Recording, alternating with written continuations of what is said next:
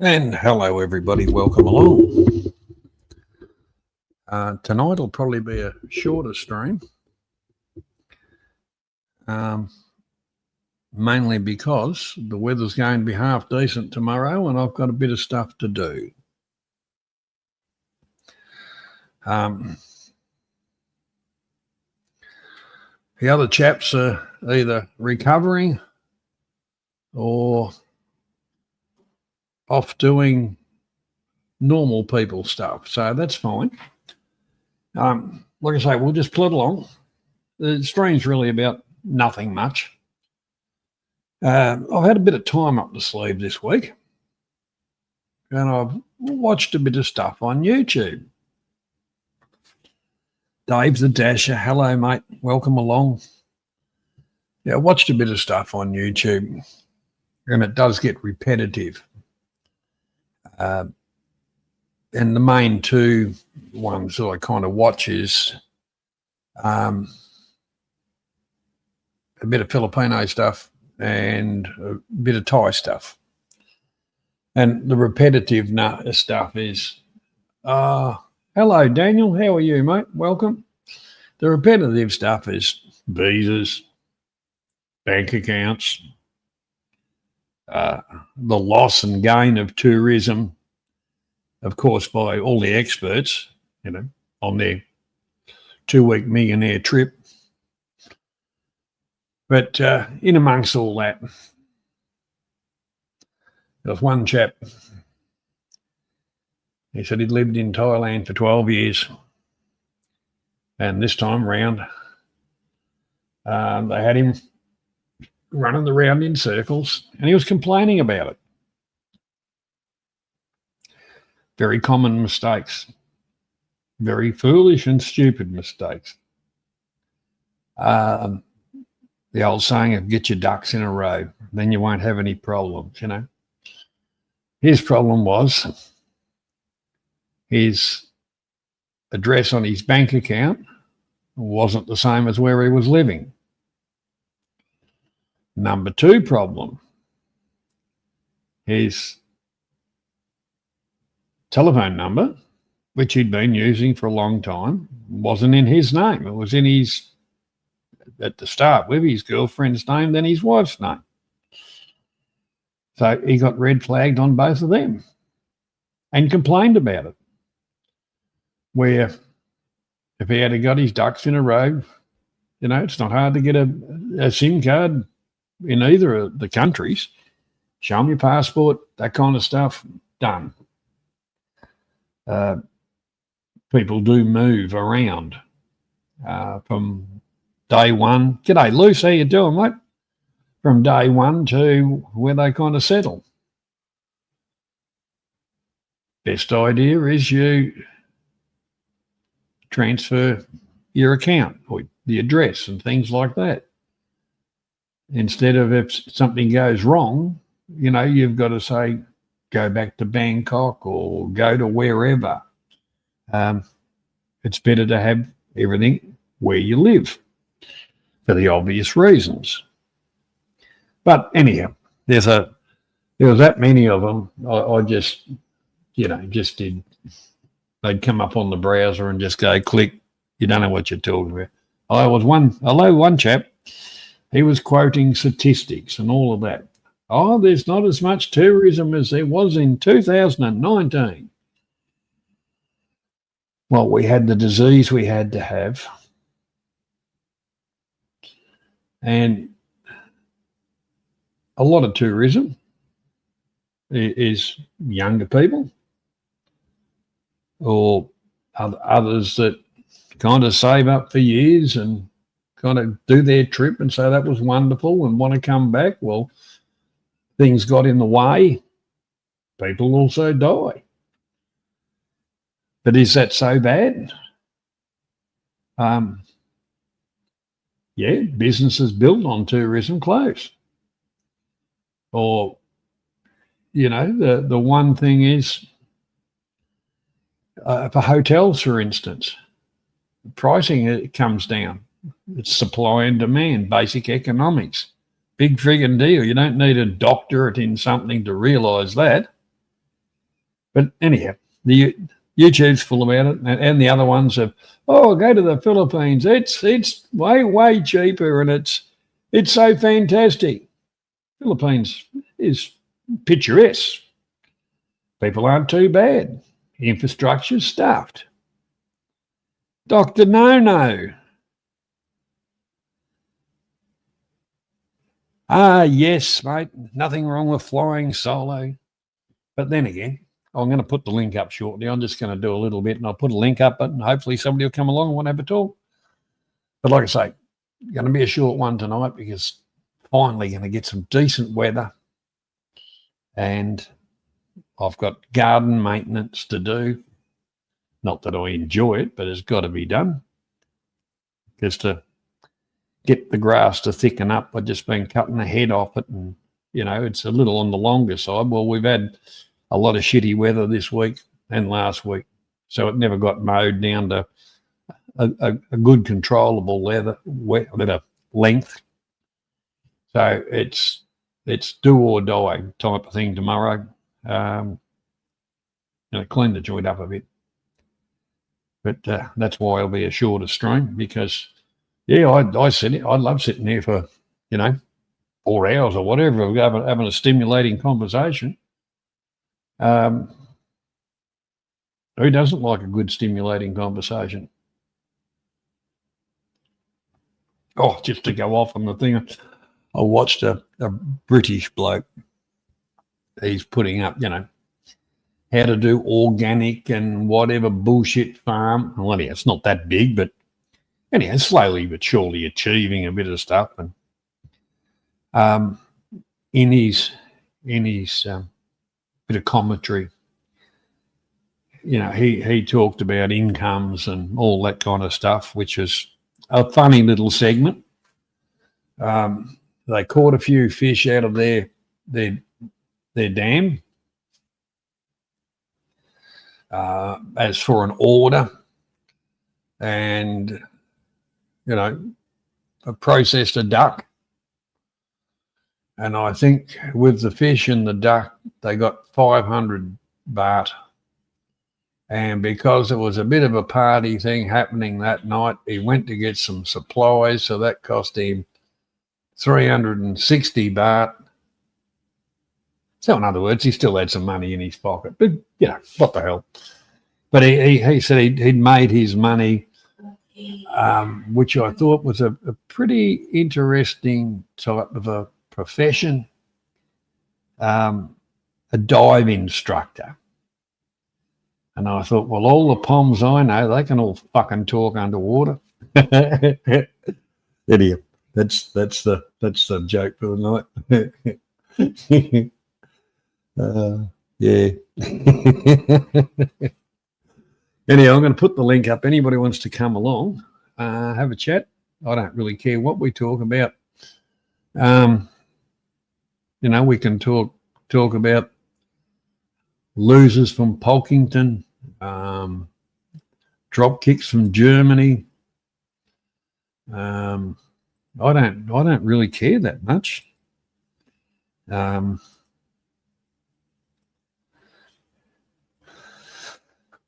There it is there. That I don't know, Dave. I'm not sure. But I'm sure if they could, it'd be British.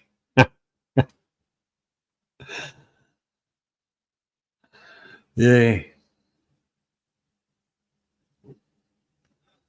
Actually, when you think about it, there's quite a few of them, like here in up around the Barrier Reef and that. That'd be definitely a good environment to go to work in. But once again, seasonal as well. That's the other thing about tourism, it's seasonal.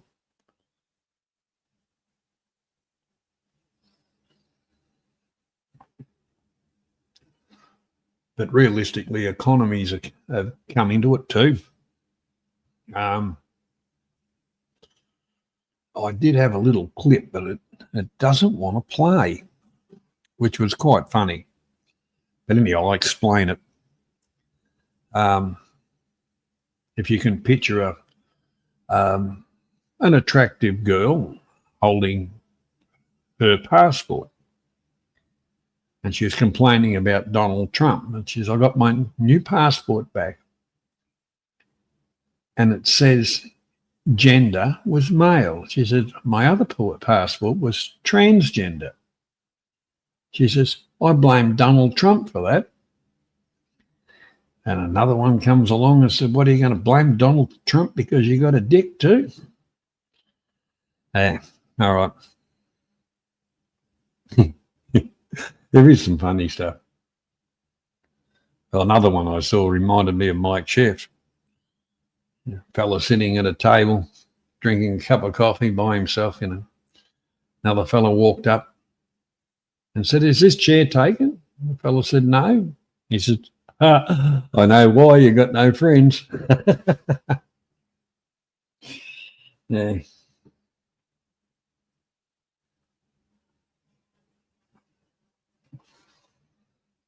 But realistically, for what I have watched this week, there's been a couple that are good.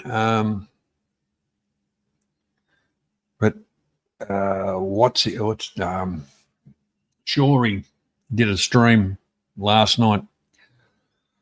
Finally kind of got his stuff together and got it worked out, and that was his first stream, and he did pretty well out of it.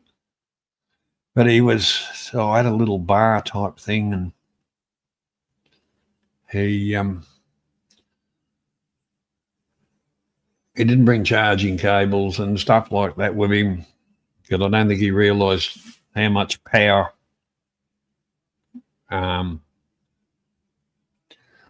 running StreamYards and the stuff actually takes.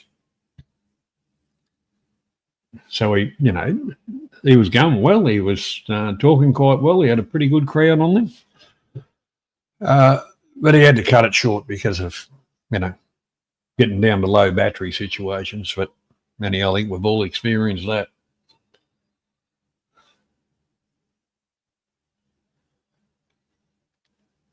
But other than that, a lot of it's, yeah, Dr. No, I saw you there. He did put out a bit of interesting information for others. But yeah, he's in Hua Hin at the moment. A lot of people like Hua Hin. The only thing I don't like about it, it's so spread out, and you haven't kind of got like a BART bus going around. It's all kind of a taxi setup or BART bus type taxi, and when they say you're a foreigner, they stick it up you.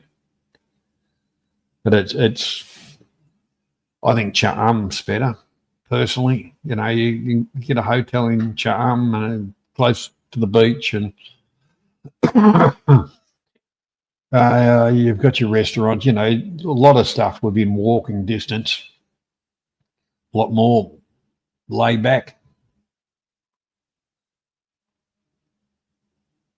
But yeah, what I did notice about Hua Hin was it's very, very spread out, to go to a really decent restaurant type of thing, it's way the hell up one end of the town where, I'll admit the first time I went there, I just thought, if I kind of camp in the middle of the place, the old town type of thing, about there, it should be okay. Well, it wasn't too bad, but there was a lot of walking involved. But also, like I say, if you wanted to go to a few of the larger shopping centres, so that was a taxi ride, because you couldn't, like I say, there was no kind of BART bus doing loops and things like that. But each to their own. What else did we look at?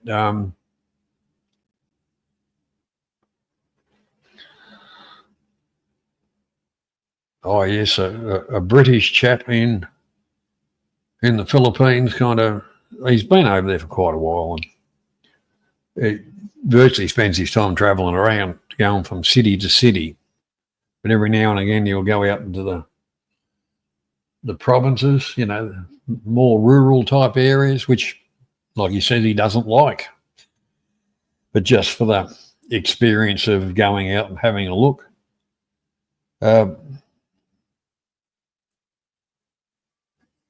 Yeah, it's some of his stuff somewhat interesting. I don't know if any of you have ever caught him.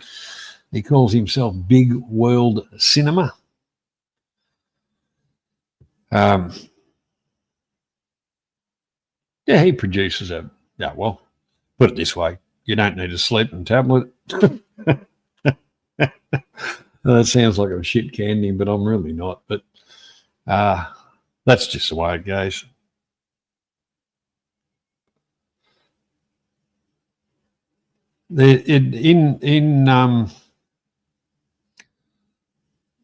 There's the Summer Palace in Hua Hin. Now,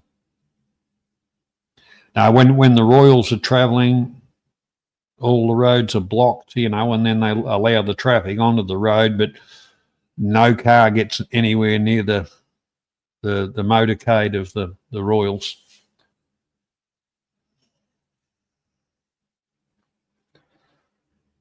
Oh, speaking of royals, what about ex-Prince Andrew, the Duke of, what was he? The Duke of something. Anyhow, he's finally got the message, and said, I'm not a prince anymore. I'm not nothing. I'm just a normal person. I've brought shame on the family. Well, friggin' hell, been doing that all his life, the prick.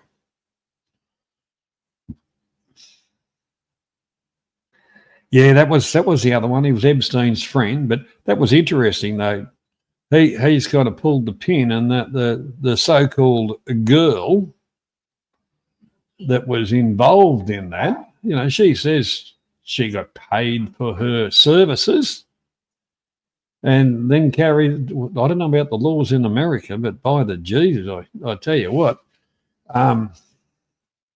somebody's paid for their services, and then starts carrying on and getting dollars and cents that they're really not entitled to. They consented to, what they were doing. Now she's releasing a book. How many are going to buy it? Well, I won't be, that's for sure. But I'll wait for the video to come out.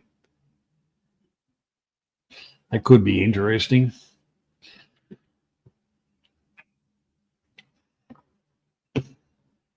Yeah, so it just goes to show you laws change in different countries, or yeah, it's one of those things. But what else have we got?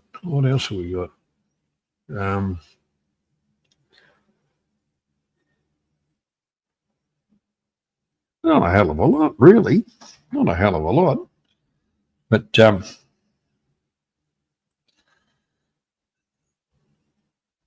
yeah, like I kind of said, a lot of the type of stuff I watch gets thrown up on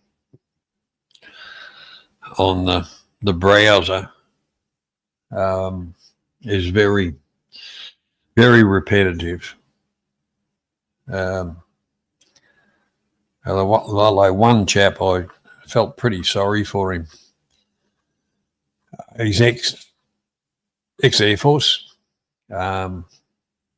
Australian, obviously, and he's building an aeroplane. Anybody that's into g'day Tan the man, how you doing, mate? Welcome. He's building an aeroplane, and the motor he bought off a reputable manufacturer,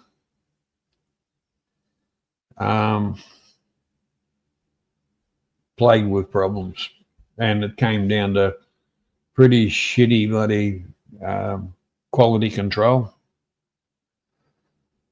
So a few times he's had the motor out off the aeroplane, taking it back to the manufacturer. Actually, hell, why don't I just play the video and you can see what I mean? And you'd expect, and you're not talking a little bit of money, you would expect off a reputable manufacturer to have a lot better, after sales service and whatever. But he did start off the video of an apology to one of his friends that went down to the manufacturers that must have picked the motor up or do something. And one of the staff, sales or whatever he was, abused the crap out of him. And I always thought Rotec was that's for sure, Dave. What a good wingspan. But just for the interest part of it, I'll find it and I'll play it. No, it won't be in there.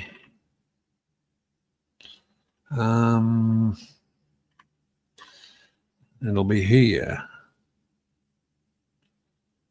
I was looking in my history thing, and I clear that out regularly to get rid of all the crap.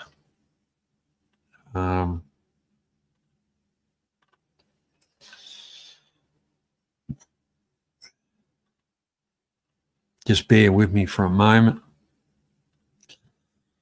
But yeah, I when he said he, because this is a aeroplane as a it was a kit, and he bought the kit from America, and the kit was a heap of shit. But it's actually, where the hell is this effing thing?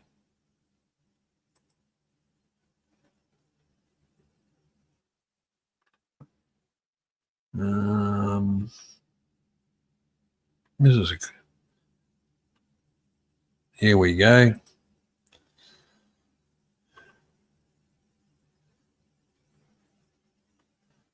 All right, this one, it goes for 18 minutes. I'll just kind of the good bits, and then we'll just give it the arse. I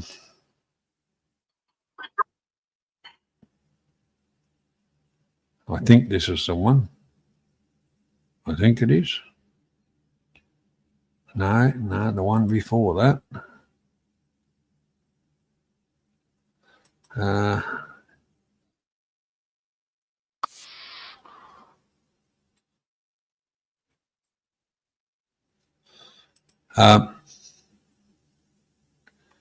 Here we go.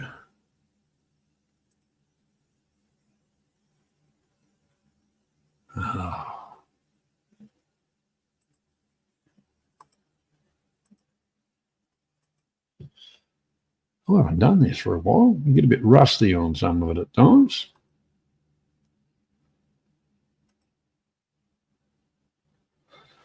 Here we go. You guys. I feel I owe it. I feel I owe it to everyone to tell you what I'm up to. So here we go. Please appreciate that I have to be I have to use choice words, be very careful what I say. I want to throw the toys out of the cot, but I can't. If you've been following along, and I know some of you have, and that's why I'm doing the video, some of you followed me build the cruise, have followed me since we built the cruiser, or I built the cruiser, and now I've spent 2 years of my life building what I consider a beautiful Sopwith Camel with this thing at the front. So I'm having issues. Last video I went down and picked up the engine. Now I'm in a situation where things aren't quite going to plan, and things are getting pulled off the engine. I'm finding stuff. Tried to run the engine yesterday and it doesn't start. I've got a trailer sitting behind me here, so the engine's going back in the trailer. I felt like crying a couple of times, honestly. Want to curl up in a ball and sit in the corner. But I just thought I'd jump on and let you guys know. I appreciate everyone watching. I've got to sort this out. Where it's going to end up, I've got no idea, to be honest, but we'll get there.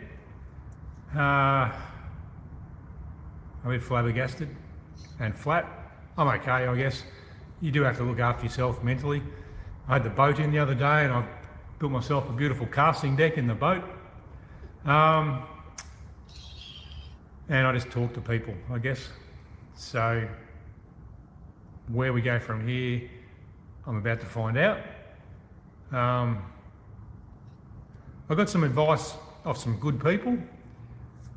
One of the cool cats, you know who you are, thank you very much. And I basically remove the emotion, stick to the facts. That's where we're at. So just a short video, guys, to let you know where I'm at. And I'll probably take a break for a while from YouTube because I've got no content, nothing to do. Thanks for watching. We'll see you on the next one.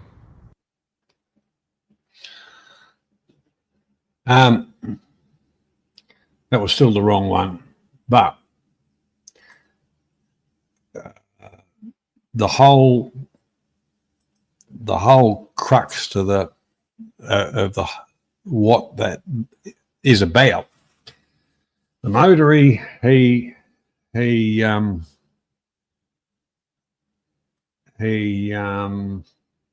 purchased was a Rotex.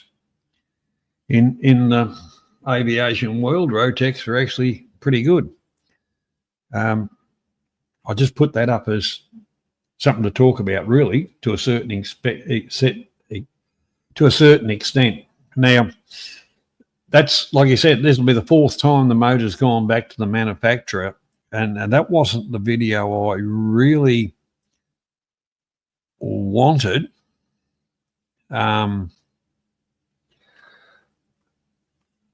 Anyhow, where is it? I'll put a link up now. He's built, this is the second plane that he's actually built. That's the wrong friggin' link.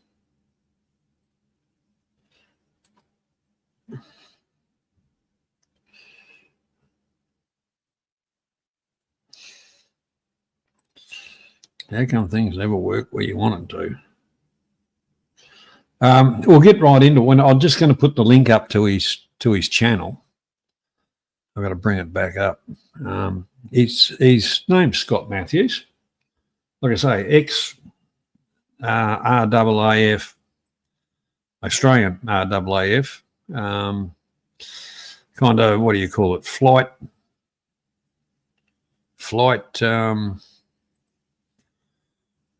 kind of mechanic for airplanes, or, you know, to a certain extent. And he built another plane before this because he's Sugar Boy. G'day, mate. How you going? Robert Mack, welcome along. I missed your stream the other day, boy. Just went into it and you just ended it. Bugger. Anyhow, that's life. Anyhow, I'll have another go at putting up his link. He's, like I say, this bloke has built a couple of planes, and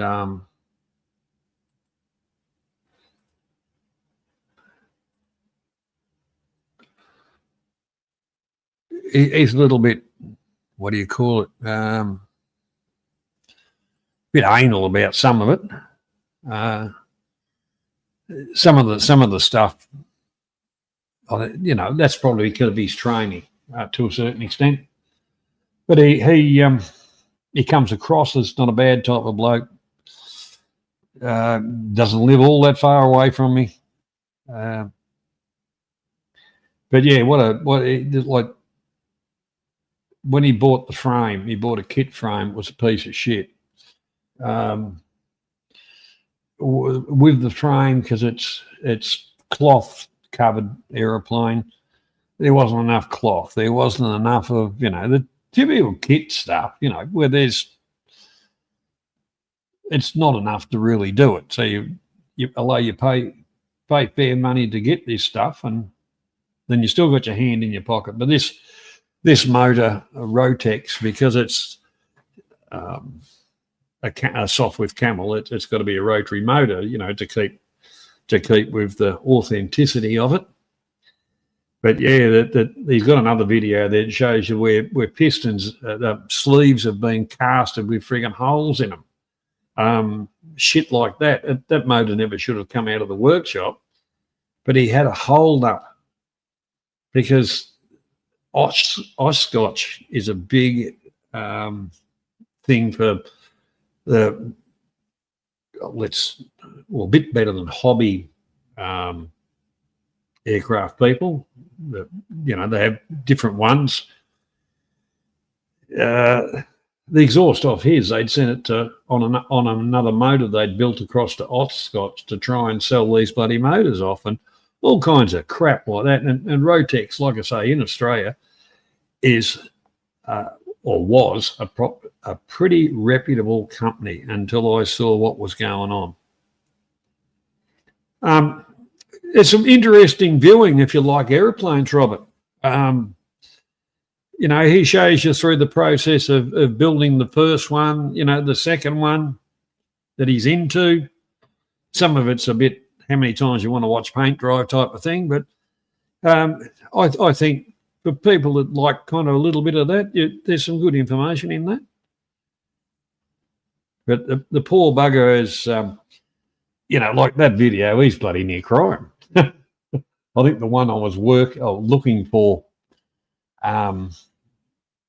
he was pretty pissed off. As you can see there, he was pretty pissed off. But the legalities of things come into it. He can't say on the shit can them until they don't fix something. But there is another video just after that he got the motor back. He did finally get it fired up. Now, mind you, he paid quite a bit of money for off the company for an engine mount, and the engine mount is not as the same as the drawings, and it's a piece of shit. So once again, he's pulled the motor off the aeroplane to get the motor mount fixed because it was flexing, crap like that. That's exactly right, Dave. Exactly right. And I don't know how much he paid for that motor, but I can tell you what, it would have been quite a few dollars, because the wooden prop that he got for it is about 15 grand. Because I know what wooden props are, they're pretty bloody pricey, and that's, because it's all made for the aircraft, and all that stuff. But I've got a pretty good interest in that kind of stuff, so that's why I just brought it up. But if you get bored and you want something to watch, well, that's not too bad at all.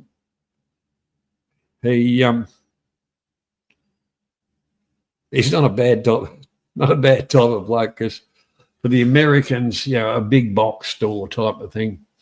So I'll go to my local aviation supply store, a paint section at Bunnings, which is a big box hardware store in Australia. So locally, he's spending a fair amount of money too, just on bits and pieces. And the bits and pieces are the stuff that bloody really adds up, and you don't realise it unless you write it down. And I suppose that's the, but it's a hobby. You know, everybody's got to have a hobby. And if your hobbies is bars and hookers, well, good luck to you. But you know, you want a fair old bank account. But yeah,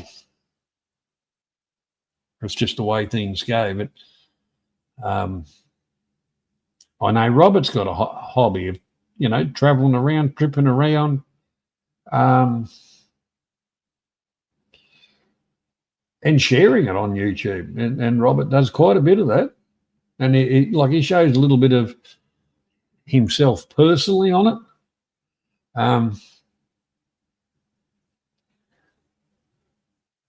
But yeah, that's, you know, different people have got different hobbies. There's plenty of people on YouTube, and don't get me wrong when I say, you know, YouTube's crap. Well, YouTube itself's crap, the dictatorship. And I mean, there's nothing wrong with breeding racehorses, but the stool. I can remember when we used to have the blokes for AI for the cows. The first time he kind of turned up to do the job, I just said to him, well, I put a nail in over there on the wall so you could, you know, hang up whatever you wanted to hang up, mate. Yeah, it's an old joke, you know. Well, that's good. If a foal hits the ground, hopefully it's worth a couple of dollars, Dave.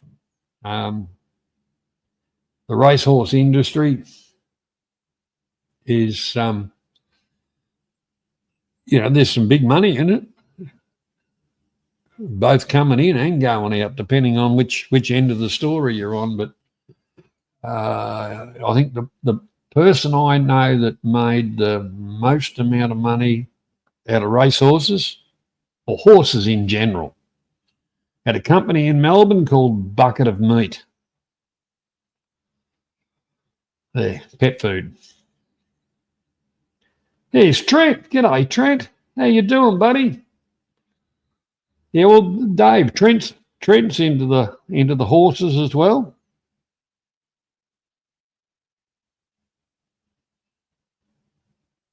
I had a few of them in the younger days. I had a few horses. We used to have it was 12 or 14 miles away. If you go to miles, 20 k's, 20 kilometres away, and once a month there was a horse sale at the local cattle yards. You know, what different days had different sales, but once a month. And it was always horses I used to buy was a horse that was in not too bad condition. And it was always mummy and daddy was selling the little girl or the little boy's horse because they didn't really ride it and they weren't really interested in it. And anyhow, those kind of horses you knew for a fact have to be totally retrained. So therefore, that was work. I remember I bought one horse, and I didn't have a saddle with me, as all I had was a bridle. And my father said to me, he said, well, what are you going to do now? I said, I'll tow the bastard home. He said, no, you can't do that. And I thought, nah, I'll ride it. Well, by the jeez, I tell you what, I knew I'd ridden the horse home. I think I was walking around like John Wayne for about 3 or 4 friggin' days, because the bastard had a bit of a bony back and had missed out on a bit of a decent tucker as well. But over 4 or 5 months, that horse with good amount of tucker, good discipline, do its feet, all the vaccinations, all that kind of thing, that was a bloody good horse, and obviously made a couple of bob out of it. But another mate, he kind of followed the same kind of path. And I remember one day he stopped in and said, "Got this horse, it's a beauty." So we went, and he had it in a stock truck, went up to his place, got the horse out, put the bridle on it, the saddle, and he jumped up on it, and it just stood. And he thought, "Oh, yeah, this is good." Well, it stood for about 5 minutes, and then away it went. It kind of half bolted. And it must have been surveying but it headed towards where he had a bit of an orchard, and it was running underneath the branches of the trees trying to wipe him off. I tell you what, I'm glad he picked me up. That was funny as.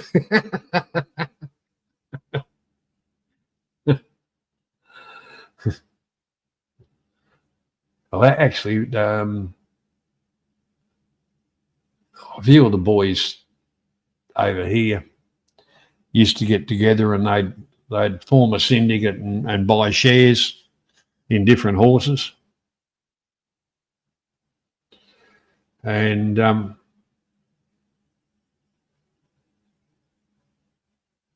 one horse they did very, very well out of.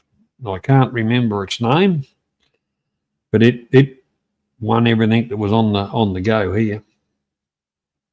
And they had a fair old bloody whack of shares in it. In other words, they made really, really good money. But like I say, horses are okay, if with what you're doing with them. But when you just get a horse and sit it in a paddock and you don't go near it and don't do whatever, well, one is it's going to cost you money. It'll get harder and harder to catch. And then when you do catch it, it's going to play up to say, "No, I just like eating grass and shitting everywhere," and But it's like a lot of things.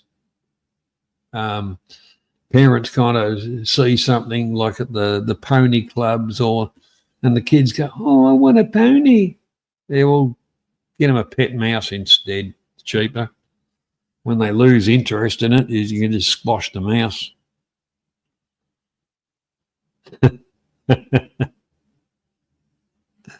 Yeah. I thought I pinned that.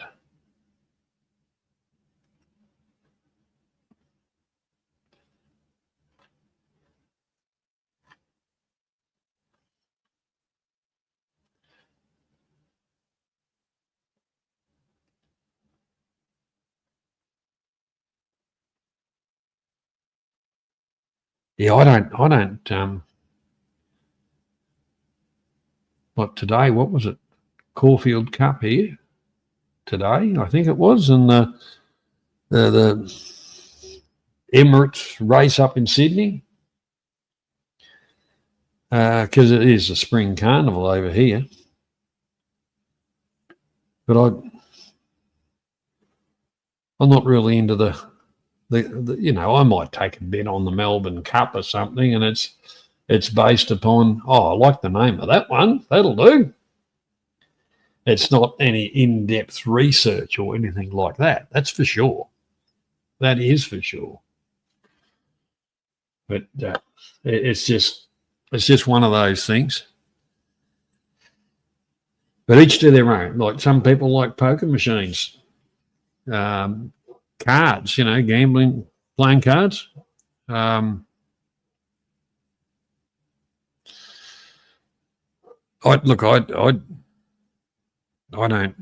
don't really begrudge anybody else for what they do.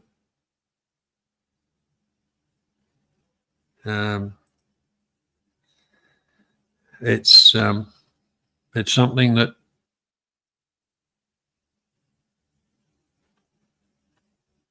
everybody's got a different vice to somebody else, I suppose.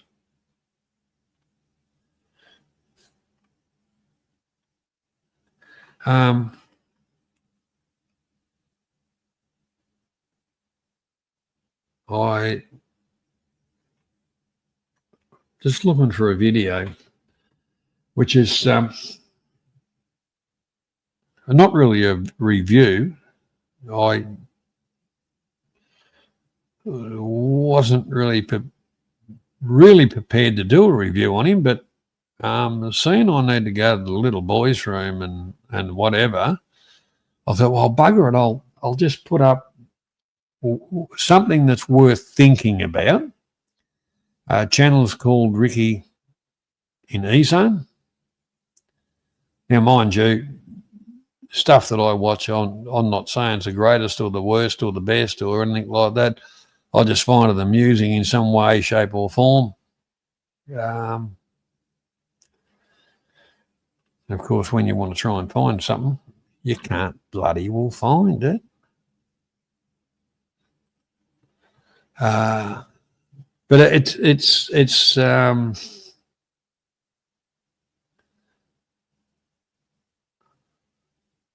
that is quite interesting in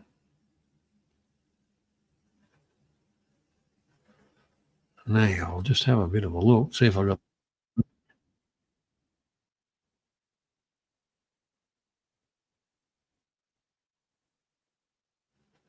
Yeah, I got the right one. So I'll put that up.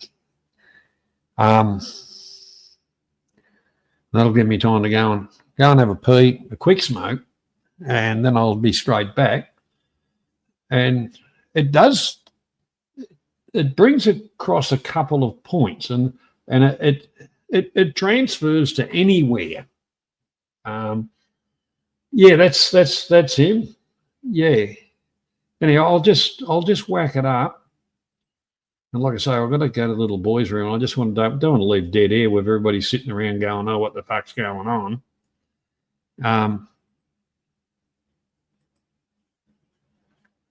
So I pretty well know that he will have no problems with it being shared. And then we'll talk about kind of that. Remind me when I get back. Anyhow, here we go. And if you need immediate health care,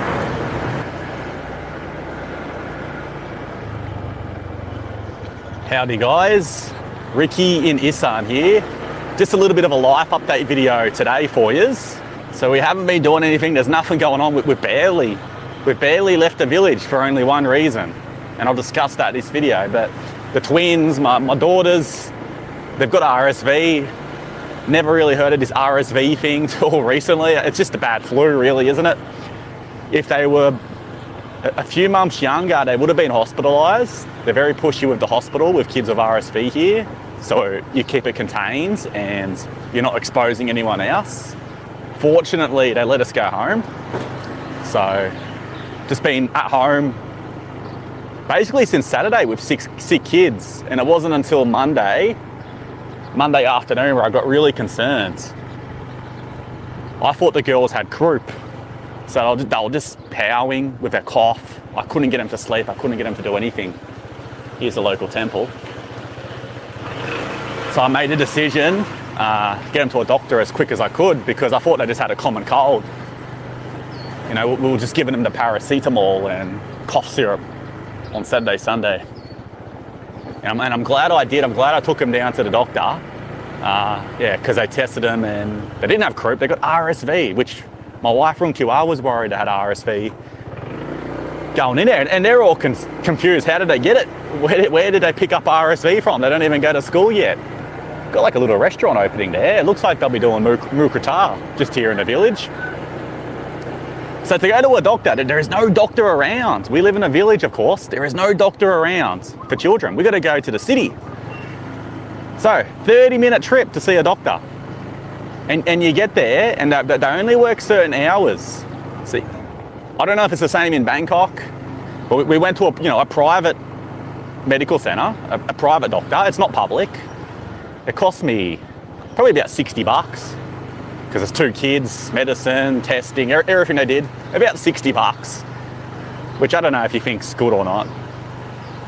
Compared to if we went to the public hospital, it would have been basically free, maybe $30. I got some $30 scheme, but there are Thai citizens, so there is the healthcare system here, of course. But you wait a long time. So we went 30 minutes to see a doctor. There's only certain hours. It's usually at night from about 5 p.m. when you can see a doctor. And we got the daughters and that sorted out easily. So it's just had me thinking, what happens living in these villages? If you get sick, if you get injured, if you need immediate health care, which my twins didn't, of course, they'll just crook. But let's say you're having a stroke, you've got signs of a heart attack, you've been bitten by a snake, very common to see a snake. What do? What on earth do you do? So let's discuss it.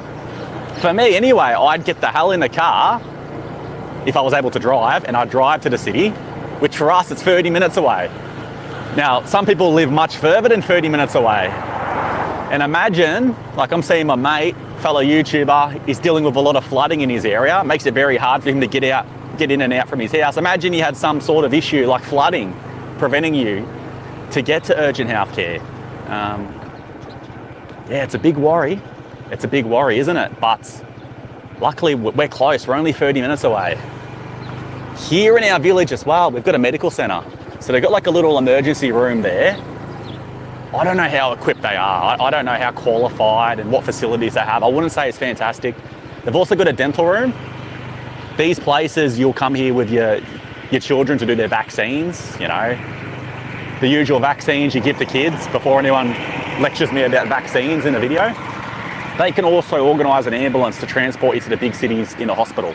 But yeah, when time is a factor, do you want to be in these villages rushing to a hospital in the city? That's a big concern, isn't it? To be honest, if I gotten bitten by a snake or if something urgent was happening, I'm not going to come here. Luckily, this is only a few hundred metres from our house, but I'm not going to come here, I must say. The ambulances as well. A lot of these ambulances in Thailand, especially out here, they're just volunteers. They don't really have any qualified medics or qualified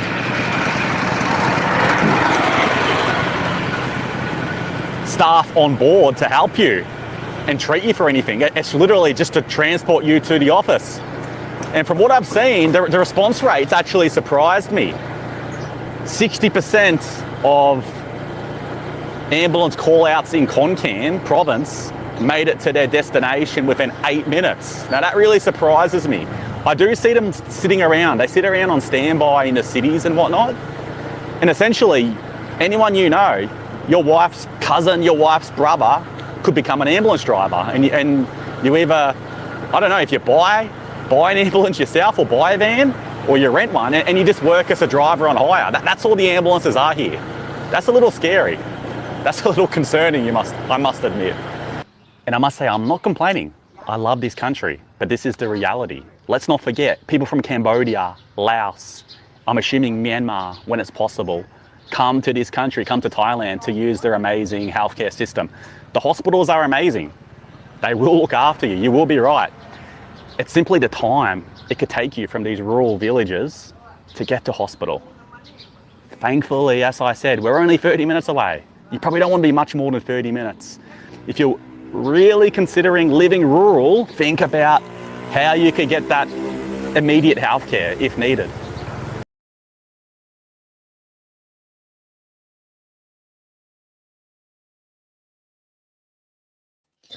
Now, I threw that up for a reason. And it's some of those points. Now, the little, well, it is rural to a certain extent, where we will be going to, and I spend a lot of time at, there is a local hospital, pretty well equipped. And it would be, look, it's only your 10-minute mark from, the major city of Nakusa. So the whole part about that's the Thai healthcare system. And believe me, the Thai healthcare system is very affordable, which brings me back to that idiot vlogger. These kind of people really give the British a bad name because, like I say, I've got British friends and quite a few of them actually, and they're all genuine good people. But that Sean, what was his name? Sean, whatever. Oh, I got a scratch or whatever, and then I went to Bangkok Hospital. I told them they were ripping me off, so I didn't pay him, and he was dumb enough to put that on YouTube and all the rest of it. And he thinks, he's a hero. But the thing of that, he'll never come back to Thailand again. And I wouldn't be surprised if they pursue him with that debt, and it's going to cost him a lot more. Now, if he had gone to a local medical clinic, it probably would have cost him 30 or 50 baht.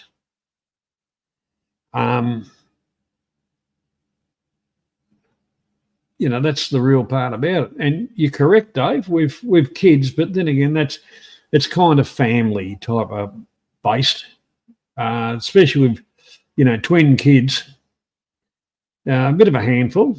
And the woman he did kind of remarry to, I think from memory, the acceptable grieving period is 12 months. Don't quote me on that, but I seem to remember that from years ago or whatever. But yeah, that to take on, to start a relationship with a bloke, well, and then 2 small kids as well. That's giving him, giving yourself a bit of a burden when they're not your own. Welcome, Mr. Perrin. Welcome, Squire. Hello, Johnny. Hello, everybody in chat. Now, I just wanted to say that with my bank account, with your ATM card, you have, let's call it point of sale at the bank branch. You can say, I like that bank card. Can I get that one? They say, oh yeah, that will cost you so much per month. And it comes with accident insurance. And then when you find that out, you can say, well, it depends on, it's just like your monthly bank account fee of keeping the bank account. It's just a little bit on top of that. And it's not, you're not talking about expensive. That is an option also I would suggest that people look at, because with that ATM card will give you an option on accident insurance. In other words, somebody runs you over, you're insured up to, say, $1 million, if that's what your insurance is, or you can go higher. It's not for if you have a heart attack, if you cut your finger or something like that. That's classed as an accident. Anything that's classed as an accident, you're covered. Snake bite is, that you're not. But the whole thing about it is, good idea to have a decent medical facility. But my firm belief is when your number's up, it doesn't fucking matter where you are. And that's about it. And how was your week, Mr. Perrin? Been really good, Johnny. Just been in live and chat. Just had a week away, 5 days at Nad John TM, staying in a condo. I would rather stay, put it in context, because I'm going to criticise it a little bit because it doesn't suit me. Put it in context, I'd much rather stay in a 1-bedroom condo in Thailand than a 3-bedroom semi-detached in York. However, it is a tricky. I mean, I've got family and stuff, and life is relatively good. But occasionally, when the family went out, and I'm sat in a condo on my own, I think, Christ, if I don't have any money and I'm sat here and I can't really enjoy myself or do stuff, it could be really depressing. So my contention to the chat is, or my question to the chat is, I think we should stop all expats having condos. They're very above 6 foot off the ground. So sorry, Johnny. I was I spoke over you. Sorry. No, you carry on. I was just saying, well, if on the lines of that, they can pay the membership to the Patio Flyers Club, or do we put a restriction of foreigners can only have condos on the ground floor? Yeah, that's what I was thinking, or just not have them. I mean, I think I'm mentally fairly sound, but there were times when I sat there, and don't misunderstand me, I've had a great week. I've had the really relaxing week.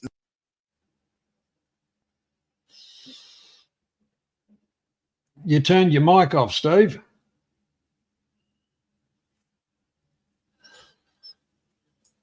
Okay, am I back? Yes, you are, mate. You are. No, I'm a Pong, so I can win. Look, everything is in my favour. I'm not alone. I'm on holiday, children, everything good. But occasionally I sat there and think, fuck me, if I had to sit here on my own, and it was, I mean, last year we stayed in a better condo. This one was slightly smaller, but still 2 big bedrooms, 2 double beds. It was okay. But I thought, if I had to sit here alone, oh Jesus, wept. I in my house here, there are weeks. Oh, Grant, thanks for agreeing with me. There are weeks when I don't leave the house. I'm sat in the garden all day, or I might go to the beer shop, obviously every day. But I don't do anything fantastically adventurous. I had to get out of the condo maybe, half a dozen times a day, just to go for a walk, just to get fresh air, just to get exercise or whatever. I don't do that. I walk around the garden or do. So, yeah, my contention, and as I say, look, I'm not putting down anybody whose only choice is to have a condo in Thailand, Pattaya, wherever. It's better than living in England or wherever you are. I'm just saying, I can really understand how if you're a bit fragile and you've had a broken heart and you're sat in this prison, because they are just like prison cells to me. They really are. And you can, and I hate I hate the fact you can hear other people. That's what and you not only can you hear other people, but you have to be a little bit quiet because you don't want to upset other people. I mean, I've got 2, well, we had 3. We had 2 7-year-olds and a 2-year-old that were sick and crying and whatever. And I'm feeling guilty because I'm thinking, oh shit, it's 2 o'clock in the morning and we're waking up all the neighbours and fucking. Nothing happened. Everybody there was great. The security guys were there. Everybody was no hassle at all. But I surprisingly, Johnny, I don't like to be quiet. Now you'll find that hard to believe. I know. I don't like. I was just going to say, do not travel without a box of cling wrap. Comes in handy for silence. I would have knocked on your door and said, "Turn the fucking TV down, for Christ's sake." Well, Johnny, I got a good story on that. My buddy bought 2 in Markland in Soypore, Pattaya. He bought them partly as he bought 3. Sorry, he bought a double unit and a single one. He stayed in the double unit and rented out the single unit. And Markland is a decent condo. They all start off the same, the first 5 floors a hotel, and then he was an aggressive. He went upstairs to the police. Why you keep moving your chairs around? And let's face it, there's nothing worse than hearing the person above you moving the chairs on the marble flooring. So yeah, I think certainly Graham agrees with me, which is great because he's thought about it as well. My contention is no, any Palang cannot have a condominium. It's too dangerous to the health. Well, I think it depends. Like, when you go somewhere, and you say, "Oh, look, I like this. This is nice." And all right, you're staying in a hotel and you weigh it up and you say, "Shit, I can buy a place and I can own it."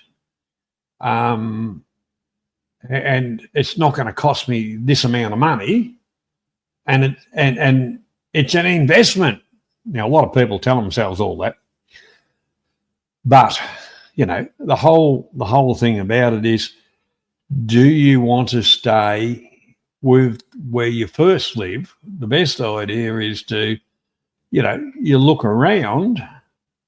And I'm not talking up and down the street. You have a look at where you are, and you find when the bewilderment and the amazing and all the rest of it comes back to earth, and you're talking about day-to-day real life, you say, do I want to live in a condo? Do I want to, do this? Or do I want to do that? There's that many houses built in the middle of rice fields with nothing else around them that are friggin' mansions, which don't need to be, and all that kind of stuff. There's plenty of them. There's plenty of condos too. I think if you're happy within yourself, that's the real part about it. But yes, yeah, I give you that. You're where you are. You're starting to feel encroached upon now. No, sorry, John. I miss your point. I like the point where you say, because you can build, what do they call them, takedowns or put-ups or whatever. These prefabricated buildings, which I don't particularly like. I think they look very fragile, and how long are they going to last? And I would go for that far more than I would go for the condo. In fact, what we need some land, and we'll build loads of those things. Yeah, but my point is, I'm going to highlight Dave's question, but my point is when you first got your house, and then things started changing around where that's when you start feeling encroached upon. Do you say, "Oh, fuck it, I'll sell up here," or, "Well, I put up a big fence and make my own prison," or yeah, good point. But no, I don't think it's quite the same. I think there is something, and Dave, I'm not having to go you on this, but I don't think I'm claustrophobic at all. I just find them a bit depressive, even though I had a great holiday. Everything about it was brilliant, lovely, no problem at all. I just sat there and think, gosh, if I was on my own, feeling a bit low, this is the last place on earth I'd want to be. That's what I thought. Oh, hi, Dan. Thanks for joining, mate. I tell you what, you're right there, Dave. That's smart thinking, because you don't have to stay in your own condo. You can say, "Oh, stuff it, I'll go somewhere else."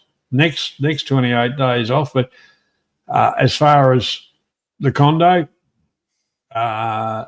versus what you were spending on hotels, you're a mile in front, even if you sell it for half of what you bought it for.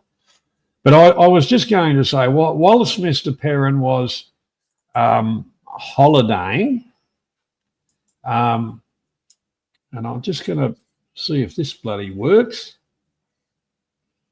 If you've got CCTV of me holidaying, Johnny, we're going to have a fallout. Well, the whole part about it, I'm just going to say, whilst Mr. Perrin was holidaying, there is a website, quite interesting, of the CCTV cameras in Pattaya and Jonty M. You can go on there and you can look at click on the camera you want, and it will show you what the camera's seeing. Yeah, they've been going for a while. I mean, there's one on Soy Bacau that does the Lenki crossroads where everybody waits for somebody to die. But actually, have a look at, click on that link and save it, Mr. Perrin. Save it, because it's quite interesting. The coverage. Mm. And you can say, "Hey, those bastards could have seen where I was frigging going." Although that didn't happen, I can tell you that now. Otherwise, there'd be some bribery and corruption happening, like hell it would. Yeah. Yeah, well, that's not too bad, Dave. But you've got a very sellable bloody item. It would have increased in value. You might have to do a few little flash ups here and there, but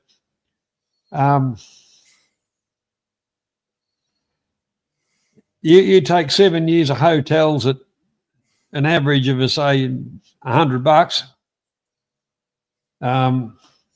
It don't take long for it to add up, mate. Yeah, but Johnny, what you're doing is you're comparing you're comparing cheese and cheese, because hotels aren't great. I mean, I don't want to stay in a hotel. I watch these streamers that go around the world, living the streaming life, paying for sometimes good hotels. I couldn't do that. And then, obviously, maybe it's my age. Could I have done it when I was younger? Probably, yeah. Maybe I'm just moaning because I'm a pom who's getting old and wants to fight everybody. No, I don't know. You're probably right. You probably could put up with it. Well, it's and maybe, Johnny, look, maybe I'm totally wrong, but there were occasions when all the family went out, because they went down to the beach and I was, being a boring cunt and stayed in a room. I sat there and I thought, I couldn't live here.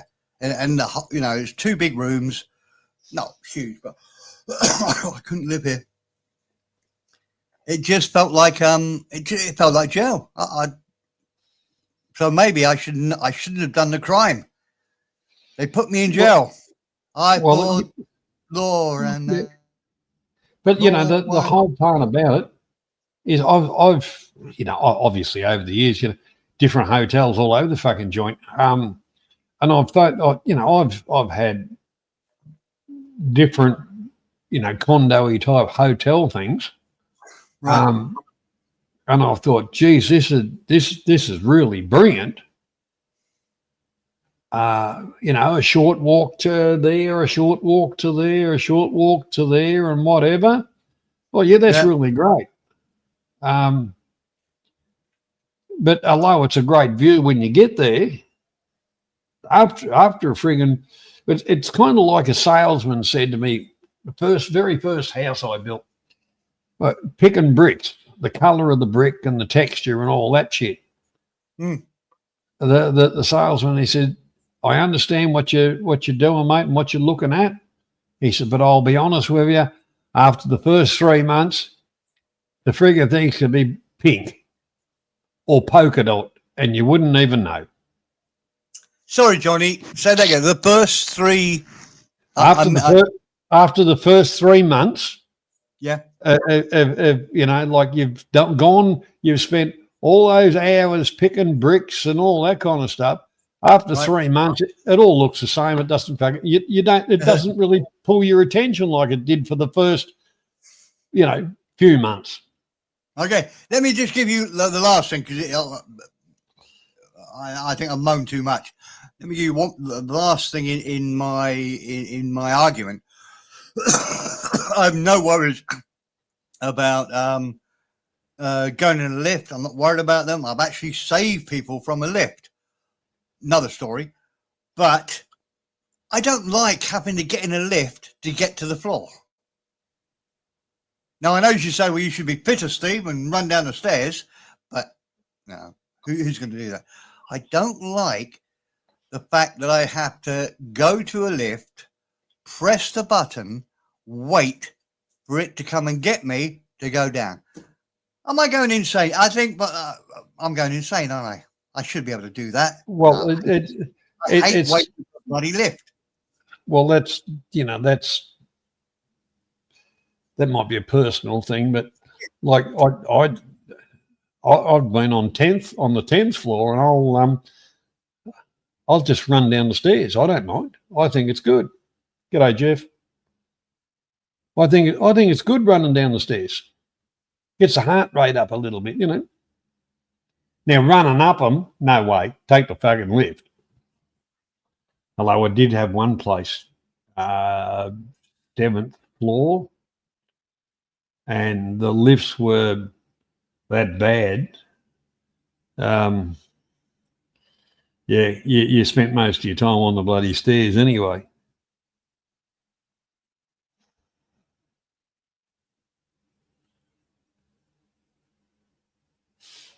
But yeah, it's as far as like I say, I come from a country area. I'm used to, although I mean what is labelled as a city, it's a town, larger town. I don't mind it too much. We've got a bit of land around us, even with the unit I had, it still had land around it. You could go outside and change your mind, although the place was more than big enough to change your mind. But where I came from, there was acreage, farms, and farms all around me. I virtually grew up in a town with 6 houses in it. So, the bright lights and stuff like that are all right for about a night or so, but after that, I just, don't like it. Okay, Johnny, I'm just going to prove my point and walk 10 feet to go outside in the garden and have a cigarette. I'll be back in a cigarette's time. Or I could get in a lift, go downstairs, go into the car park. And there's no smoking in the car park anymore?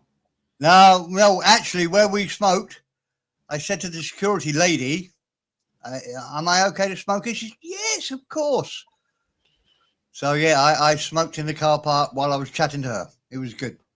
Well, the whole part, I like either ground floor where I can walk or a balcony so I can go outside and have a smoke. Yeah. Okay, back in a bit. Yeah, a company I used to work for, Dave, it was called Bell's Thermalag.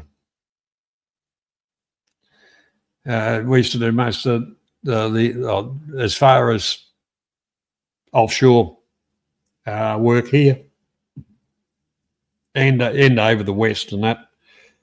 We used to do majority of the insulation and cladding work. So yeah, on oil rigs, I've spent plenty of time. I hated the fucking things. Yeah, I didn't really like the oil rigs all that much. But the thing is, we were getting screwed anyway. Oh yeah, I kind of. Oh yeah. I Timor Sea. Yeah, but you know the one part about it with our agreement, we were contractors, so the only thing that made going offshore any better for me was the overtime. And the fact that we didn't have to feed ourselves either, you know. It actually, in some ways, it was better than living at home. You could have a choice of what you wanted to eat 5 times a day, which never happened at home. And as far as washing, your washing would be in a little pile outside the door of the room, nice and warm, straight out of the dryer. So nice, clean, fucking lovely, nice and warm clothes. Yeah, good. Yeah, fuck me. Then you address the the rest of the day and the other knuckleheads, and yeah. Yeah, well, that's a good quid. That's a good quid. Yeah,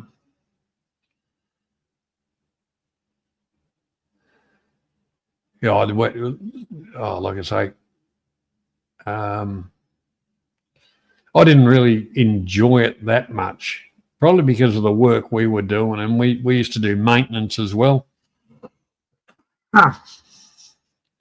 which was always hurry, rush, and the maintenance end, the people in charge of the maintenance, the main man that was always an arsehole. But that's life. Simple as that. That's life. Did it then. I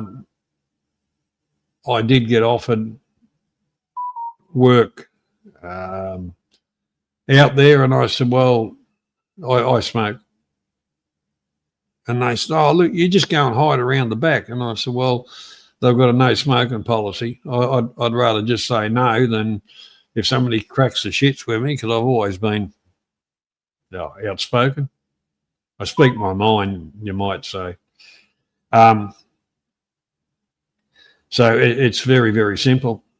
I just didn't go, but that's good money. Oh yeah, that's all right. But I tell you what, sitting in that friggin' in that operations area and all that bullshit, Dave, I tell you what, it'd be like fucking pulling teeth. Yeah.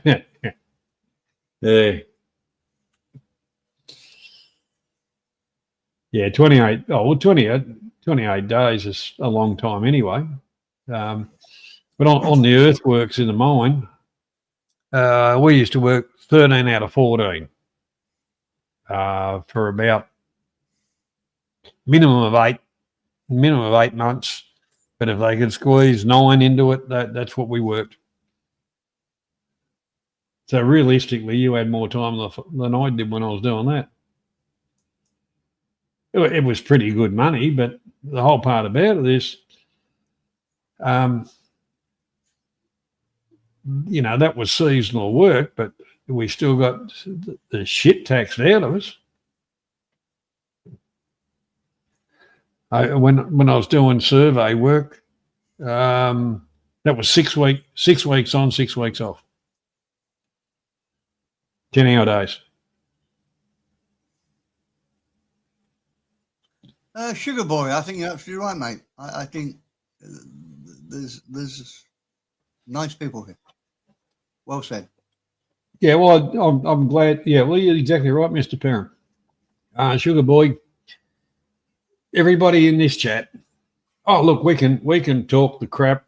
We've been there, done it all that kind of shit. This channel's not really about any of that. It's about a general discussion. Don't really care about the subjects all that much. It's about entertainment also, because although you might find some entertainment out of us, but we also find some entertainment out of the chat. So it's a two-way street, one might say. Yeah, look, like I say, Steve, you want to have a look at that website I put up there, and maybe save it to your browser. You'll get a giggle out of it.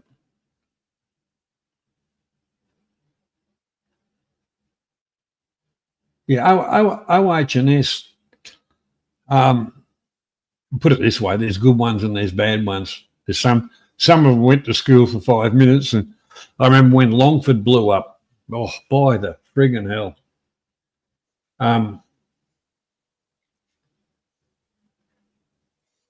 Johnny, I'm such an idiot. I forget that I can talk. And I was trying to when you were talking to me, I was trying to do a message to David Asher, because he's talking about his work, and it's great. All I was going to say was, and I've probably only done it maybe a dozen times in my life, but there is nothing better than when you're being paid and you're asleep. That is just paradise. You're being, and you're not conning anybody. You're being paid, but you're sleeping. Are you talking about Thai security officers? No, I'm going to go and I'm going to have a quick smoke. You hold down the fort, mate. And remember, you can talk. Yeah. No, I wasn't talking about that. I was, and don't misunderstand me. I've not had it as a sexy job as Dave, or as a nice job as Dave. But there have been occasions when I've been paid to be sleeping, and I've always thought, this is perfect. If I could do this all the time, I would be in seventh heaven. Anyway, Johnny, can I tell you next story? Johnny, it's all gone quiet here. Can't hear anybody. Yes, Graham, transferable skills. I have to refresh. Can somebody just type 1 if you can hear me? I can't hear Johnny anymore. Johnny's I'm going to have a smoke. That's why you can't hear me anymore. Oh, you got to tell me, Johnny. I'm not a mind reader. I told you. Yeah. All right. Okay. Give me about a couple of minutes and I'll be back. Okay. And, Well, and Jeff, I'll get to you in a minute.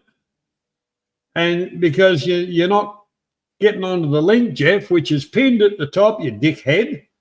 And when I get back from having a smoke, if you hit the link, I'll bring you on. Okay, Johnny, while you're away, I'll do a really unimportant quiz. Okay, not a problem. It's not an important one. It's we went to the Dolphinarium. And I'll tell you exactly where the Dolphinarium is.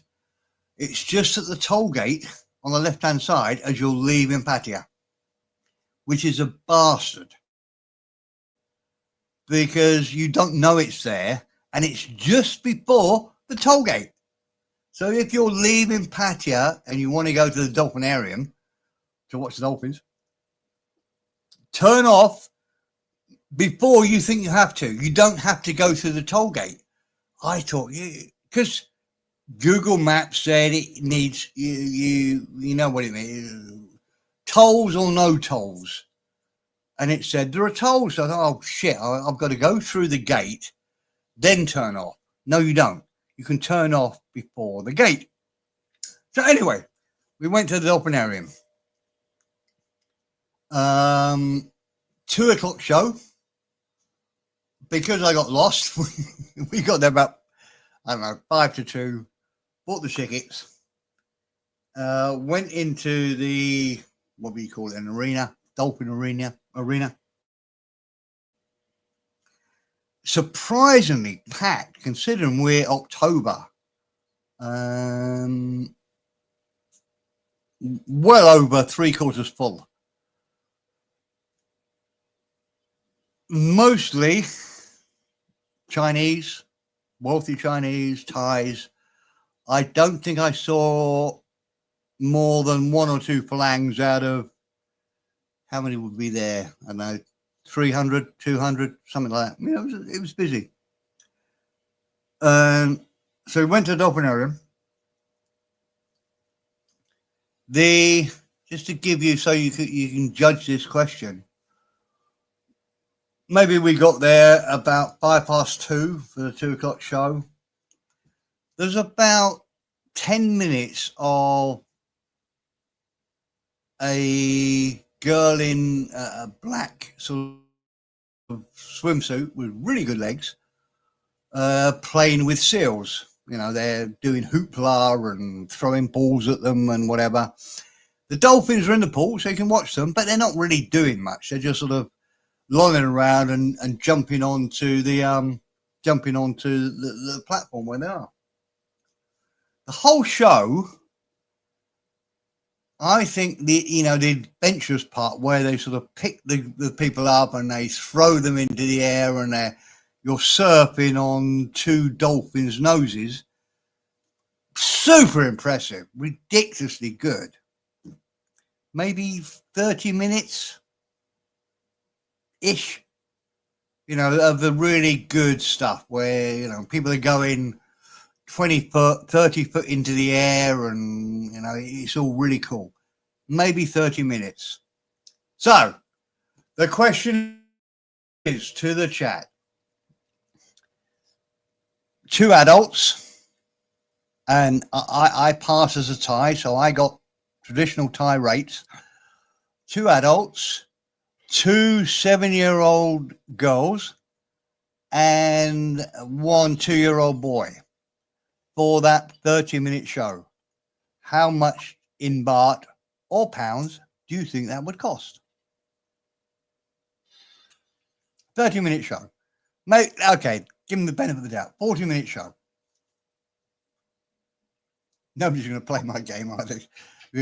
We don't give up. 2,000 baht. Give them a bloody chance, Johnny. Oh, sorry. I thought it was a general question. All right. Okay. I'm amazed that everybody knows that. I thought it was just. I thought that was expensive. Maybe I'm Cheap Charlie. 2,000 baht for 30 minutes. Dave, look, it was about. I think it was actually, to be precise, 2,150.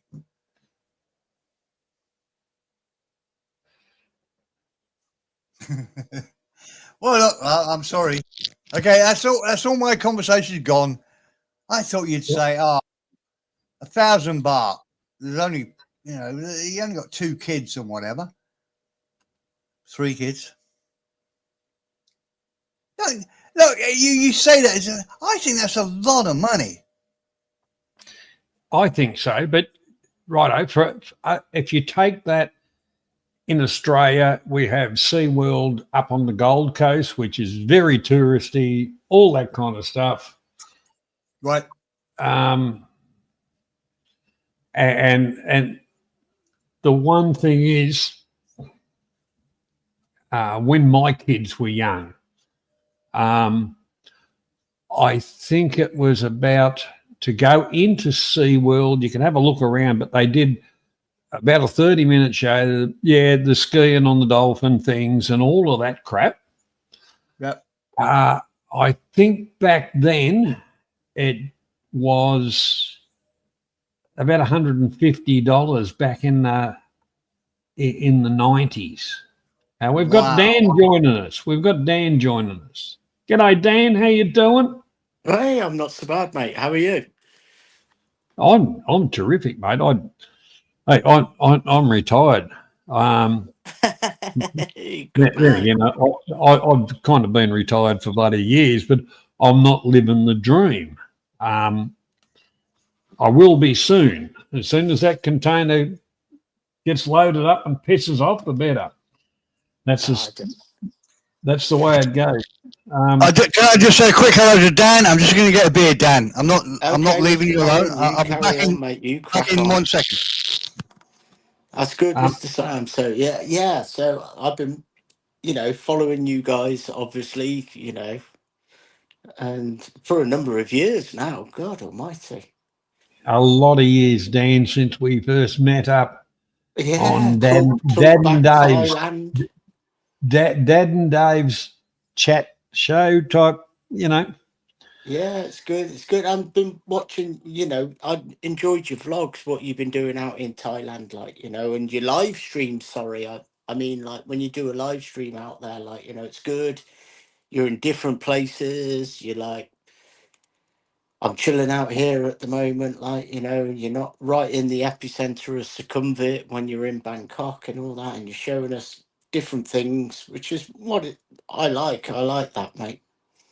well, you're right. Like if I wanted to really grow the channel, all that bullshit, I'd be in Pattaya shoving the camera part of the phone, walking up and down Soy 6, and oh, look at this and look at that. There'd be heaps of views. I'm not interested in that. No. I go to Pattaya for one reason only. It's to meet up with the mates. Yeah. As far as Bangkok goes, well, I fly into Bangkok. Usually got a few things to do. I'll go into kind of Sukhumvit, but around Soy 7, 8, 20, kind of around that area. I'm not interested in Nana or any of that.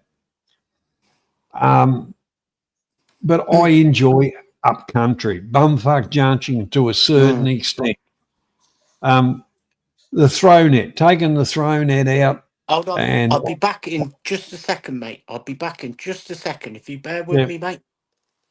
Yep.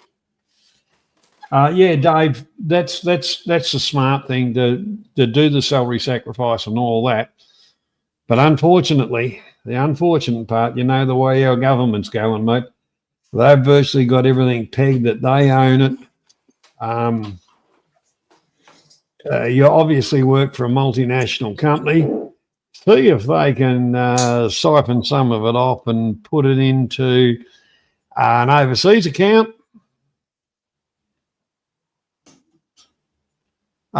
Sugar Boy, I thank you for the compliment, but not all the time.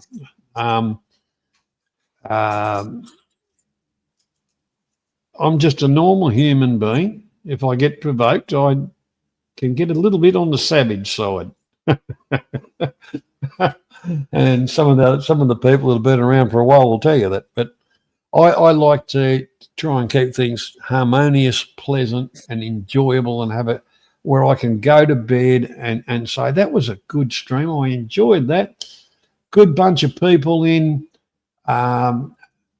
good chat, instead of going to bed saying, fuck that, so I'm going to fucking get, and all that shit. I'm not interested in that crap. I'll watch a little bit of it every now and again if it pops up, but I'm not really interested in it. I got dragged into this shit years ago. One is I'm too old for it. I'm not too old for the crap. I'm just not interested. I won't be dragged into it. That's for idiots that can't sit down and have a conversation, meaningful conversation in any way, shape or form, unless it's e-begging or slamming somebody else just to get views. I won't really say, don't do that, Dave, don't do that. But I know the bloody thing. Yeah, that's what I kind of said. You'd be working for a multinational company. Well, probably I shouldn't have said that either. But the whole part about it is a conversation. It can be a little bit fiery, two different points of view, but at the end of the day, you know, there's a grounding point that if I go to a show, for instance, like a cabaret show or something of that nature, I might say, "Oh, that's wonderful," and somebody else comes along and says, "I didn't enjoy it. I thought it was crap." Well, you say, "Well, I thought it was good. I liked the storyline or whatever," and the other person says, "I didn't really get it." That's why we're all different, which makes things interesting. Because if everybody agreed with everybody else, it'd be fucking boring. Sorry But, about you know, that. I just had to go and. Oh, Yeah, go ahead, Dan. I was just filling in the sorry gaps. about That's that. I just had to go and get a pizza for lunch. a pizza for lunch. Pizza, yeah, pizza for lunch, like, you know. Now, what kind of? Please give us a verbal description and a cost, please. Wow, I wouldn't know what the cost is, like, you know, but it's just a basic half of margarita pizza. That's all. Okay. I've shared the other half with somebody else.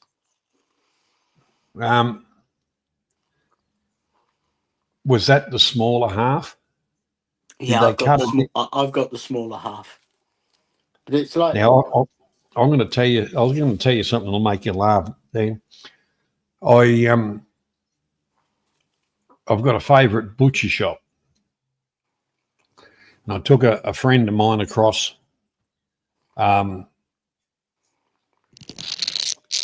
Because we like beef, we can get just down the road. There's an export quality.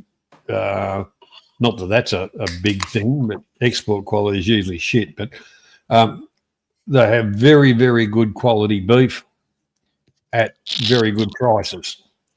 And surprisingly, I've got sick of eating bloody steak.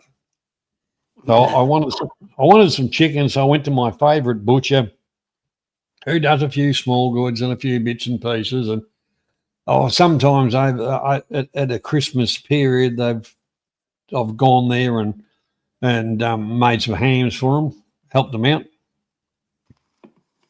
But I bought 2 chicken breast schnitzels. Anyhow, weight of about 500 grams per schnitzel.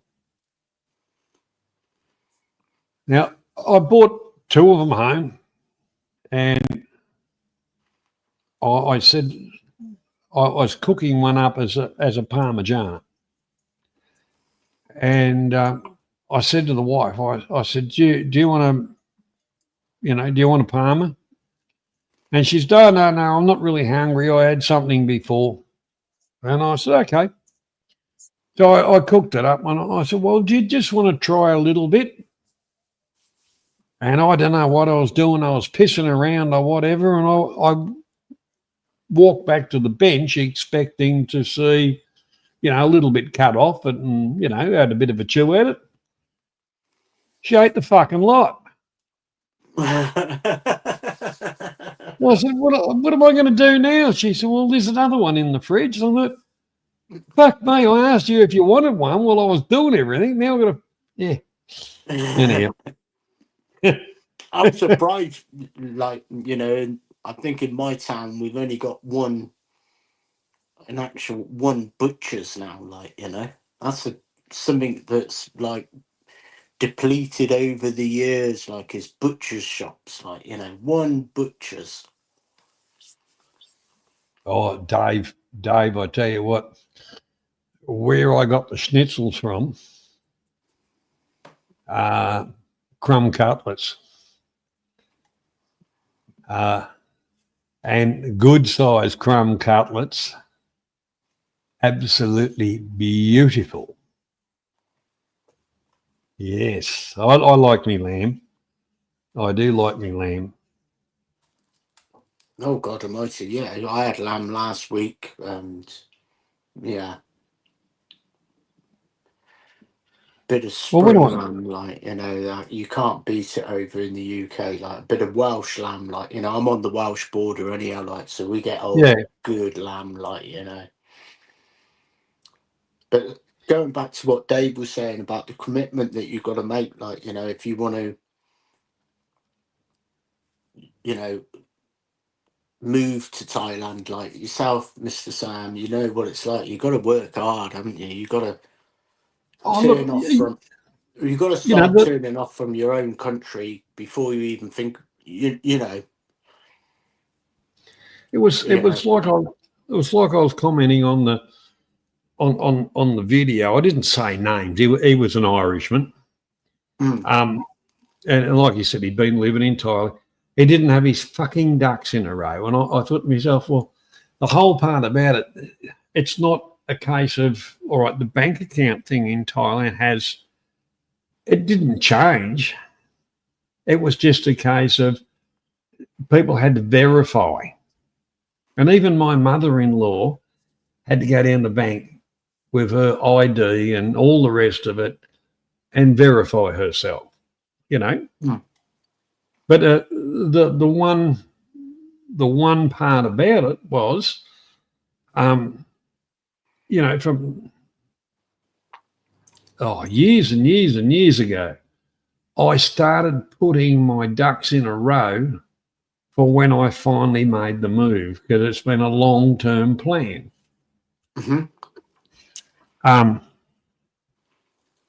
And Dave's putting his money away. He knows Yeah. what he wants to do. And believe me, his job, not so much physically, but mentally, and three parts of it's bullshit paperwork, dealing, and the other part's dealing with dickheads. Because every fucking shift change, it's crap. It's a lot of commitment to make, like It when is. yeah. The money sounds all right, but when you get off that oil rig, if you're married, it don't last long. That's when you find out your best mate. Yeah.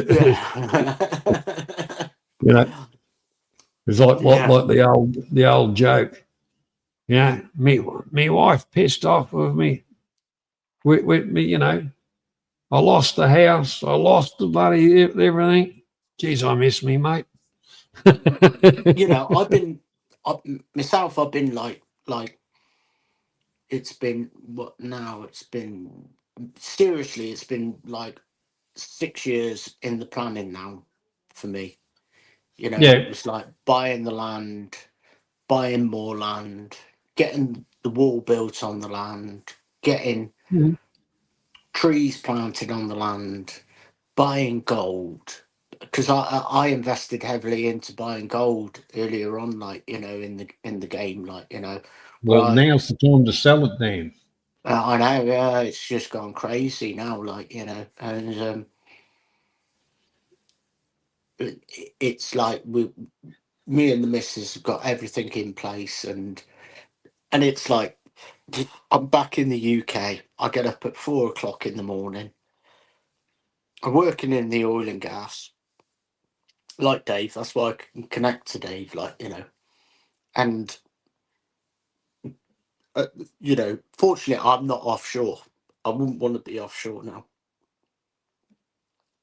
But it's that commitment that you make, that you like you were saying, that if you want it, if you really want it, as a working class normal person, like who hasn't got the luxury of a silver spoon or all that sort of stuff, and you're just working for it. Like, you know, you just got to switch off and go into that Groundhog Day. I get up at 4 o'clock in the morning. I get home at 5 o'clock at night. I have a shower. I have something to eat. I sleep. I wake up at 4 o'clock in the morning again. Do you know what I mean? Like, you just got to.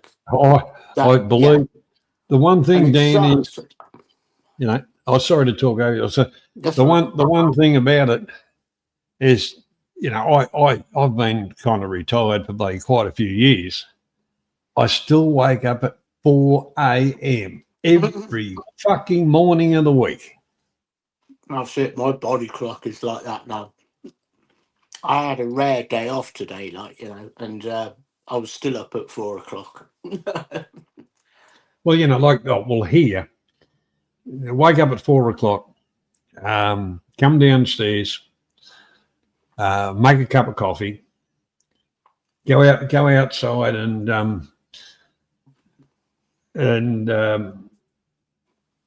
you know, I've got a little table and chairs, you know, a chair there.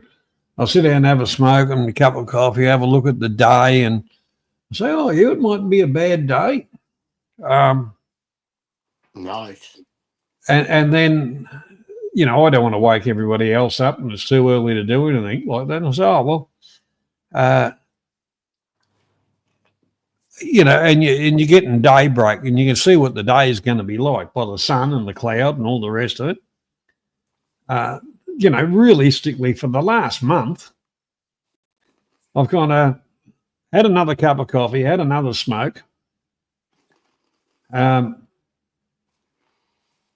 wash me cup out, you know, put it on the sink, go back upstairs, get into bed, and just say, well, I'll wake back up when I wake back up. G'day, Tony. How you doing, buddy? But it's village life. Village life starts at 4 or 5 in the morning, anyhow. So yeah, well, you know, like the in Thailand, yeah, about around 5 o'clock. 5 o'clock in the morning, yeah. Yeah, I remember this. Oh well, she passed away, but you know, and why do they always build house? You know, they got a block of land that's fucking 100 meters fucking long or 150 meters long, not very wide, but they always build a house right beside another fucking house. But yeah, this one lady used to walk out and she'd be out there every morning getting breakfast ready for her family and that, you know, rice farmers or whatever. Then you'd be pock. You say, for fuck's sake, you know. Because half the time when I'm over there, I've been on semi in between Australian and Thai time, which is like at the moment we're 4 hours ahead of Thailand. Ah, you know? okay, yeah. So it's you know, it's you go over there, you kind of your body's 4 hours ahead, and it's not like a switch you can just turn it on and off. So I'm really I'm fucking there going to bed when everybody else is waking up, you know. Yeah. It's a good one. Have you you're obviously growing rice, and how's your rice harvest? Well, rice going all right, is it? Or are you getting too much rain? Shit, I didn't save it. I might be able to find a video, and that'll tell you. I'll wait till Mr. Perrin comes back and fills in the gaps, and I'll see if I can find a video, and I'll put the video up, which will answer your question, Dan. Because we don't want no more rain. We don't want no more rain now. Well, up. Well, yous are up higher than we normally are, but the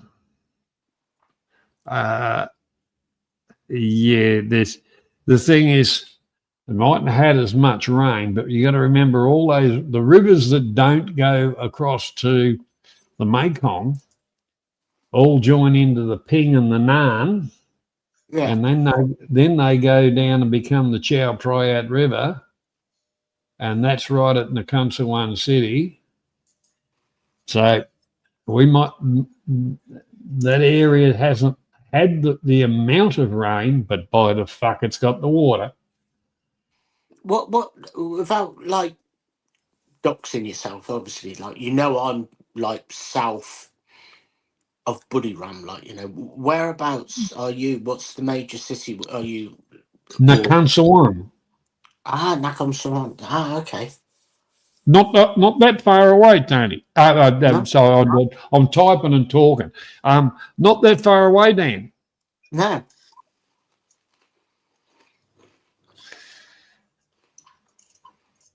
No, I don't want to go there looking for it.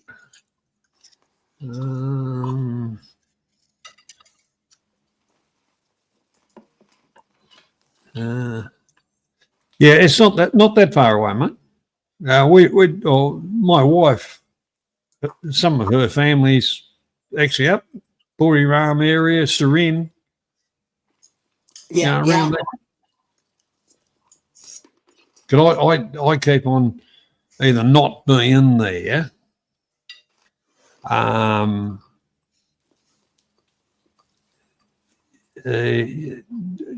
I always wanted to go to the long-tail boat races at Buriram. Oh yeah. I reckon they're fantastic. Mm. They do that up in Satuk as well, like, you know. Well, plus up there they have the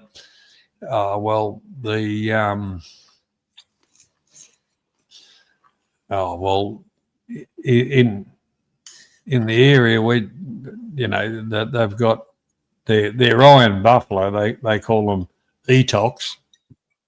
Other places call them dak or whatever.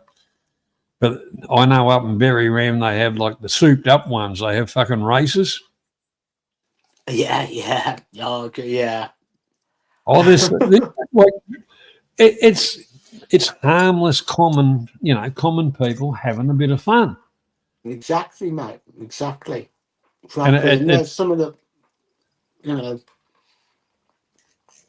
there's some of the, yeah, okay, like, you can walk into the village shop, like, and you might have an alcoholic who tries it on and tries to scav a bit of money off you, like, as long as you stand your ground and not abusive or anything like that, he'll know where he stands, like, with you, like, and they're some of the most beautiful people I've honestly ever come across is those village people, like.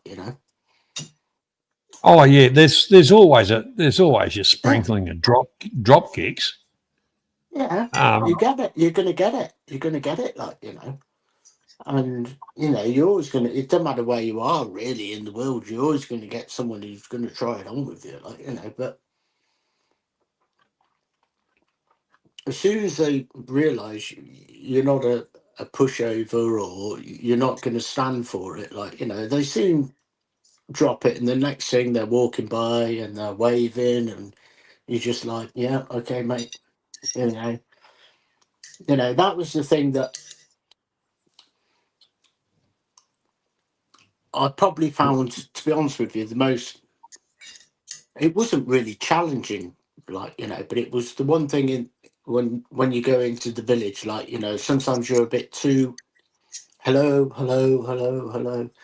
And it was learning to realise who was on the Lao cow heavily and who isn't on the Lao cow heavily, like, Because if you've got someone who's on the Lao cow heavily and you say you become friendly with them, like, you're not friendly with them, but you're like, hey, how are you? And smiley, yeah, because they soon latch onto you because they think that you're going to give them money. And that was the only thing that I found in over 7 years now of going to the village was the recognition of who is basically a scav and who isn't a scav.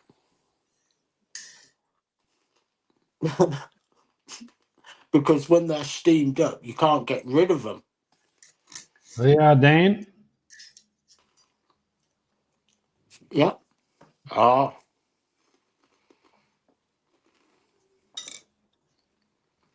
Wow.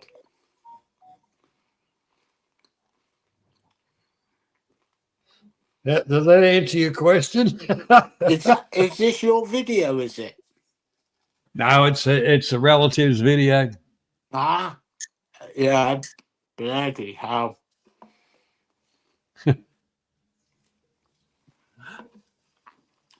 Yeah, it's been horrendous this year. So I think that answers your question, Dan. You know, because you get too much of a problem, too much water, and that rice harvest is ruined. Like, you know, because that rice will just start dipping back into the water, and that's it. Well, the whole part about it's gone. It's you know. But then I again, know. Well, we always seem to be lucky. We've always, I don't know if it's the area, because we haven't got no rivers around by where I am, except, you know, up in Satuk, you know, yeah, or over towards Buriram, but geographically where I am, like, you know, you're solely relying on the rain, like, you know, and I don't know, it just seems to be, but obviously other areas where you've got a river by you or something, you know, and that starts bursting its banks and everything. When you're going back over, John? look, I'm not sure because we're in the process. That's the whole part about it is we'll go backtrack. We haven't planted any rice this year at all. Okay. Because I haven't been over there to do it.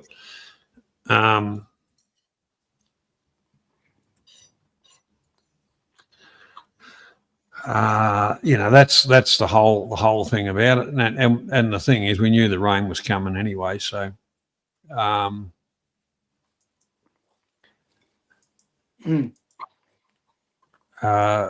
you know, the probably go over next year. But I'm not worried about fucking rice at the moment. It's not, you know, it's not really worth it.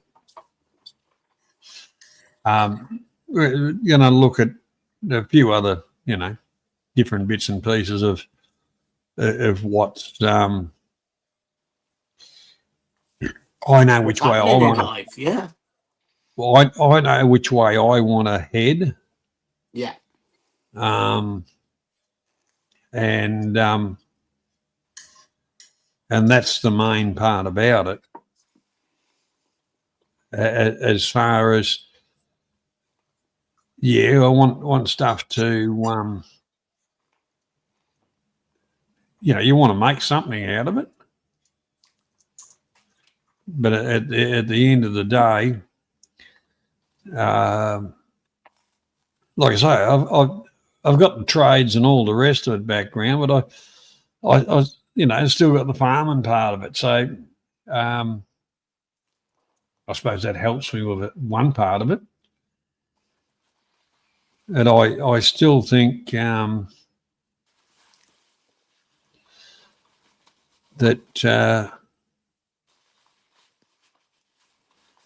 there's other things I can do, especially because, you know, the whole part about you haven't got any water unless you've got a little dam or something like that.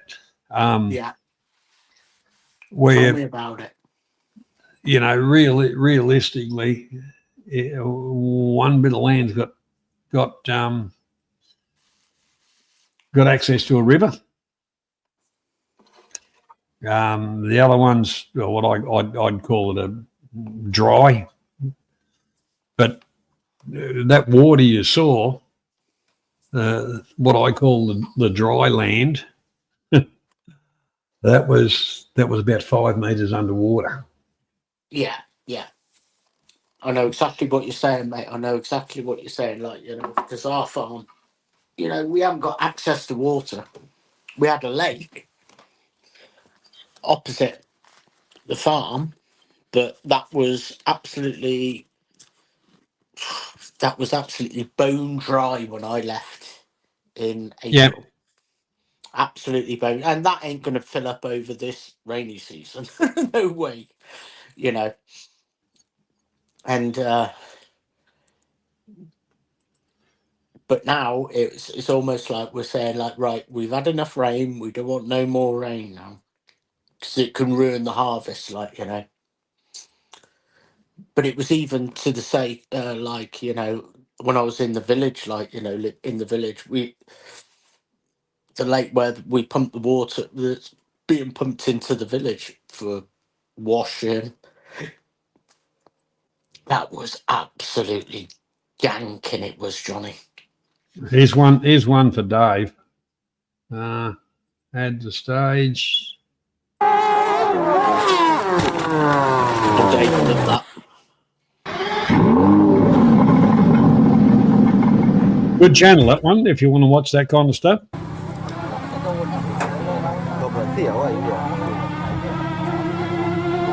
And this is up near Berryram, mate.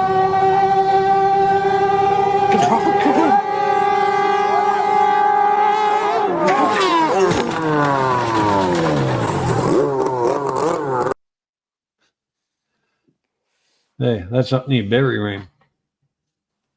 It's good, isn't it?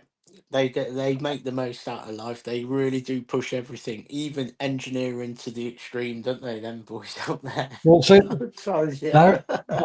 basically the motors in a lot of them are only about 150cc motorbike engines. You're joking. But then you get the next class up that are double turbocharged bloody V8 diesels. And one of their other ones, which made me laugh, you know, the screw conveyor water pumps they use. Yeah. They actually have competitions for them, and they've got them that are 14 inches round or bigger with big V8 motors on them and turbos and that. Who can empty a pond from one side to the other side the quickest? And then, it's on a time trial. You know, you gotta love it. You know, you've got to love it. You got it, mate. You got it. Ingenuity. That is exactly what I was about to say.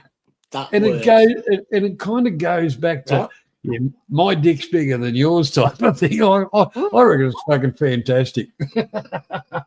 That's why I think, you know, they're fantastic people. Everything about them is just fantastic. You know, would you get that? Like, sort of attitude in your community where you are in Australia? Oh, look, the whole part about it. Would I get it in the UK? Not a chance. Well, when I was younger, wood chopping was a sport. Yeah. They hardly have it anymore as a novice type thing, unless you're in a club and a club does stuff. But the money that was raised out of it, you know, the profits, like the club would keep a little bit, you know. But the thing is, we had the Royal Children's Hospital. And the whole lot of it, you know, profits went to the Royal Children's Hospital, which is a hospital that, they charge you nowadays because the government we've got want to charge you for every fucking thing. Everything was on that sporting arena was to not have your head in an iPhone or anything like that, like cross-cut saw racing, pole climbs, underhand and standing block. Sheep shearing. Yeah. In New Zealand, they didn't shear them. They did something else with them. yeah. But yeah, That's I'm actually fortunate. I in have a New big. Zealand. They invented Velcro's gloves so they could hold onto the sheep better, and that's the truth. Is that what they was? Is that what they started doing? Yeah, and that actually went through to different sports. Like our football is a winter sport, and the ball gets wet, and the Velcro's gloves, actually that was a bit of a fad for a while. I think that came from New Zealand. That idea. Yeah, grab hold of it. Yeah, Don't let it slip through your hands. I'll tell you what. I was never a But shearer, but like my own sheep, ah, I used to hack the wool off them. But it didn't matter all that much. I wasn't after the wool. It was because of warmer weather and I'm and, quite. and Oh, it was pretty well after my few sheep that I had were killers, and the whole Peter, I just kept a very small flock that kept the freezer topped up with lamb, and that was it. Yeah, that's Dave. That's like the old joke, Policeman pulled up a Kiwi, and he says, "What was it? what did he say? Don't you know how to make a U-turn?" And the Kiwi said, "No, but I know how to make its eyes bulge." Do you know what? I got one of the biggest agricultural shows by me, and it's fascinating to watch that sheep shearing competition. Is just Mm. those lads are, like you say, Australian lads. They're coming from all over the world, like to enter these competitions, and to watch them do it, you're like, fucking Jesus, mate, that was quick. Well, the Australians would be right up there, and the New Yeah, Zealanders. yeah. They're some of the best. Well, they are some of the best in the world, aren't they? Without Yeah. a shadow of a doubt. And then you'll see like Bryn from South Wales, he's on number fucking 2, and fucking the Australian lad's on number fucking 14 or something. It's good. And the women, watching the women do it. All right. You've talked about watching women do it. Have you ever been into cooking? Well, I've done a little bit, yeah. Um, it just come up on a feed the other day. Asian cooking. I haven't done no Asian cooking. I leave that to the missus, But I'll see if I can find it. Shit, I didn't She's prepare after this shit. It was just coming up. It's coming up in bloody conversation. So just to enhance the conversation, you might say. That'd be fucking right, dickhead. Press the wrong fucking button. I tell you what, you get rusty on this shit if you haven't done it for a while, Dave. Dan. I'm surprised it's so easy to come onto this StreamYards now. Like, you haven't got to log in or anything nowadays. No, It just no, goes I bang straight across. in a way, although I'm only running on the free StreamYards. Yeah.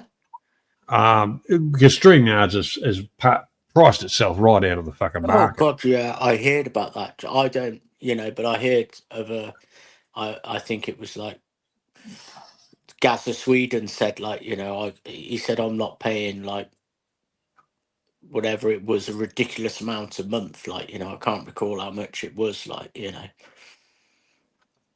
It's ridiculous. Yeah. And the thing is, all right, I can do it free, which is not the quality I used to have, but virtually that it's doubled of what I used to It's double what I used to pay. But I used to just pay it, and if I used it, I used it. If I didn't, I didn't. I didn't care. It wasn't Yeah, that. yeah, It was negligible. yeah. But But when they but double it, you go, oh, hold on a minute. you say to yourself, well, like I really only do this, and the rest of us, Yeah. we do it while we're having fun, and if we're not having fun, we say fuck it, we're not doing it.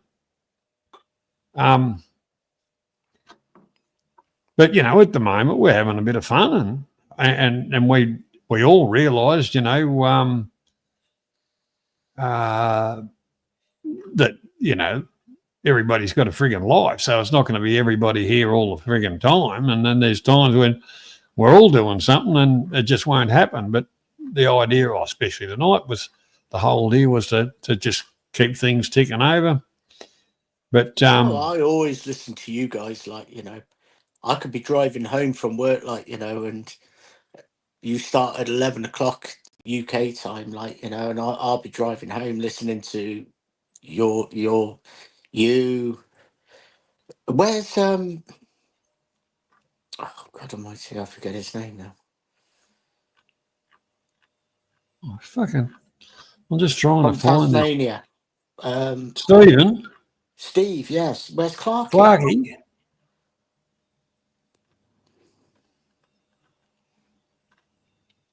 Well, he's actually up in the Lumpung area at the moment. Oh, is he? Yeah, fair play. He made the move, didn't he?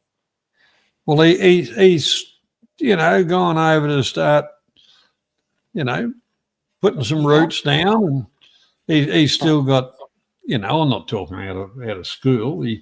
He's still got to, either say, well, that's it, or this, whatever. Yeah, But he's still got the house over here, and yeah, fair play to him. Like, fair. Can I ask one question? How is Adrian? I haven't heard from Adrian for a while. Yeah. But your typical YouTube, everybody says, "Oh, Adrian's dead," and this and that and whatever. No. Adrian has actually got a friggin' real life, and good luck to him. Like Adrian's a good bloke. Yeah, he's a nice. Sometimes bloke, he got a little bit overzealous about a few things, but he was genuinely. Cause I'd met Adrian a few times, in person. I mean, yeah, and I class him as a decent bloke. yeah. I've like he's ever since I started like on these stream yards and chatting away, like he's always been sound. Adrian, he's such a placid. He's very placid, very chilled, very he's a nice bloke. He is like he's a sound one. Like it's like all you guys. Like it's like you, Perrin. It's like BKK, Andy. Like it's like Clarky. Always at the time of day for you guys. Like you've always been respectful to me. You've given me advice.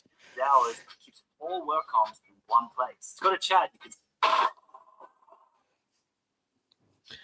Now I found it, Dan. I found it. Okay, let's hit it. Now, hang on. I gotta go put that up here. Full screen with that. All right, now you're right into cooking. Here we go. And there is an opportunity to join a franchise of this, and it's in Taiwan.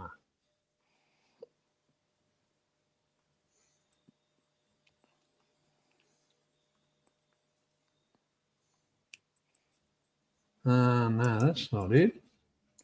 That's what I want to show you. Fucking hell.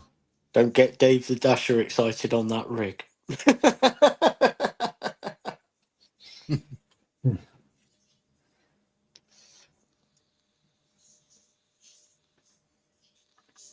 What the fuck's going on here?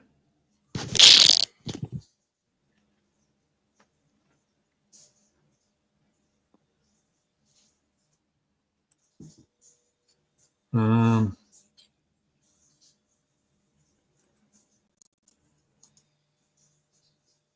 that's not showing up.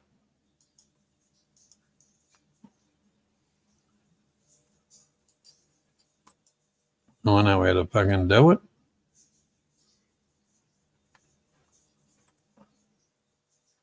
I know how to fucking do it.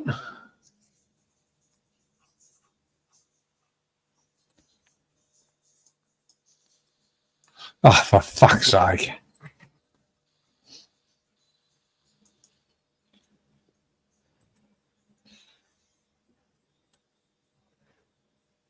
Nah.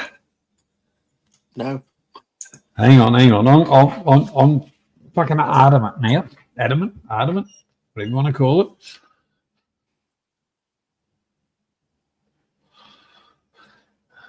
Yeah, all right. It's telling me something. They've changed shit around, but anyway, we're working on it. All right, get it back.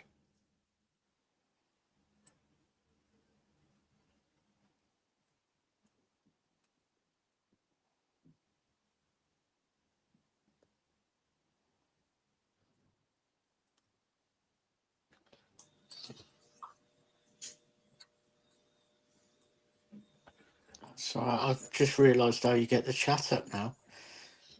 Ah, Mr. Perrin's in the chat, is he? Or is he gone now? I'm only Oh, no, chatting, he's there. Dan. I tell you something, Dan, which Yo. I think you'll appreciate. I went to Pattaya the week, and well, we went to John Chien, but I had Tuesday off to see my mates. Now, I think I'm the most reasonable, softly spoken individual you can ever meet. Totally unprompted. Two of my buddies, Dan, they're not my, they're buddies that I don't know their surname, and we only meet in a bar when I know they're going to be there Tuesday market bar. So they're not great buddies, but unprovoked, they said, "You do shout a bit, Steve." This is in real life. I couldn't believe it. Oh, to Dan, I think I owe you an apology because I'm sure I've shouted at you a few times. I honestly. Oh.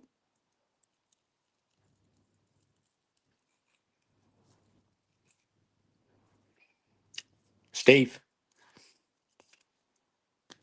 Hello? Have we lost the stream, have we? No. No, we haven't lost the stream. We lost. Sorry, Mr. no, Perrin. sorry, Dan. My mic is sort of every time I touch my mouse, the mic turns itself off. But no, it wasn't like I'd said, "Gentlemen, do I shout?" It was totally unprompted. They told me I shouted. God dear, how I can misjudge myself. I know. What did you say? I haven't even started shouting. I haven't even started yet, you bastard. Fuck you.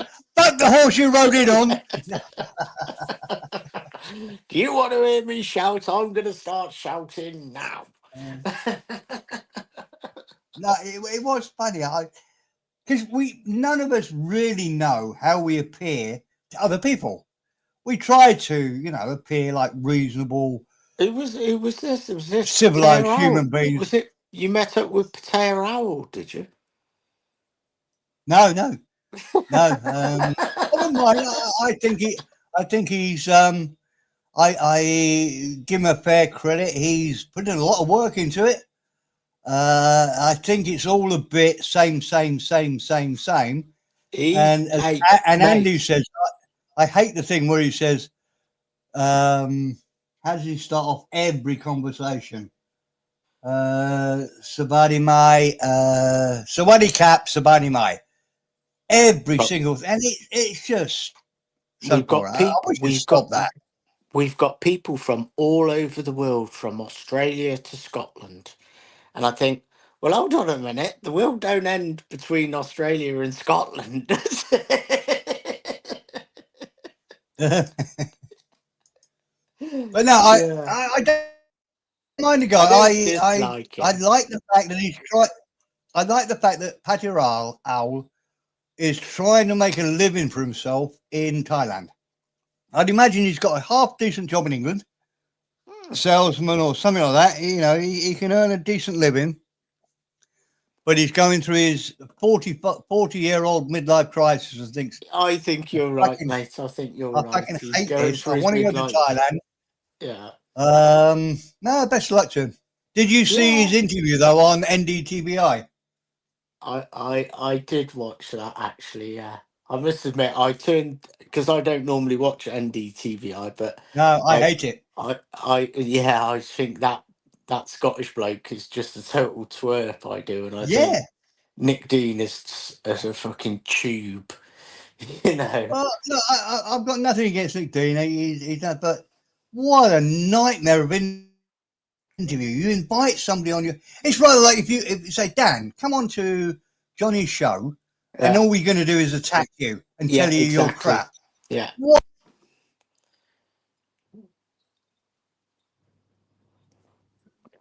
You can't Looks keep like- your finger off your mouse, can you?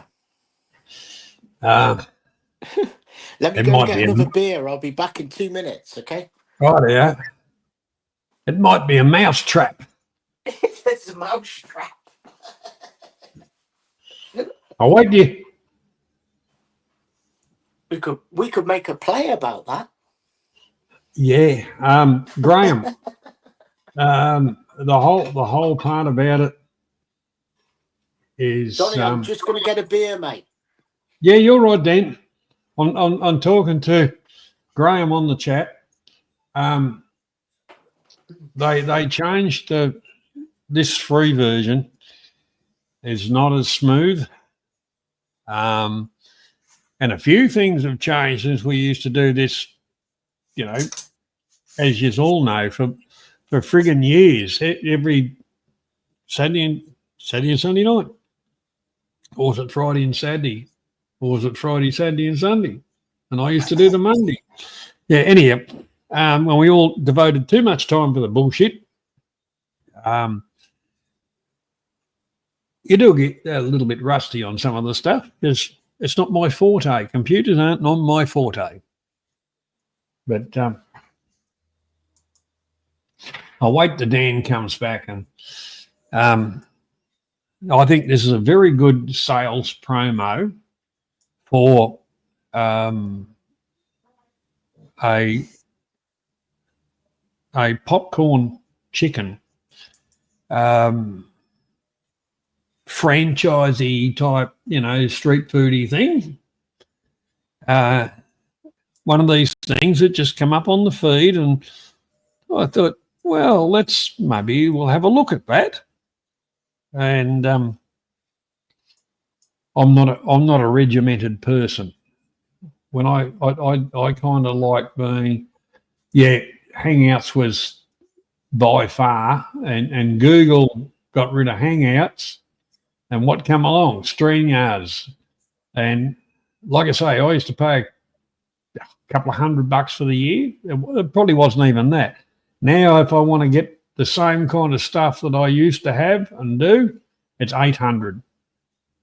And, you know, I'm not that professional. I'm not an e-bagger or anything like that. So I'm not paying $800. Well, you know, if I run out of the free time, allow exploring other stuff at the same time. But what pisses me off the most is every stream I do, I get a message from Google. Oh, copyright. It doesn't affect your stream. It just won't be in some areas or whatever. And so, well, the fucking thing's not monetized. So, fuck off. Go fuck yourselves. You know, that's the other part of it. They're pretty well sick of computerized bullshit where it's all about the money. It is strange, Johnny, in that I'm no expert, but the fact that they increase the prices by a ridiculous amount, really. All the people like you, me, and everybody we know has said, okay, yeah. Because I disagree. I think StreamYard is brilliant. I think it's a great service. It's so easy to use. I think they've got a great product there. But why would you get rid of all the people that quite like it? If what I would have said was, look, if you're making money out of it, you've got to pay more. And there's obviously ways they can do that, you know. But to get rid of idiots like me, who were quite happy using it, or and to stop us using it, because we don't bother so much, do we? Most of us don't bother as much as we used to, because we think, well, we can't be asked. It's crazy. It's like bars in Thailand where, you know, they're not making enough money, so they put the prices up on the beer. Very stupid. Whereas we all know that the way to make money is to keep the prices as low as you possibly can, so that everybody pays a penny profit to you. But to get rid of all of us, it's crazy. Right? Am I right? I just don't understand the business sense of it. Who said to them, look, we're going to get rid of lots of our customers that don't cost us any money? You know, it doesn't cost them any money for us to be here, I wouldn't think. Does it? Dan, anybody know? Does it cost them money for us to be here? Well, I suppose they got to run the computery shit or whatever, because it costs us all for money for internet. But realistically, their costs be minimal. Yeah. But it's typical. It's typical of all of that shit. They suck people in to it to a certain extent, and then start jacking the prices. But it's no different to Graham said Thai logic, Asian logic to a certain extent. But I remember the first time I went to Nakumsa one. There was a little motorbike, and they were just kind of parked, and they were a cup of coffee. You know, it was not hot water, 3-in-1, and I think it was 10 baht or something like that. Kind of the next year I went back, and up and down that same area, there was about 10 of them selling the same thing, and it was 20 baht. The next year I went back, there was about 5 of them, and they were all complaining they couldn't make any money, and they were selling it for 40 baht. It's funny, isn't it? But, you know, it comes back to, well, the one thing about it, if you do something and somebody else sees it and says, hey, I think they're making money, I'm going to do that too. There's nothing wrong with free trade. Don't get me wrong. There's nothing wrong with free trade. But what I'm against is free thinking. You know, you're free to think up something yourself. Just because I do it, don't fucking copy. Or unless I've got a monopoly, or I know what I'm doing. I meant to say, you don't have to be fucking Einstein to buy some 3-in-1, put it in a cup, and put some water in it and stir it up and say, there you go. You don't have to be Einstein to do that. But all right, if we wanted to make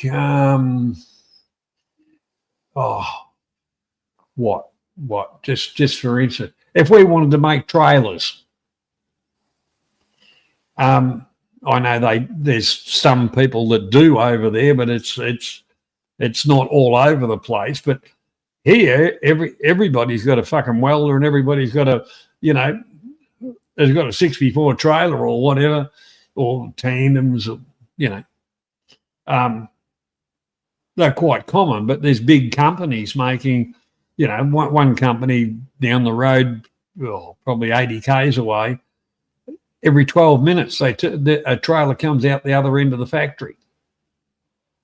Yeah. It's always at this time of the year, Johnny. My missus has had that Ranahan now for 6.5 years. Always at this time of the year, everybody else wants to sell noodle soup. When she first started, like, and everybody else opened at this time of the year prior to the rice harvest. Remember, they're running low on money. They're thinking of things how they can make money.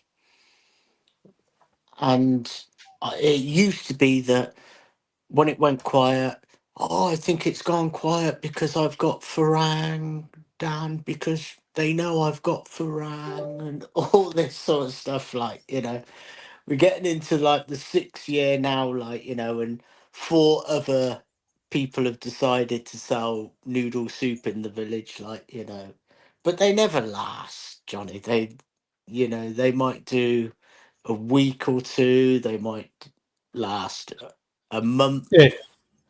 They soon realize, you've got to have that.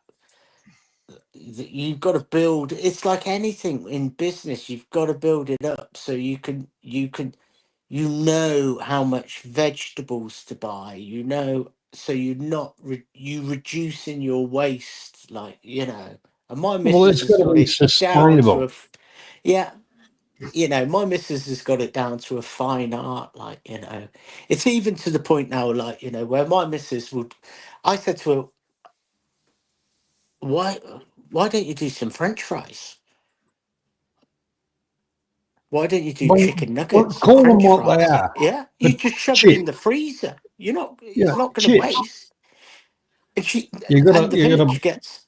Oh, you got to blanch them. You got to before you. It's all right to cut your spuds up and all the rest of it, but you got to blanch them, then put them in the freezer. If you yeah, just but cut them and put them in the freezer, no. But if they'll you're going to Tesco Lotus and buying a bag of frozen oh French yeah, fries, exactly. yeah. You know, she's not making a vast amount, but it's not wasted because she chucks it back in the freezer when what she doesn't use. And when the kids are on holiday, that's when she sells them. And all she Oh yeah, does, you yeah. know, A bucket of chips, type of thing. That's yeah, this. You've been in the game, mate. You know what it's about.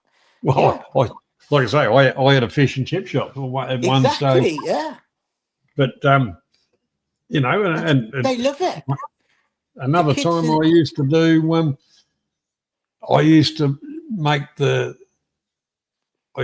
chips, potato cakes, and smaller roast potatoes, pumpkin, all cut up for different pub kitchens and that. And I used to supply all them virtually their vegetables. Yeah. And I never had the fruit and veggie shops around the area kind of what would you call it, uh, undercut me or anything like that, because all right, the spuds I used to get off the farmers that I went to school with. A lot of the stuff I got off the farmers I went to school with. The other stuff, which to me I really made no money out of, but it was just that extra service, I got off the fruit and veggie shops, which I knew them, and they'd make a couple of bob out of it, and I'd really made nothing out. It was just an extra thing that I offered the customer, and did very well out of it. Dagwood dogs, or corn, or the Americans, Dave, would call it a corn dog. Oh, I don't know. What is that? Like corn on the cob? No, it's actually a hot dog on a stick, Yeah. and it's a skinless hot dog Ah, right, and that's a corn dog. on a stick in a corn batter and deep fried.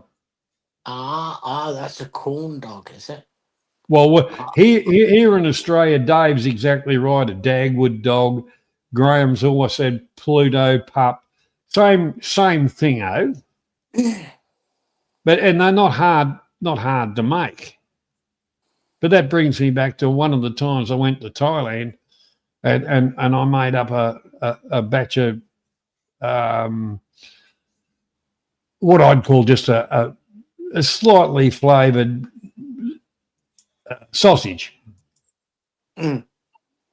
And then I kind of went for the other half of the mix. I added a couple of other little bits and pieces, and I made them up as hot dogs. And I kind of shared them out around the family. And then it got to the stage every time I turned up, they said, "Are you making hot dogs? You making any sausages?" Yeah, because they enjoyed them. Yeah. And but they knew for a fact they were made properly. Mm. And the other thing is they weren't fucking paying for them. Well, I was, but next time I go back over, all that'll fucking change because I've got to do something with my time. Johnny, I'm fading away here. I'm just getting tired. Dan, sorry I didn't speak to you more, mate, but lovely to see you. Johnny, thanks for a great stream. Everybody in the chat, you've been lovely, absolutely lovely. Thanks all. I'll catch you next week. All right, good night, Steve. Take care, mate. Bye-bye. Take care, Steve. Good night, mate. See you, Dan. Cheers, Steve. All right, I'll play you this one, Dan, of the there is a franchise, and I dare say there's a few other bits and pieces, but it came up on my feed and I thought it was interesting, so I'll share it.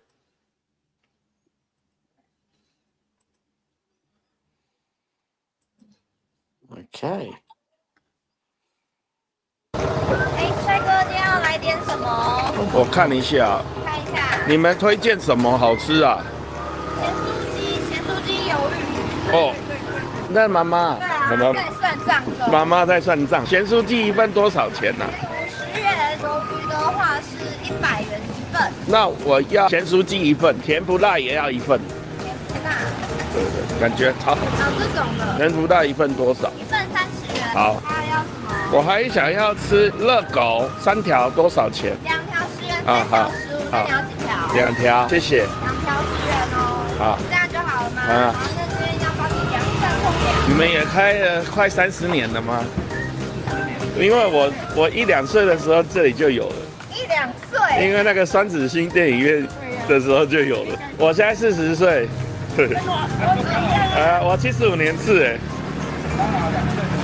对，刚好2岁的时候。咸酥鸡多少？50啊？4两。4两拨千斤50。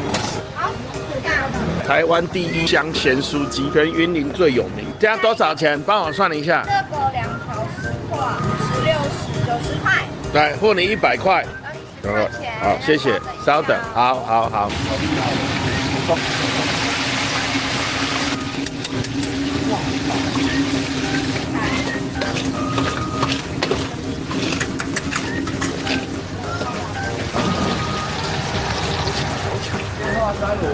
我要熟一点哦，不，熟点，一定会熟，好不好？好。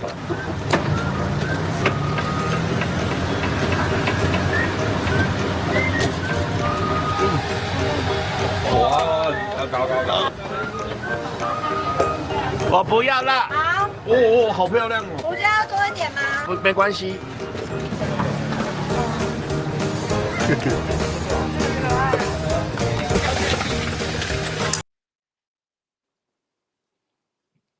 What can I say? How did that come up on your feed? Now that's enough of that. I don't want to get everybody, over anxious or anything like that. God, she was a big Chinese girl as well, wasn't she? She was tall Oh, for a Chinese girl. That was Taiwan, but she had. Oh, was it Taiwan? Was it? Yeah, she had some lumps and bumps in all the right places. She certainly did when she was deep frying, mate. Yeah. Oh, brilliant. Was it Taiwan? Well, the whole part about it is it just goes to show you it's all about the marketing, isn't it? It certainly is, like, It I I tell you what, No wonder Xi Jinping's not happy with Taiwan. That's all I can say. well, the thing is, she wouldn't be wearing that uniform in England, for Christ's sake. No, I thought the first thing that sprung to mind was the Rotty woman of Bangkok or whatever. Like, do you know what I mean? Oh, Poisey. Yeah, that's Poisey. Yeah, I remember her. Yeah, she made a lot of money. She did, didn't she? Then that was. I don't know if she's still. I never actually watched her, but I obviously saw a few clips, and people were talking about how much she was making in super chats and all that sort of stuff. Like, which you just take your hat off to. It's like fair play, like, probably set her up for life. That did. Well, the whole part about it is, let's face it, Southeast Asia is warmer. Yeah. So, therefore, and and the whole part about it is,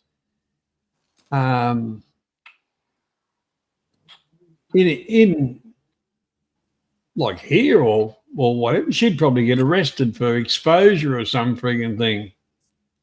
Yes, the wokeness is.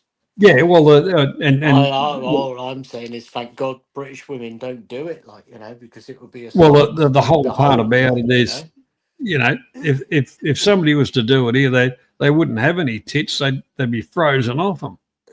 Yeah, exactly. Be like, oh my God, arrest that woman, will you? Get her off the street, will you? Oh, there'd be somebody from the site. There'd be somebody from the council or whatever saying, "Oh, you're breaching health regulations. You're showing too much skin." Yeah. State of British girls, like, it would probably be like, you're you don't realise, but you're showing too much skin. Those belly flops things. Yeah. Well, you can imagine Mrs. Bouquet. Yeah, Mrs. Bouquet. With a stall outside the place doing like that. Yeah. She'd go. For shits and giggles, probably people would turn up. It's almost like, these Western girls, like these girls in the UK, they've got the self-respect has gone, and that's one thing those Asian girls, especially Thai girls, got a true traditional conservative Thai girl has got that respect value, which I love to bits. They've got that respect. Try and look after themselves. Well, they do look after themselves. I'm not talking about party girls down in Pattaya and all that sort of stuff. I'm talking about a traditional conservative Thai Khmer Buddhist will have a lot of self-respect, and look after herself. Very conservative. Doesn't drink. Doesn't smoke. No tattoos. And that they're coming harder and harder to find. Well, the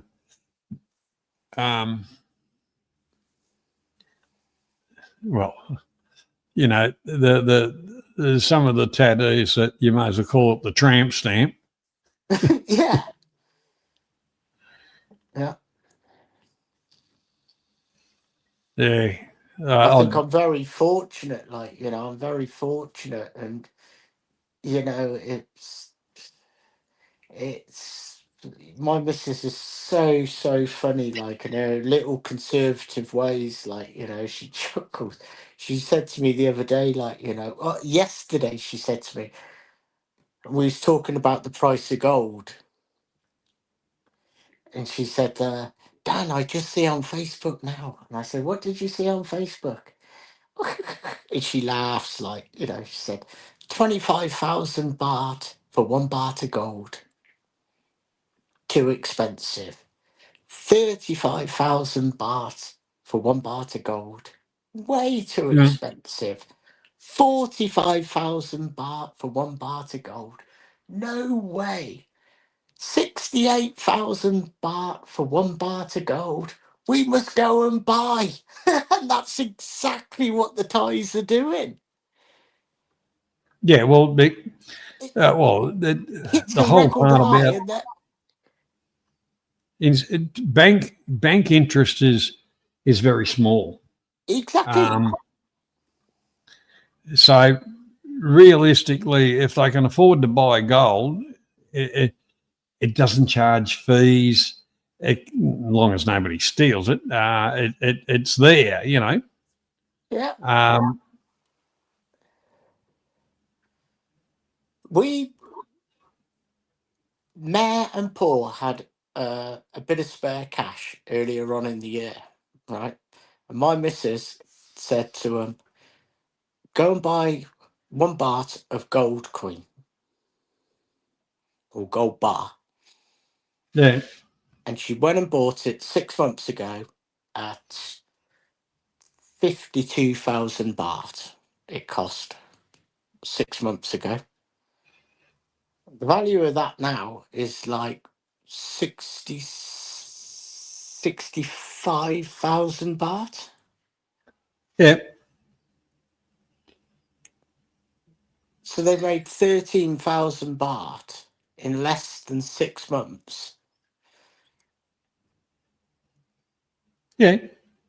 That's good money. You know, and they're very happy. They are, like, you know, I'm not going to say the value that my missus and I've made in gold, because it's astronomical. It's just blown me off the scale. It does, like, you know. It's just like, you know, this is fucking. I couldn't get fucking my 2 pieces of land cost less than that fucking 8 years ago, 7 years ago. Do you know what I mean? It's just like, what the? She's just texting now to tell me how much she's made in the brown for today. Thanks for coming along, Dave. Now I know you do like cooking, Dan. This one's for you. This is braised pork. Apparently, it's noodle soup, braised pork and egg. It's a Khmer dish. Okay, mate. Is Dave going? Is he? Yep. Cheers, Dave.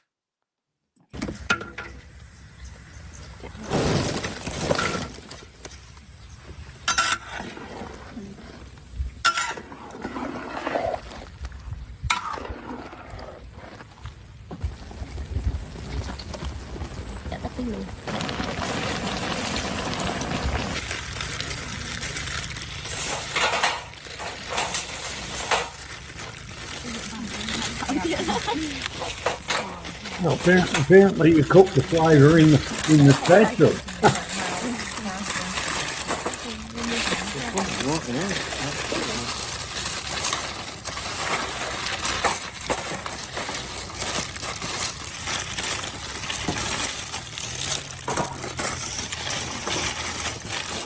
Stir-fried noodles.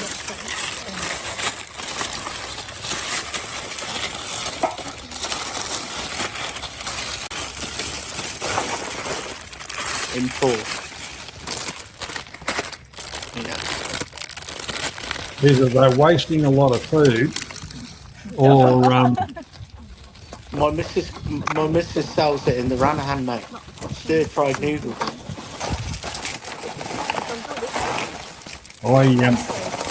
I worked at a factory that made that shit They love it.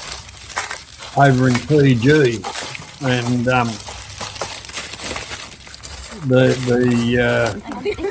the real part about it was the mixing method. I didn't really agree with. These big blokes were, they didn't have hairy armpits, and they're up to their shoulders in drugging this shit, mixing it up, lifting it up, putting it into bloody, shredding machines and shit. I thought, nah, I've never eaten that. Pork? Never eaten it since. Is that the pork? Yeah, that's pork. That's the pork. Yeah, stir-fried noodles and pork. My missus sells that stuff. Yeah. They love it.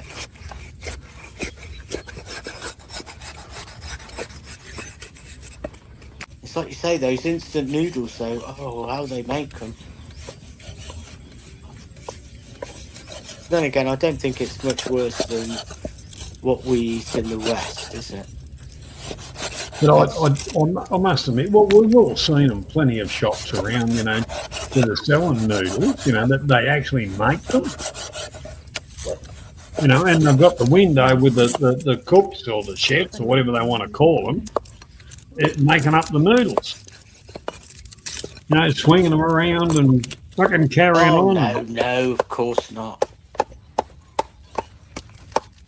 There's a couple of places in Wyong, they're noodle shops, and they get right into it, and it's a spectacle to watch, Yeah, my missus makes, but she don't make the noodles. It's just like this, and they love it. They love it. But my missus would just get the pork out of the noodle soup. You see, so it's pork noodles. The noodle soup is all pork noodle soup, So she'll stir fry that into it, But it's just like. They eat mama noodles raw. They eat them raw. They will, like a bag of crisps. They'll eat them. Yeah.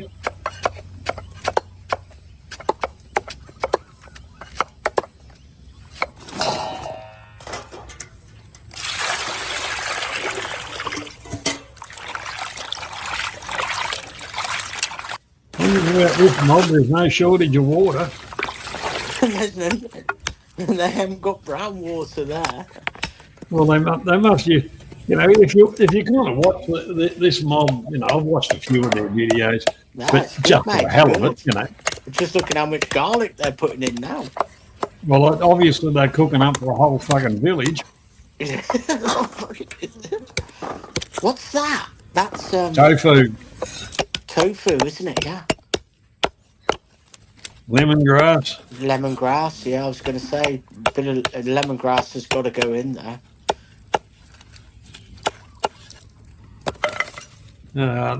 That's kefir. Kaffir lime.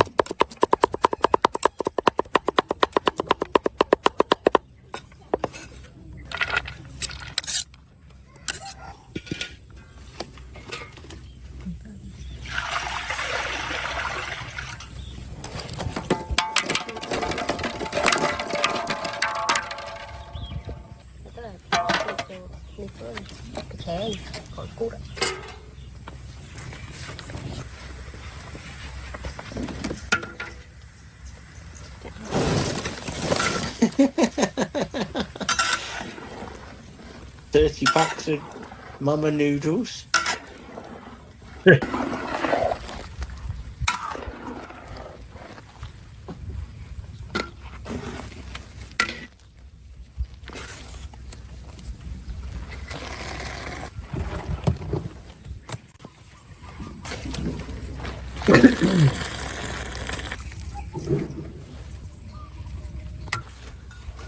Yeah, it'd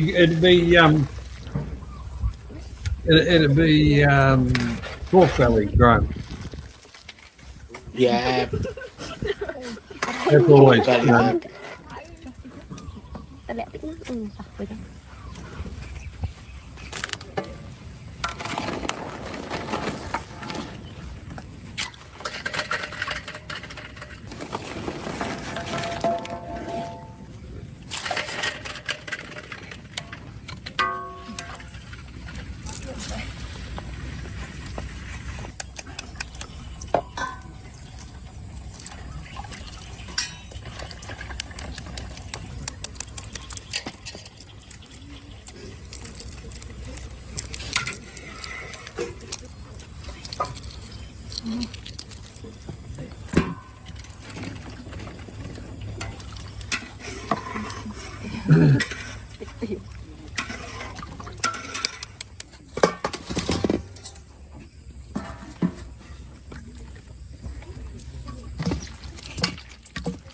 Is that turmeric and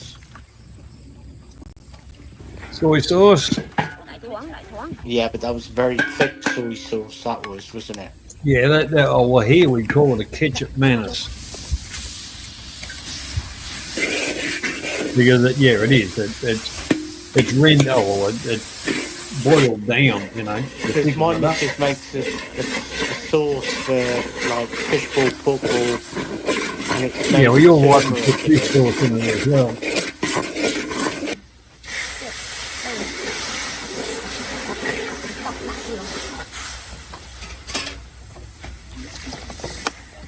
Oh, there's going in the fish sauce.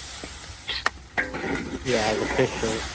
They got to have the fish sauce. Oyster sauce. Go on now.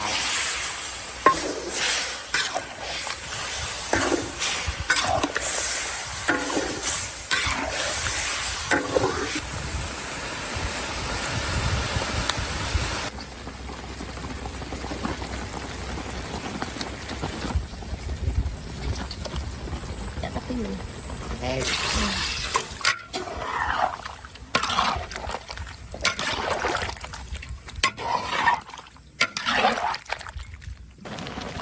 The minute they cooking up, they may as well use a bloody square mouth shovel. I was just going to say, if I can get the link to this video, my missus will be making this for our wedding.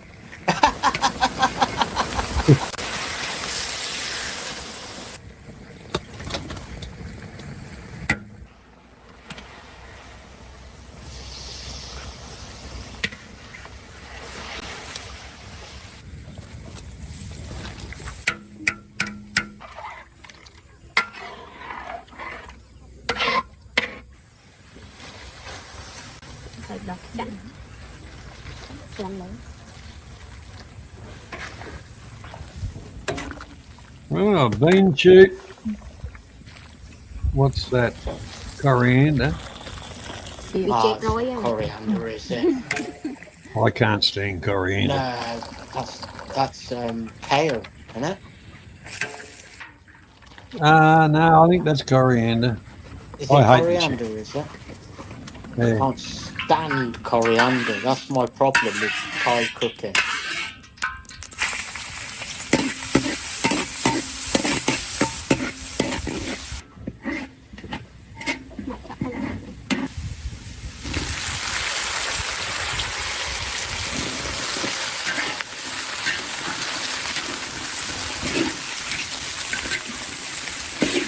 See, you can offset the noodles, Mr. Sam, with the veg.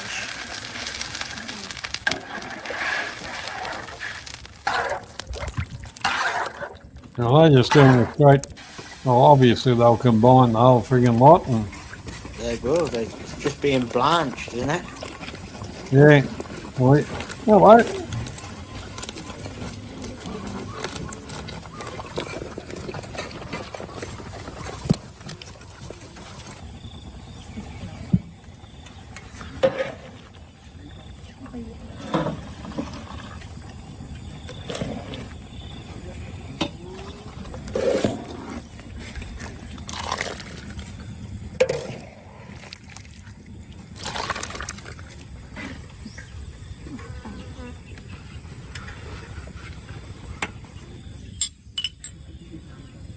Oh, Lao cow. It all goes better with Lao cow.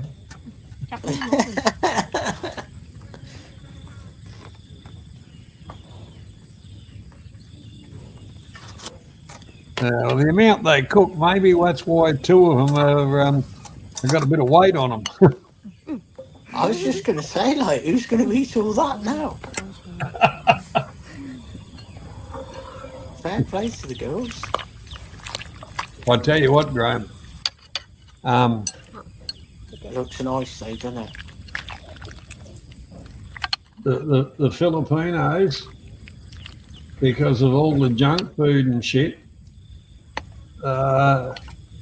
They've got fat, and not good fat.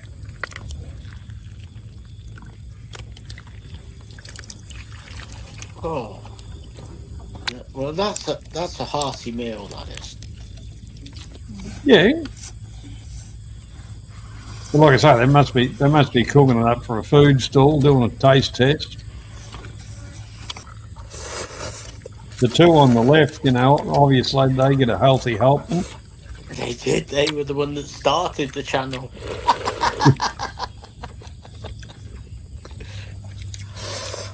And that's what you're doing wrong with the. That's what you're doing wrong with the chopsticks, Graham. And you, Dan. Yeah, If you don't pick the egg up, you stab the bastard. Yeah. Teaching you how to eat with chopsticks as well, isn't it? Just I don't wolf it mind. I down. don't mind the chopsticks. No, I'm not that good with them. Like, I'm a bit dubious. Like, but Yeah. John. Hey, John, I've got to shoot as well now, mate. That's okay. And I mean this. I thank you for coming on, Dan. Great to catch up. It's been a pleasure. Like, I've been hoping to catch up with you guys when all four of you guys are on, and haven't managed it. And then I see earlier on in the week that you posted, I'm going solo. So I thought, wow, we got to support Johnny. It's been, it's good to have a chat with some decent, normal people, to be honest with you. And then you go back to the YouTube chaos, Well, the thing is, look, the bullshit, Dan, and that's exactly what it was by people trying to make themselves relevant. Some of them people are still around doing the same shit. I just don't bite anymore, and none of us really do. Because it is what it was then. It was bullshit, and I'm not interested in it. I'd rather do a stream talking to poor people that have got some intelligence. I'm lucky that majority of the subscribers I'm here, and I mean the very large majority, most of them, are knowledgeable and decent human beings. That's what I said earlier on. We kind of do it for, it provides you blokes with a bit of entertainment, but at the end of the day, the whole thing provides us with a bit of entertainment instead of watching repeat movies on fucking TV. Well, this is it, Johnny. It's like that. You four guys, you the guys, and even Adrian as well. 5. Are the most. I respect you guys so much, and always have done, and always will do, because of your knowledge, because of your experience in life, and you learn that some of the StreamYards are just totally toxic and repetitive, and God Almighty. Do you really have to be going on about this certain person for weeks and weeks and weeks and all that? But you're a breath of fresh air, you guys are, and and I'm not being funny, but I knew from the beginning, back Thailand days, you, Adrian, and Clarky were the guys I was listening to. Thanks for dropping by, mate. Appreciate it. Sorry? Graham's heading off, so I'll just saying goodbye to Graham. Hey, take care, Graham. It's I don't know Graham, but take care, Graham. Graham's. I'll give you a bit of a Graham's an Australian. Right, okay.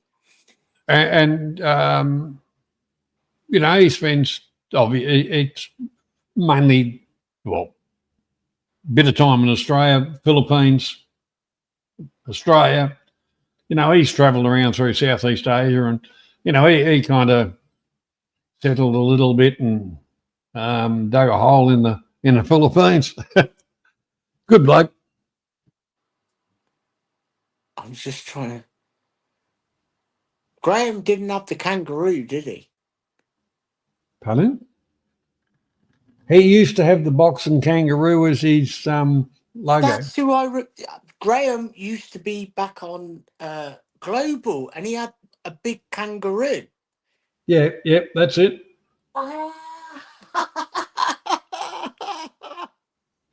I remember Graham now. He had it was like about 6 foot tall or something like that. This kangaroo. Well, I don't know. But a big kangaroo. Yeah, well, the red kangaroos grow to about 6 feet. But I did play a video last week of Bloody hell. kangaroos, and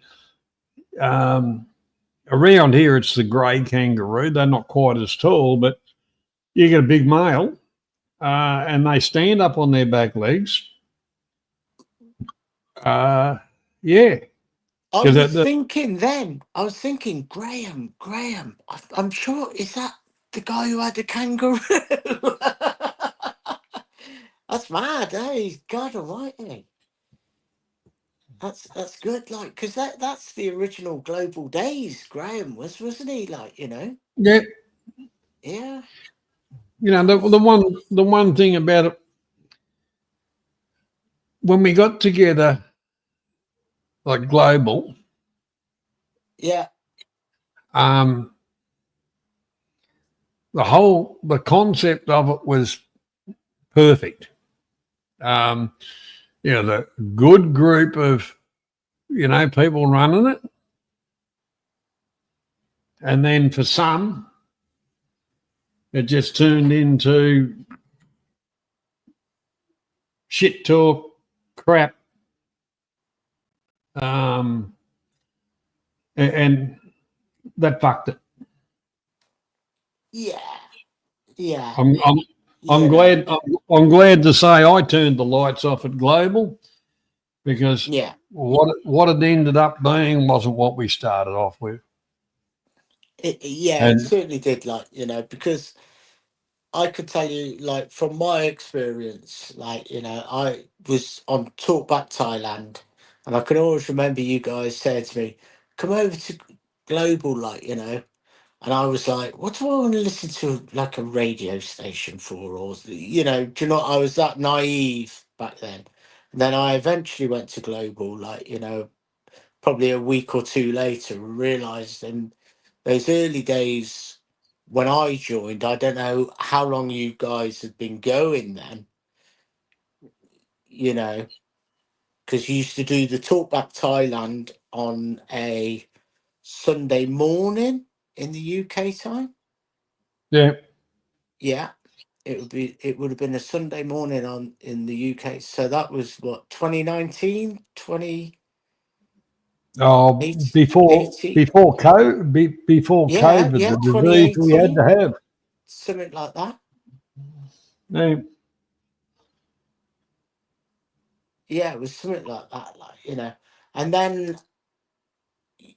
you know, and you got into Global, like, and then Global sort of, when you guys sort of like stood back from Global and certain people started running it, that's when it lost it, like, you know.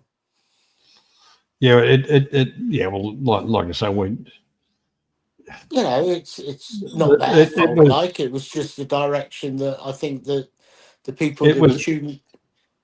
Yeah, well, it went in like we used to say.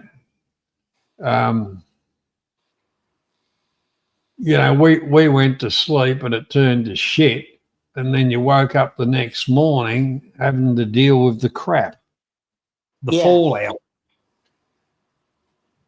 Well, you did, yeah. Yeah. And that although it went for a while, but that kind of crap, a lot of people, there was a lot of good people that were along the, and if a few of them had to just shut the fuck up or been fucked off, Mm. Do you say, oh, well, he's me mate, I don't agree with it, but no, just fuck the cunt off. If that had happened, Global would probably still be running. Yeah. I used to like Friday nights on Global. During COVID, they were wicked. They were some of the best, fiercest nights ever. Just for the laugh, just for the crack, just for a bit of wind up and all that sort of stuff. Like, Oh yeah, there was a bit of everything, but a few people came along to Global to give themselves a leg up, and then attacked everybody at Global just to elevate themselves to a bigger fuckwit status, didn't you, Tim Hay? You fucking dropkick moron cunt. Yeah. I can't stand that fuckwit. Who's that? Timmy. Who's that? Timmy. Yeah. Oh, he's an absolute buffoon, mate. He's an absolute fucking idiot of the highest fucking caliber, that bloke is. He's an absolute embarrassment to the human race. Well, yeah, exactly. Like, I can't even watch him. I can't even listen to his voice. I No. can't even. I detest the bloke to the highest of the hilt. Like, and he's an embarrassment. When he come along onto Global, that was when Global started to go down. Oh, at 100 miles an hour. Yeah, it just kaboomed then. Like, I was talking about the time prior to that, like, was good fun. Like when you'd have like a man about Oz arguing with fucking Dave Knopfler and all that sort of Oh, stuff. look, Like, just hilarious wind up stuff. Like, like people were was probably looking at the panel and thinking, oh, there's no way I'm going to join that panel. Like, just a load of craziness, like, with Mike and Adrian trying to cool things down and everybody just. But a lot of it was just having a laugh, like, I think, Well, I know it was like everybody was just winding each other up, like, But yeah, oh yeah, that Timmy is. Oh, just hang on. Yo, this guy right here is mad. I got one. I got another one for you. Oh, it's shit. I should be able to put it up.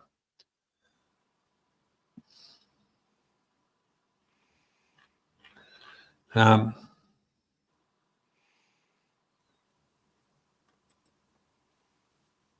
fuck. Where did that go?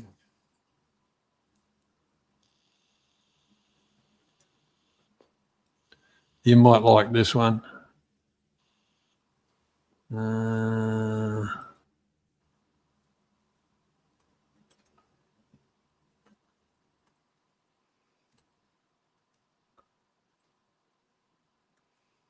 have to be quick, John, because I've got to go and get another beer, mate.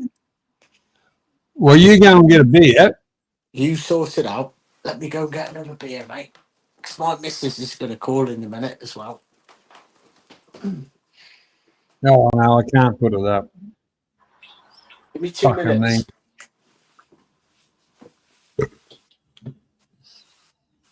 How many have you got? Is there people still watching or listening or whatever? Well, there's actually 9 people watching. That's all right. Hello, 9 people. Don't forget you can hit the like button if you like. I don't know if I don't really give a shit. But make yourself known. Say good day.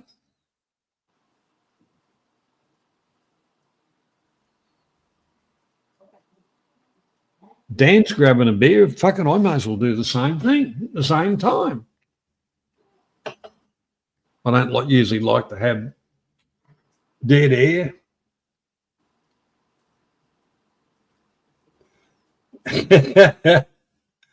Yeah, Graham. Anyhow, like I say, I started off doing this shit by myself. I'm not unaccustomed to it. I'm just out of practice.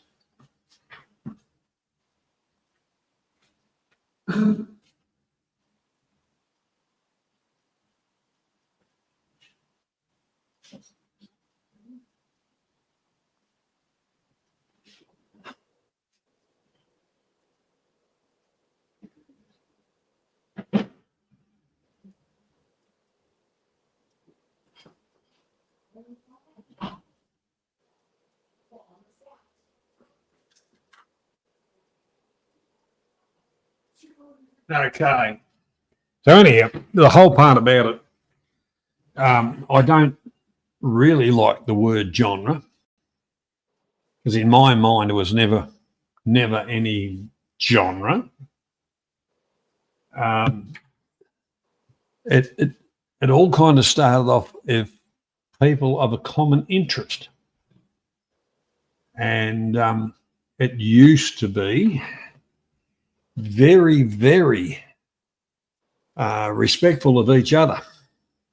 Mightn't 100% agree with each other, but the whole thing is no one kind of streamed over anybody else. Everybody kind of supported each other, but a few people decided, oh no, I'm better than all that. And it changed the dynamics of things. And then another group came along, which was nothing but we want to make ourselves relevant, so that they were attacking everybody else. And then in amongst that came in the maggots that was attacking everybody from all over the place. They were just carrying on, and that fucked the whole thing. You know, and realistically, we're only talking about 6 people that fucked it all up, because you used to have, you know, virtually Friday, Saturday, Sunday, Monday nights of people on the same wavelengths, sharing stories, sharing information. It was once upon a time a wonderful group.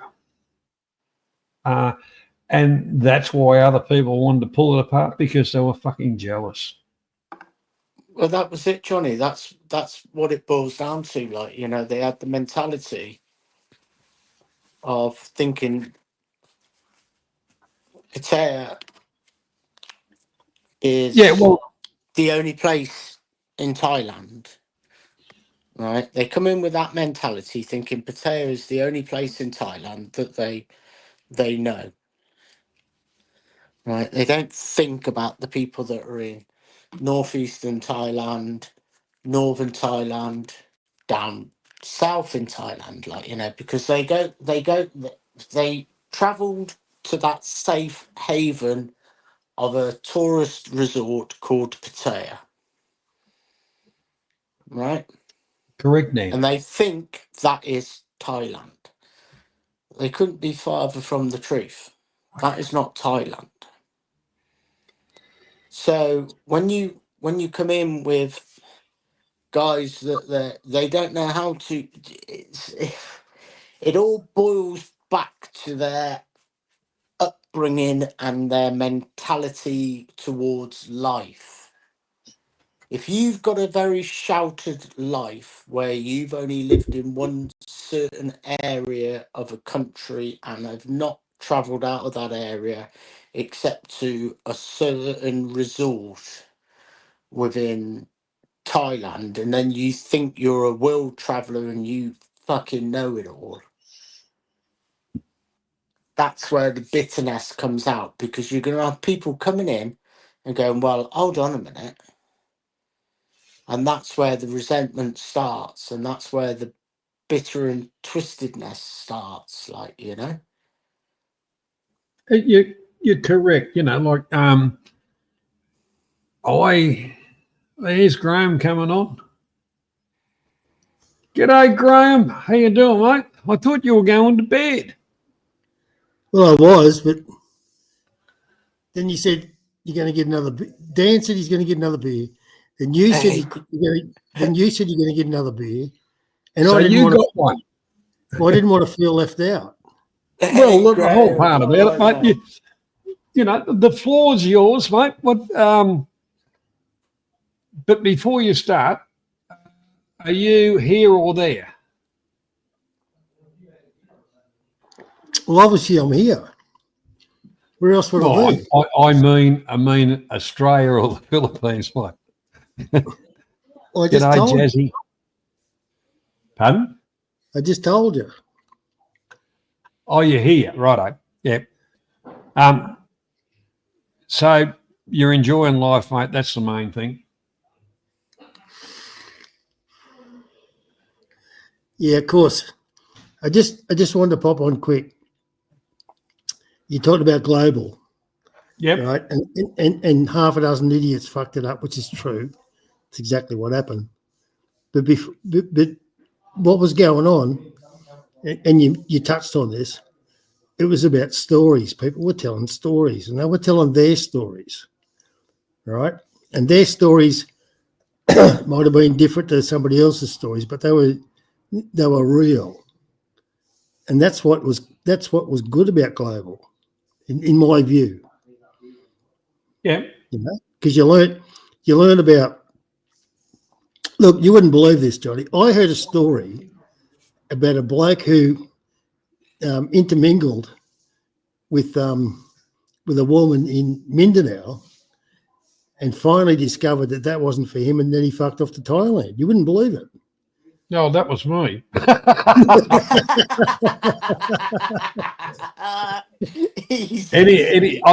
whole part about it is, as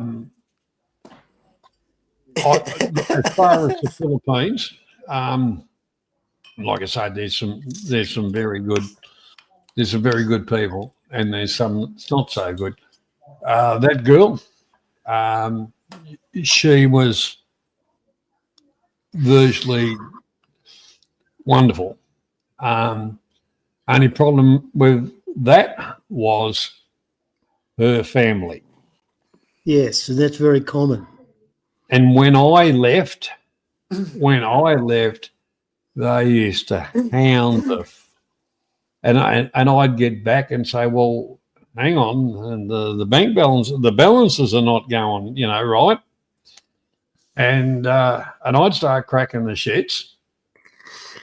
And in the end, I just said to her, well, the whole part about it, if you want all this shit to work, I've got it all in place. That everything, you only have to be half smart by saying fucking no. I said, the workers, you can tell them you didn't turn up that fucking day because you didn't sign in on the fucking time book, and don't lie. You're not getting fucking paid for the day, so don't ask for your wages at the end of the week, But that didn't happen with the fucking scabby fucking parasite fucking family. Yeah, but the point is that you had a story to tell and you told it. Yes. And when you think about, because there might only be half a dozen people listening at this point in time, but this goes out throughout the fucking world. So yes. in a year from now, some dude might fucking listen in that's just arrived in the Philippines, and he falls in love, of course, right? And then if he comes across some stories, it might give him food for thought, and it might make him think about what's going on around him, so he becomes a little bit situational aware. Now, if those stories aren't out there, that dude hasn't got a fucking chance. Well, you're right. you're right. Graham. But the thing is, we all learnt through our mistakes to a certain extent. Although, you know, I didn't walk across. I didn't go across there with the little head doing all the thinking. It was the big head doing the thinking. Yeah, we all tell it. Hey, we all tell ourselves that. Can I just say a quick thing here now, Graham? Yeah. I don't know if you have you listened to the vlogger or watched the vlogger Life in the Philippines. No. Now check that guy out, mate. And I tell you what, No, I I've listened lived- to. Sorry. Dan, just to give you a quick bit of background, you know, I've lived in the Philippines for years. So whatever those vloggers, whatever their experience is, I've already done it. That's I don't watch them anymore. You know what I mean? Years ago, Okay. if we went back, you know, 10, 12 years ago, I'd watch them all. Yeah. Because I'm trying to work it out. I'm trying to learn.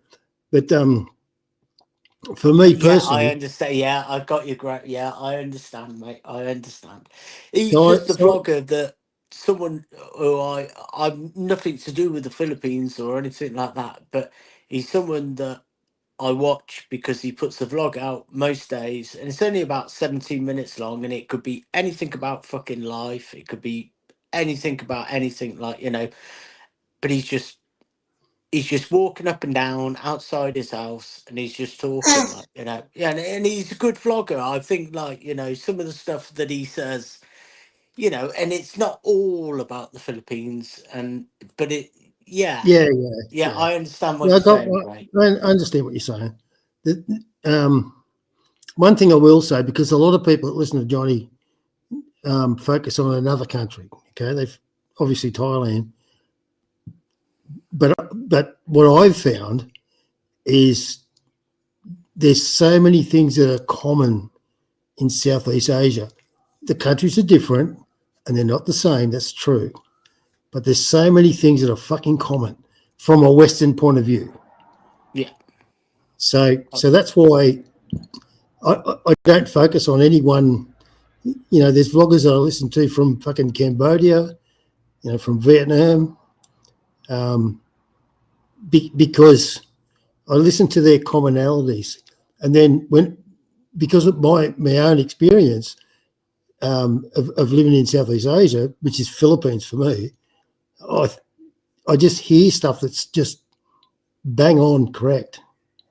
I think and this is what I was trying to say. Like, I think I was trying to say that, like, you know, I'm listening to this vlogger in the Philippines, and you can relate it to what's happening in Thailand, and that's what I think I was trying to say then, like, you know. And yeah, I mean, you've hit the nail on the head there.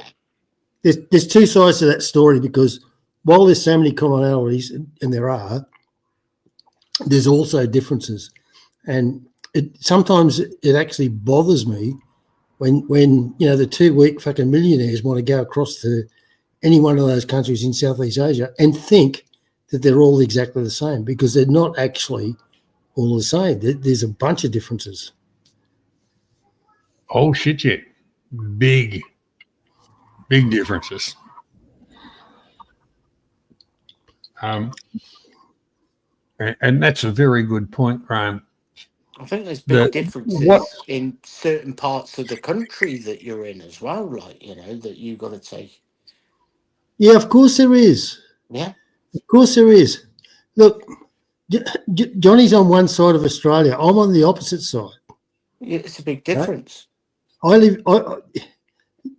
home base is the fucking most isolated city in the world.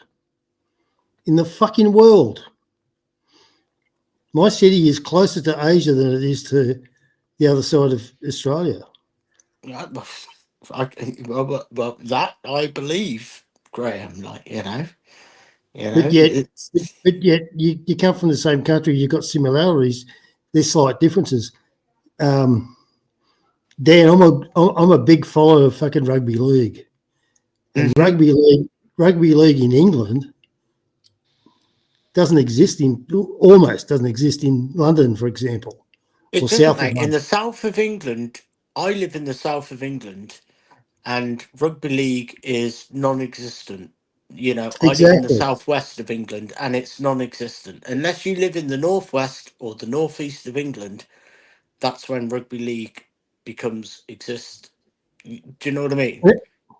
Yeah. If you live in Hull, right, you fucking worship rugby league. You and yet, Hull and yet, KR, and yet you are absolutely Hull KR, who just won the Super League, by the way, or Hull FC, yada yada yada. Yet Yeah. if you go down to London or south of London, Well, you people don't know what you're talking about. come south of Birmingham, mate, and rugby league is non-existent. I do not know. Like I said, I'm from the southwest, and I know Hull KR because that's. If you ask me to name 5 rugby league clubs in the United Kingdom, I could name Hull KR, and that's it. Well, my point is that even though it's one country, it's diverse. Yeah, exactly. Exactly. Now, I'm not talking about fucking skin color. I'm talking about culture. Yeah. You know what I mean? Like, so it's diverse. Exactly. Now, if England is diverse, why would another country not be diverse? Because it is. So if you go to America, for example, which is probably the biggest fucking country in the world via population, an area that's outside of China. You know, you get down to the southern side of it, America, it's very, very different culture to the north side. Same for east and west. Yeah. I mean, countries are diverse. You know, most countries are diverse. So if Western countries can be diverse, why wouldn't fucking Asian countries be diverse? Because they are. Mm-hmm. They just are. Correct. Well, if you take the Philippines, there's over 4,000 friggin' islands. 7 from the north, the north, the south, the east, and the west of the islands, different. Yeah. And you know what? The 2-week millionaires, when they fucking fly in, they look at them, and they go, "Oh, everybody's the same," and it's so fucking ridiculous. It's just so stupid. I mean, for example, and this is where the average guy that travels should investigate just a little bit of fucking history. So, for example, all right, the Spanish invaded the Philippines. They were there for 400 fucking years. 400 fucking years. Do you think Spanish soldiers went over there and didn't fuck anybody? Of course they did. And what happens when people fuck? They make kids, right? So there's Spanish blood throughout the Philippines, but it's not everywhere because they didn't invade everywhere. Okay, and before the Spanish were the Chinese, so they've got blood there as well, and it goes on and on and on. Oh, don't forget the American occupation and rule there for a while. Well, the Spanish Civil War, when the Spanish Civil War broke out at the turn of the century, in the early 1900s, the Americans flocked the Philippines to fight the Spanish. They actually kicked them out. They actually fucking kicked them out. Well, what do you think the victors did? Because there was no Spanish women to rape and pillage. There's only Filipinos. You see, I always wondered where that American-Filipino connection come from. And it was during the Spanish Civil War. Yeah, well, it came back I after didn't realise the Second World War when MacArthur went back there to but that Bohol. was just cemented it. And No, then yeah. we've the whole history of it, America's kind of been in the background. Forget about the other countries that helped as well, but America took the fucking waved the flag and said, "Look what we did." There was The Americans were the ones that gave the Philippines back to the Philippines. That was one good thing they did. Yes, but what they did was turn of the century, Spanish Civil War. The Americans fucked off the Spanish because they're just superior, so they fucked them off, and then they left everything alone, right? But they were in charge. The Yanks were in charge, right? But they were in the background. Then comes World War II, and they got booted out. Basically, got booted out by the Japs. And that's where MacArthur went. I shall return, and he did return. To be fair, and then after the Second World War, everything was fucking American, everything. So if you fast forward to today, where and Dan, you would have heard this. Oh, Philippines, they've got English everywhere. And that's fucking true. But they've got American English, not English. and as a fucking Brit, it's not the same. It's close. No. It's close, but it's not the same. So that's what they've got today. So all this stuff, people go there in 2025, first time and all that sort of shit. And they look at what's going on, but they have no understanding of what I just told you. You're right, they'd have no idea because they watch some other fucking 18 or 20-year-old fuckwit running around throwing money around in the slums, thinking he's being a little god. He might get his cock sucked, whatever. But the whole part about it, he's degrading the people, number one. The second part about it is the parents that brought that cunt up should be flogged to fucking death because you bring up your children to have respect for fucking others until they don't deserve it. Well, now you're in a different realm because now you're talking about generational respect, and you and I spoke about this before, Johnny. Every generation seems to have less respect. They just seem to have, in my view, they just seem to have less respect in general, right? So then they fuck off to Asia. They watch videos where some sleazebag Westerner picks up some tart that he pays for, right? She ain't free, and he bangs the shit out of her for like 24 hours or 48 hours, and then you fast forward to a tourist who comes over and thinks that he can do that with any girl there, without understanding that what he was watching was a prostitute. I know where you're coming from now, Graham. The other thing, Graham, is the consequences of getting it all wrong. It can be, you can pay the ultimate price. Yeah, that's life or death then. Or pay the, time in jail, a lot of money, or you're fucking dead. That's right throughout Southeast Asia. If you really start disrespecting people and carrying on, you'll disappear. Yes, the Pattaya crocodile farm doesn't live on chickens alone. Put it that way. What was the case of the American guy in the Philippines who was like lending money and he was taking the Filipinos for granted, and like lending them money at like high rates, and the next thing you know, he's found fucking murdered. And no, he hasn't. They haven't said he's been murdered, Dan. The thing is, he'd been abducted by the Abdu Saif. Yeah, and the whole part about it, he'd been taken out the back and dealt with because. Was it in the Philippines or was it Indonesia. That was Philippines. That was down in Yeah. The Zambon, Philippines, was it? which is Zambonga. And then, island of Mindanao. and that's taking people for granted. Like, you know, that's just like he was that apparently, from what I can gather, like, you know, he was obviously running out of money.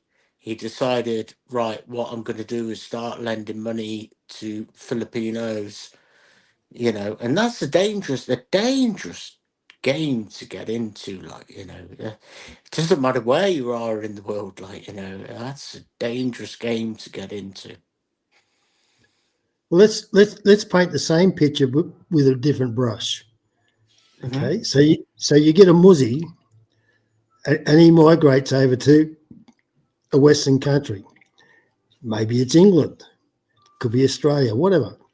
And he sits there, and he thinks in his Muzzy mind that he can behave like he did back home. He thinks he can do whatever he likes according to the rules of where he came from, not where he is, where he came from. Yeah. Is that any different to a Westerner going over to an Asian country and trying to pretend that he's a Westerner in an Asian country? It's the same fucking thing. Like thinking, it's the same thinking, you know? So just as we can recognise, you know, when some foreigners come over to our country, we expect them to behave to our rules, not their rules. Well, Asian countries are the fucking same. Yeah, exactly, Graham. Like, you know, It's very because simple. I'm thinking of cases now where I could mention it, and yeah, I know exactly. And so it's a confusing situation where we're going through at the moment in the world. It is, because What do you think the outcome will be, Graham? Do you think everything will just stabilize, or do you think it's just going to go to fucking pot? I'm not a person, right? I'm going to tell you now, Graham. I'm an ex-British Army lad. I've served for the Queen and the country and all that sort of fucking shit and all that sort of stuff, like, you know. But I'm not far right. I'm not far right. I agree with, like, I agree with immigration. I agree with people coming from war-torn countries that need to be rehoused. Yeah, I totally agree with that. But I'm going to have to go because my missus is going to call me now, mate. I cannot finish this. We'll save that. We We'll can save finish that this conversation. again. I've got to go now. You take care, guys. Thank you. All right. Well, Thank you, save, Graham. Thank save you, that Johnny. thought to next week. That's what I was saying. Yeah. Definitely. Take care, Graham. Take care, All right. Johnny. Cheers, Thank you mate. very much. See you, Thank you. Dan. Thank you. Now, the one thing, Graham, that I've always said,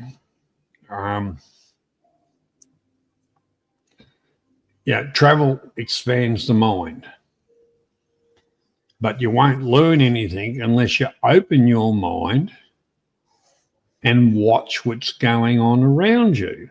Then you will start to understand. Yeah, I think where people get confused, when you say that sort of thing, they assume that you're expecting them to agree with everything, right, that's going on around them, and that's not what it's about. It's more about being aware. You don't have to fucking agree, all right? Like, for example, you mentioned earlier about the Filipina and the family, right? Yeah. Well, I don't agree with that, and you don't have to agree with that, but you do have to understand it. Because if you don't understand what's going on around you, you're not going to be able to make informed decisions. It's just simple. Correct. You know? I remember the clincher on that, to a certain extent. The older brother, because the father was supposed to be dead or whatever, you know, when I first met up with the whole deal of it. And, Yeah. anyhow, the whole thing about it was the girl I met up with, you know, lovely. And she couldn't really cook, couldn't, you know, but she did a few things very well. But anyhow, taught her. And she became very good at it. But the other part about it is it opened her mind, and she, you know, looked at what was going on around her. And I taught her, said, you don't buy shit. You buy the raw ingredients, you fucking make it yourself. But anyhow, that's where I came from. But the thing is, I remember one day I got over there and I think I did an 8-month stint over here. Yeah, the long hours, the whole lot of it. I got on the aeroplane in my working uniform type of thing. And the bag that I used to carry around fucking from motel to motel for fucking, you know, 8.5 fucking months. And I headed off and landed in Manila. And I thought, no, fuck it. I'd had a late flight and I had an early morning down to Jansan. And I thought, no, if I go into town, I'll probably run amok. Because I know myself, you know. Yeah. And yeah. I thought, no, I'll go to the, you know, I'll go into the thing, right, you know, into the airport type of thing. And I'll just have a few beers. And they had that little fucking smoke shack thing that, you know, food joint. Yeah. That's going back a while. Yeah, well, anyhow, got to go in there for a little bit, have a smoke, couple of beers, flop out found a nice corner, and just, you know, flopped out, had a bit of a fucking snooze. And then somebody was giving me a bit of a fucking prod, and it was one of the stewardesses. Because it was really hard to find me because I was the only fucking foreigner there in the airport. That, you know, going to that flight on the gate, you know. And I headed down. I got to Jansan, and this is something you learn as you get. First time I went there, was you know, how do I get into Jansan, you know, and it was taxis or whatever. G'day, Tony, how you doing? Welcome along, mate. How you going? Anyhow. Oh, just telling a few stories, mate. And anyhow, after a bit of time, there was a couple of hotels that used to run courtesy buses from the airport. So instead of paying for a taxi, because I wasn't staying at their fucking hotel, I used to jump on the bus and they say, yeah, no worries. And I'd just jump up in the hotel, and it was probably 200 yards down the road from where I wanted to go. And I just fucking, everybody was walking into the hotel and I'd be walking down the street saying, fucking beauty, I've got a free ride. You learn that type of shit. But anyhow, I remember this one morning I got there, opened up the fucking door, and it was like rabbits or mice under a spotlight. The fucking cunts going everywhere. And I said, what the fuck's going on here? What are all you parasites doing here? Oh, me cousin and And anyhow, I told them all to fuck off. And then her and I went to a little restaurant-y thing that had opened up, and it had a little rooftop-y thing, and you could look over the Sarangani Bay. And I thought, yeah, that's wonderful. Next thing, the brother fucking turned up with a few of his fucking mates, and I said, well, what are you doing here? He said, we're having dinner. And I said, well, that's good. Make sure you're paying for it, because I'm not. And he says, you owe me. I gave my sister to you. And I said, you fucking idiot. So I hung the cunt over the fucking edge of the building, and I said, you want to retract that stuff. Otherwise, you're going to fucking die. And then his mates fucking lifted him back up, and I thought, fuck this cunt. We got back to the house, which I fucking paid for, and my name's still on the fucking title. But at the end of the day, I give him a fair fucking flogging, a fair fucking touch up, and kick the cunt to the fucking out in the fucking street and said, never come back here again. But he kept on coming back and all. But no, I said to his sister, I said, well, the whole part about it, you've made your decision. You want your family. Well, see you fucking later. Hey, Johnny, g'day, Graham. Yeah, I've been listening to you last 15 minutes. It's common, those stories, yes, but it's not all families. I must have been lucky, Johnny. I don't know. But I never had that. I had a little bit in the beginning, I suppose.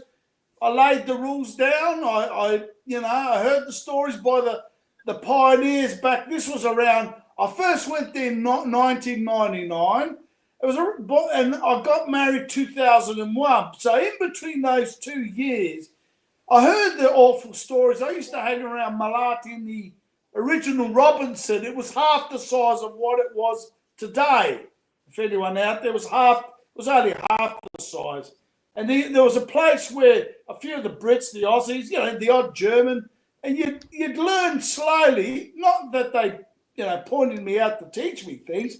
You heard the horror story. So I don't know, but yeah, over to you, Graham. What do you reckon? It's very simple.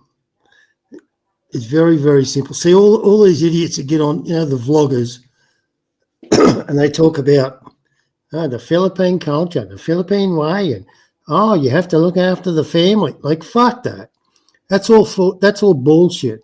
What you do, I mean, I get it, nobody's listening, but if a young bloke was listening and he was thinking about going to the Philippines, he should know this. He should understand what the locals do. He should observe what the locals do, because the fucking locals do not fucking pay money to family. They do not look after family. They don't do any of that bullshit. Exactly. Yeah, you're right. It's a trap. It's a con that's been spun for the fucking rich foreigners. How are they rich? Well, they flew there. They could afford a ticket. They must be rich. Yeah. They just need that's an interesting one, Tony, because virtually every Filipino can say, oh, where do you come from? Oh, I come from Australia. Oh, your dollar is doing very well against the Philippine peso. Yeah. They've got no clue how the fucking dollar is matched to the peso. They have no idea. They just spurk it. They just say it. Right, but the one thing that I noticed, I didn't go there throwing around money. I had no fucking thing. What I used to do was I used to say, and her name was Rosalind. I used to say to her, you manage this kind of part of it, and when I'm saying something, to translate it, you say as close as you friggin' can to what I'm saying. And I used to dress people down.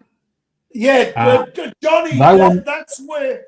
Sorry, mate. I know your character after 5 years. You know, through the Meanie channel, and yeah, you don't suffer fools, and I No. just yeah, and I know you're more of a, you know, you know, and I think you came along, you came over in those suppose in the early days as too much of a as a brute in their particular, because you know there's different type of social, you know, there's the higher cut, the educated, and then you've got the poor bugger class, which is the dad rides a pedicab. They're all uneducated on the whole, or basic, you know, and yeah, those, they take it a little bit, if you lay down the rules a bit rough, you know, what you and me here, it's not, but to them it's magnified. If you come across, piss off, tell your brother or your dad, nah, it's not going to happen like that.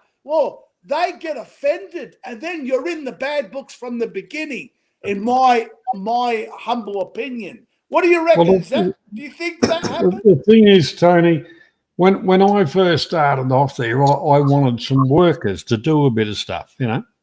Yeah. And I knew for a fact skill levels were on different levels, and pay. I did my homework before I went, and the structure of a massoon to a you know, because everybody was a carpenter, everybody was what they fucking weren't. They were liars. The whole part about it, I used to say, I'll judge your skills. Don't tell me what your skills are. When I give you a task, I will know what your skills are, and you'll be paid appropriately. Mm. And I assembled a very good crew. And then other people who would say, well, yous are doing very good work. Can you do some work at my place? And then I'd have the crew going around. And that's how I started my little construction company. And I kept there was about 6 core people, and I'd have smaller jobs lined up for them to do, which I wasn't there. So Rosen was supposed to collect the dollars, look after shit like that.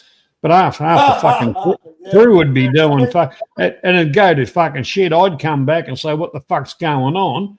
And people would be whinging to me. The crew didn't do that quite the way I wanted it to. I'd get onto them and say, you did a fucking slimy, you fucking maggot. And I didn't mind, straight out in public, you keep fucking punching their fucking lights out.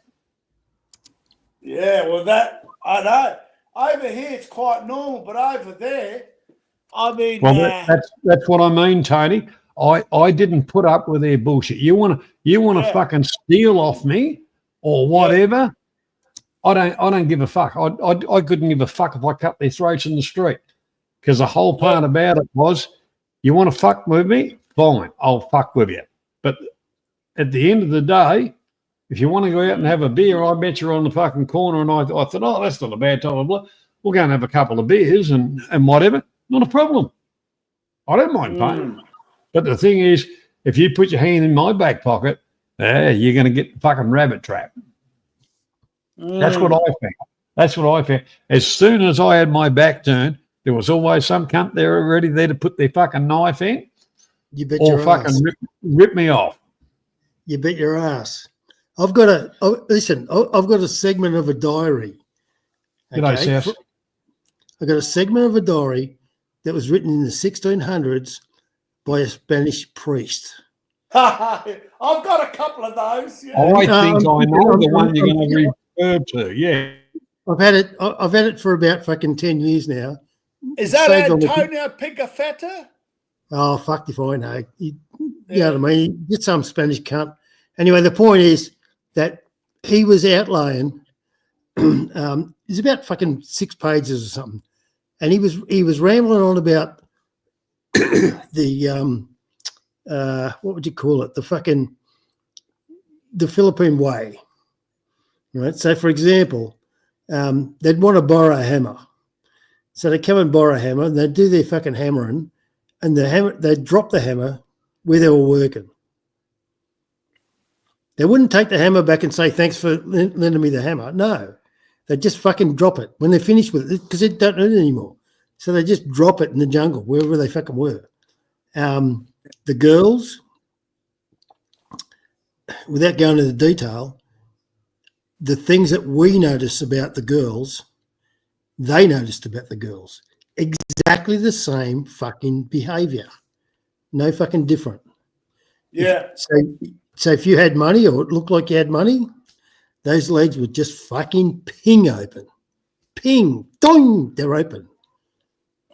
400 years ago. 400 fucking years ago. It's So- yeah. There's no improvement.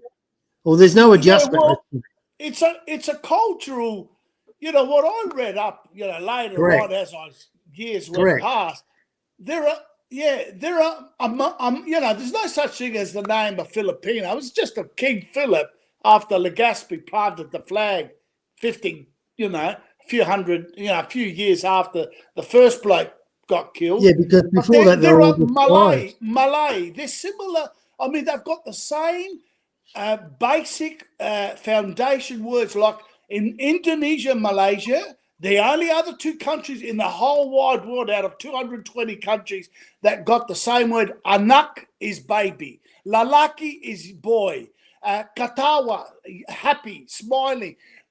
And Filipinos have got those. So that's how you know they're a Malayan cultural sea people with basic, but geography, because of those, all those three countries are islands, apart from Malaysia, which is joined on the bottom of Thailand.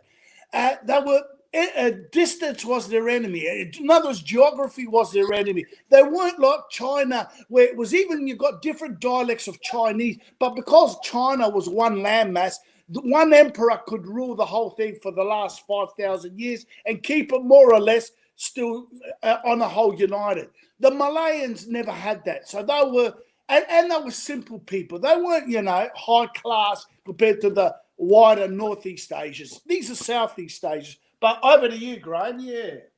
Interesting. Well, let's just bring this in. Any prime minister of the Philippines, in his term, he could not visit every island in the Philippines and spend a day or two there, because there's over 4,000 fucking islands. And when you get down into Mindanao, there's some of the debated, when you get around Sulu Island and stuff like that, right down the bottom of down on Mindanao, Sambunga, head towards Malay. Half of them haven't seen a prime minister. They wouldn't even know what the cunt is. They only see him on TV while they're watching Wah Wah Wee. Yeah, you talked about the president. Oh, And president, whatever, The reason, but the reason the president doesn't get, look, the president will get, obviously he's in Manila, right, and he'll go to Northern Luzon, up in Baguio, where they have the presidential residence, which is like a bit of a palace, right? He'll go to Cebu. Cebu's the second biggest city in the country. He'll go there, but he won't go anywhere else. And the reason he won't go anywhere else is because everything else is beneath him. Yeah, well, So they have that hierarchical fucking bullshit, you know what I mean? Where, and it's a terrible, terrible situation, but that's what they do. And you can't change, Western people can view this and that and have criticisms, but we can't change anything because they have that fucking tribal mentality where the tribe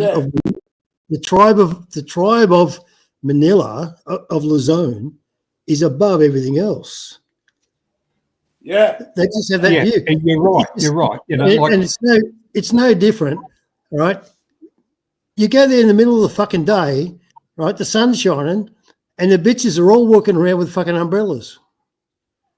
Yeah, because they don't want to be. It's one of those cultural things. It's just like that's the same as Tolkien. The darker you are, the less Yes, Value. in their eyes. status Yeah. you have. The lighter the skin, that means you're a better quality of person because you're not just a common worker. Yeah. So then the point of what I'm saying is that they have this view about hierarchy. Yeah. They just have this view. So, like you just Colour. said, Johnny, the whiter you are, that means that you're posh, and if you're dark, that means you're a fucking shit kicker. Yeah. So, Yeah. so when it comes to the president, you'll go to Manila and he might go to Cebu. He won't go anywhere else. Why? Because it's all beneath him. Yeah. Have you noticed Graham and Johnny? Well, because I was only there 3 months ago. Have you noticed, on the whole, let's say there's 115 million of them, or close to 120. At least 120. 90 million. How much? It's actually 118. Yeah, so yeah, that's right. 115 to 120. Out of all that, so 180, I'd say at least 90, 95 are what we call the very brown-skinned Filipinos, especially the men most, but like pure Malay. They've got no hint of Spanish or Chinito blood, or the post-World War II, the half German, the half American, the half Brit. So they're the pure Filipinos, right? Now, have you noticed? Tony, no, that's not correct. The only genuine Filipinos are Igorots. Yeah, I know. Listen, and the only reason that the Igorots are pure is because they were headhunters. And the Spanish would not fucking go near them. They were fucking scared. They lived up in the mountains. Yes, and they used to cut their fucking heads off and then hang their heads in trees for others. Now, what you mean is culturally they still remained to the end with all their, there was no, but there's only a choice. There's only a choice few. All right, we're talking about maybe 150,000. Out of 118 million that are genuine Filipinos. The rest of them are all fucking mixed. No, listen. I know where you're coming from. You mean that's not only their race, but culturally they weren't interfered with by the Spanish system and also the American after them. I'm talking racially, even the Catholics, culturally they became Westerners because of the Catholic Church, the friars and all that. But I'm talking racially that are still hardly you can see them in the provinces. They're not, there's no long noses. There's no. But anyway, that's not my point. My point is you don't see those type of Filipinos, the ones with the wide little nose, which they all somehow have convinced themselves that they hate. You don't see them on the television. Who do you see on the television? All the half, the half Germans, the half American, the half Spanish, the half, or the Chinese. Wait. All right. You're correct. But the half is white. Yes, of course. So whether it's Americans or Europeans or whatever, it's always half. Mate, trust me, I know, because I've got a little bloke over there. And everybody, well then everybody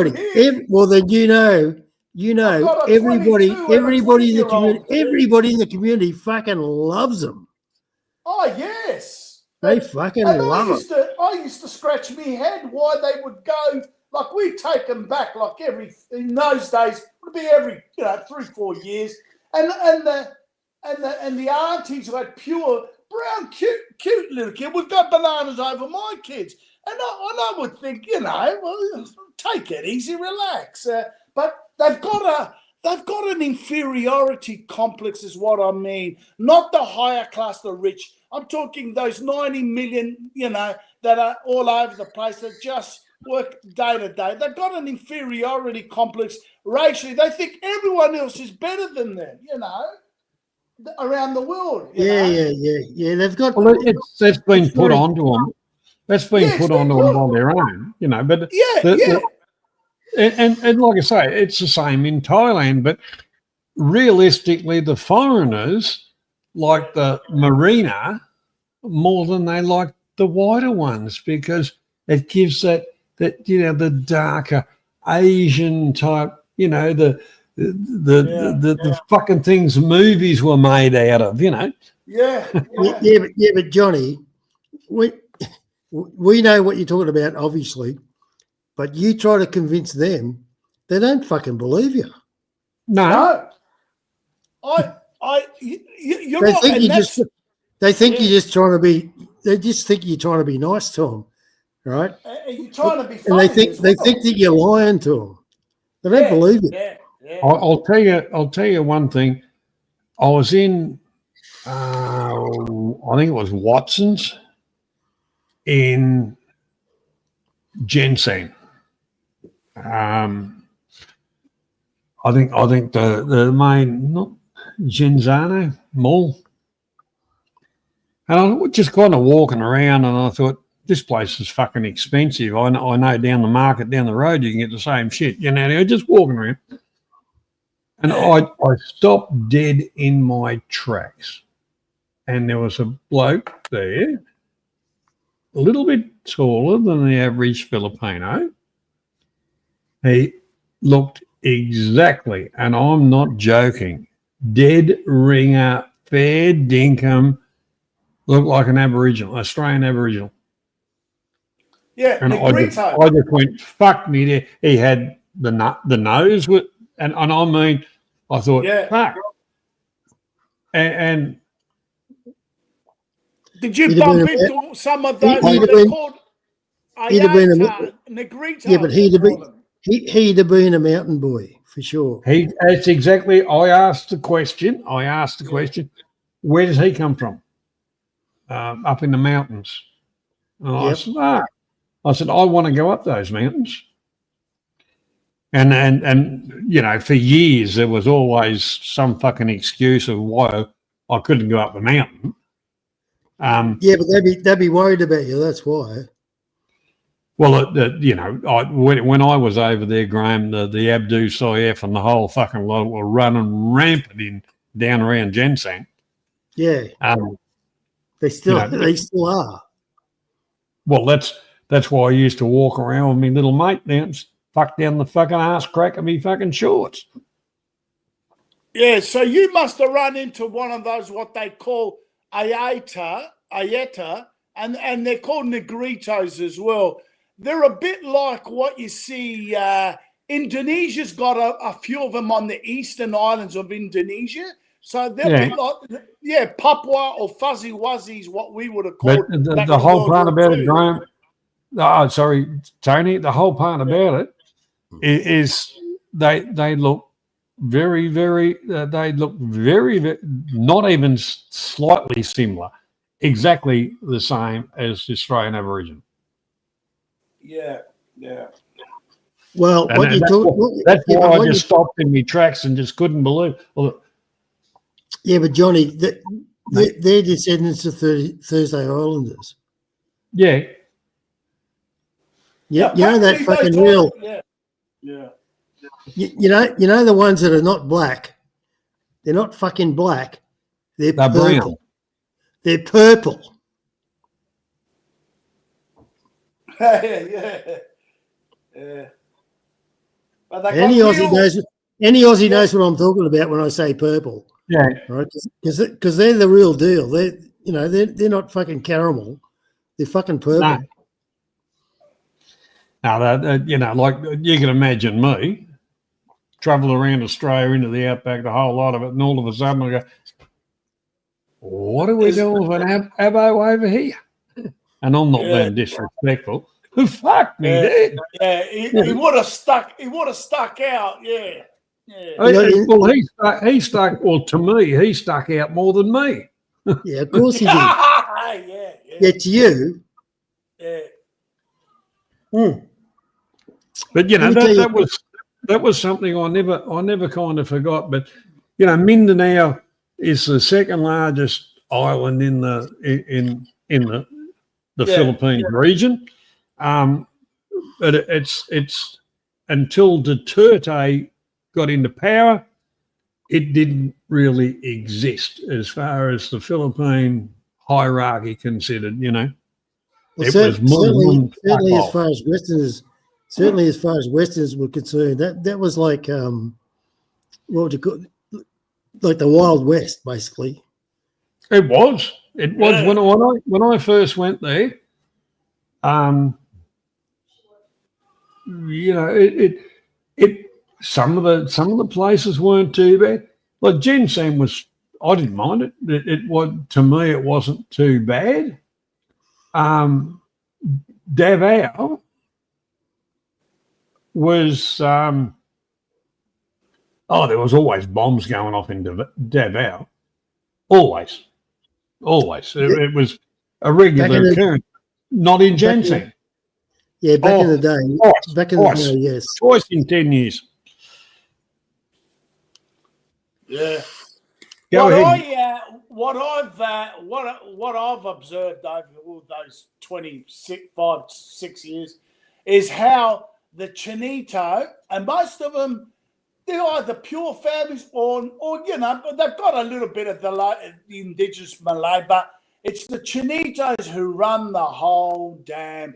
Now, maybe because of their talents or brain-wise, they were more gifted, and because you see it also not only in the Philippines, in Southeast Asia. You go to Bangkok. I mean, who do you think that lady and Thaksin Shinawatra, they're all ethnic Chinese. The secret is that they don't say it often. You know, the Chinese of Southeast Asia, now they're different from Chinese from China, who was for centuries, you know, I mean, like these families have been for 300-400 years. In the case of the Philippines, they came with the Spanish needed them. They gave them, that's why that place called Binondo, over the bridge from Intramuros, the first fort, they let them stay there. They would never let them sleep inside the fort because they used to lock the gates because they didn't trust no one, the Spanish. But Binondo started, that's where the first and the oldest Chinatown in all the world outside of China. San Francisco. It's not San Francisco. Manila's Chinatown, Binondo, the one where you go over a bridge, you can see the first arch. I was there actually just before I left. That's the oldest Chinatown. Anyway, so the Chinese needed them because they were the middlemen in between China and Philippine. Manila especially was the meeting place where they would bring their porcelain. The Spanish would sell them silver ingot, and then the galleon trade would go right down to Acapulco, swap over, and load them onto new ships to go to Seville. That's what was happening, what they called the galleon trade for centuries. But anyway, the Chinese in Southeast Asia, there's another word if you want to use it, they are the Jews of Southeast Asia, the Chinese. They've grown rich in Singapore, Malaysia. They take over, like, because the indigenous people in Malaysia and same in Indonesia. Look, I just wrote somewhere, they slightly changed their names, of course, because they don't, and their women obviously don't wear the Muslim headscarf in Indonesia. You can see them. Their daughters are here, coming here, studying in Sydney, in Canberra, whatever. But straight away when they graduate, bang, straight to be part of the elite Chinese families of Indonesia, of Malaysia, of Philippines. And they are what you call the Jews of Southeast Asia. Those Chinese, they're talented because of business, and they've taken over. And in Thailand, you can see it with that daughter that got busted talking with the Cambodian bloke. I mean, you just have to look at them. They don't look like the indigenous brown Thai women. You can tell how white they are, and that proves the point as we started. But over to you. They've taken over Southeast Asia. They control the economy by the balls, and they are the elites. They are the elites. And by the way we're going, Pauline Hanson warned us 30 years ago, be careful. Now we've been overrun in Australia by the Asians. But anyway, it's not the Asians that realistically, like, No, we're the Chinese, I mean, yeah. One of our problems is with the current government is we've got a virus that's hit the country that's worse than the disease we had to have, and it comes from India. And our government's given them $80,000 if you want to start a business. So of course a few of them get together and I've got this money, and they do. Yeah, but and they get directed to certain areas by the government because the government has lagged and lacked on what they were supposed to supply to the people. They give some money and all that to the Indians that are coming in. Oh, yous build that, yous do that. We'll help you. Here's money. And that way they keep right out of it. What a load of shit.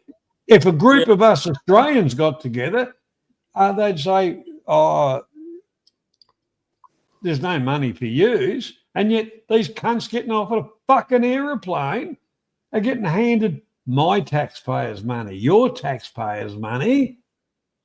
Get fucked to them. Get fucked to Albanese. If they're talking about entertainment at any of the sporting things, bring back capital punishment and hang all these fucking bastards. That'd be a wonderful thing to see for halftime entertainment. If you take a step back from what that girl was talking about fucking over 30 years ago. Yeah.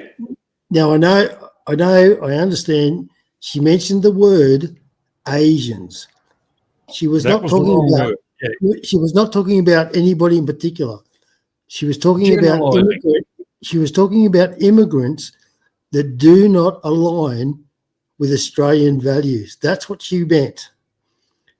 She used the word Asians as a generic term. In hindsight, probably wasn't the best fucking wording, but what she was talking about was inviting people that do not align with Australian values. It's very simple. Well, actually, Graham, the word is assimilate, and we've got far too many people that do not assimilate because of bullshit from the UN and all those kind of fuckwits that we've got nothing to do with. And they shouldn't even be in this country. And as far as I'm concerned, it might sound racist, but fuck them off back to where they come from. They don't. They won't assimilate. We had, all right, Graham, we had the Italians, the Greeks, and all the rest of it. We go, oh, then, but they, everybody assimilated. Yeah. Everybody assimilated. Yeah. But you get half these, half the Muslims, they want to assimilate. They want to do their own thing. Well, on the second page of the fucking visa, it says, will you abide by Australian law? Yes or no? Yeah, but they don't. They say yes, but they don't. So fuck off. But Johnny, right, yeah. Graham, hey, Tony. Yeah. I don't know exactly your age, but I have a feeling that you may remember. You may remember a movie, an Australian movie created in 1967 called "We're a Weird Mob." Yeah, with the Italian there, they had the bloke playing the Italian. Bingo. Yeah, it was Bingo. Now, hang on. Think about this. 1967. Yeah. Not 1997, not 2007. 1967. Yeah. And what was that movie about? It was about a dude coming over here and fitting in to the Australian way of life. That's what that fucking movie was about. Yeah. Well, when the bloke, what about with the fat bloke in the pub saying, it's your shout? He said, shout? Why I have to shout? He said, no, I mean, it's your shout. That's part of the movie. Yeah. You remember that? Well, if you go on from that. He said to him, it's your shout. And the bloke playing the Italian said, why do I have to shout? He said, no, I mean, it's your shout. Your turn to buy me a beer. Yeah, sure. Yeah, sure. That was very funny. Yeah. But the point of the fucking, listen to me. Yeah. The point of that fucking movie was about when they were digging the foundation. Do you remember when the fucking Italian cunt had that fucking mattock in his hand and he was fucking chopping away, right? And then they bore down, you know, the Australian sun, and it was fucking hot and yada, yada, yada. And he was fucking, and he never stopped. Yeah. He never fucking stopped. He wanted to stop. He was fucked, but he never stopped. And then at the end of the day, what did the Aussie do? He bought him a fucking beer. Yeah. He bought him a fucking beer. Yeah. Because you know what he said? Listen, boy, you've towed the line. You've earned the respect. Yeah. Now you think about that. That's that's a simulation. Yeah. Yeah. Right? Remember the old song? I don't remember the one. Yeah, the Italian bloke or Italian Greek, whatever. When they talk about the MSC and the man the kick of the goal. Remember that one? Yeah. But you see how look, think about this. You look at how the view has changed. That movie was 1967. Yeah. Where the Australian people were saying, hey, you come over here, you fucking dig our ditches, you slot in line with the rest of us, and you're all good. That was the message in 1967. Look at the message today. Come over here, sit in your little fucking circle, do what you like, right? Run around the fucking paddock with fucking machetes, and we're happy. Yeah, the Africans. You know what I mean? Like it's a big difference. Yeah. It's a big difference. Yeah, but that.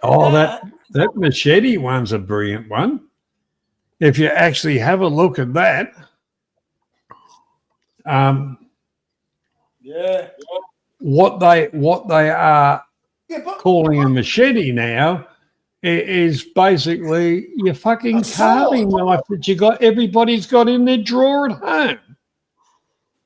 Yeah, in some cases, yeah, but the whole part about it is you don't take that out in the street. You know, it stays in the kitchen. But you know, if some copper come into the fucking, that knife's too big, that's a machete.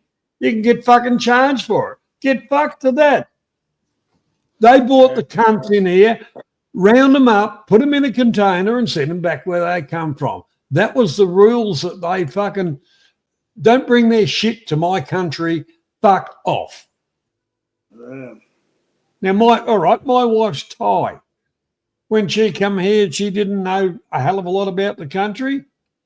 She's probably more Australian now than I am. She'll tell you to fuck off quicker than I will. What year did she come over here? How many years she been here, Johnny? Because I know you did years in the Philippines. My Thai wife's been here about 10 or 11 years. Okay, all right, yeah. Fair enough, yeah. Yeah, but going back, sorry to go off track, but Philippines, yeah, because of Graham's from that genre. I know a lot of your other guests are in the Thailand, but yeah, isn't it amazing how Philippines is ruled by super elite Chinese families, and it has been, because I put it down, apart from the ones that are half bit of Spanish, the only pure Spanish are the Zobel Ayalas. They're the only leftover that are pure Spanish. Even when they send their sons, they go to Spain to bring a wife. They don't marry a pure Filipino or a Chinese Filipino lady.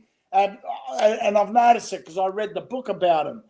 They're the last, and they were landlords, and they got super rich because they had all the land in Makati. When Makati was destined to become, before BGC, where the business districts, they hit a bonanza. And that's how they plus they had businesses before, even after, they still remain during American rule. But apart from that, the rest are, look, the Gokon Way family, they own Cebu Pacific and all these other businesses.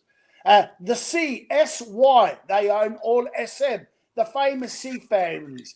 What's it called? The Ang, Raymond Ang, ANG, he owns San Miguel Corporation, who's building the new airport. All their tycoons are Chinese.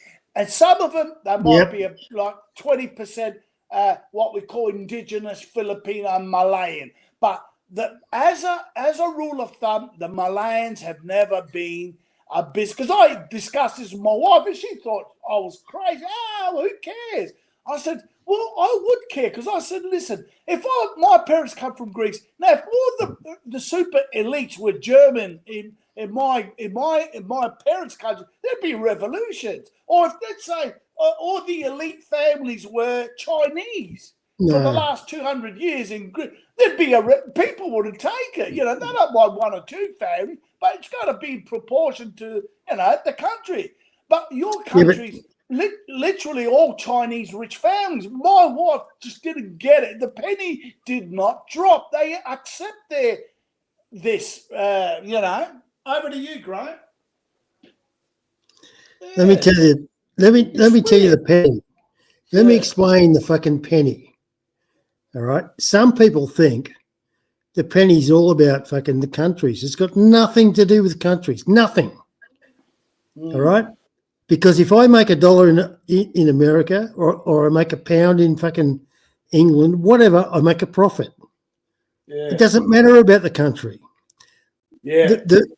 Honestly, the rich people, and I'm talking about the elite, they don't give a fuck about countries. They don't give a fuck about countries. That's true. They give a fuck about profits. They don't care. Yeah. Listen, if they make $100,000 in Australia, Philippines, Thailand, China, they don't care, because 100,000 is 100,000. That's what they care about. They care about the profit, not the fucking country. The only people they don't care about patriotism, especially if you're descendant from people that never came from that land. You're right. There's no it's only fake patriotism.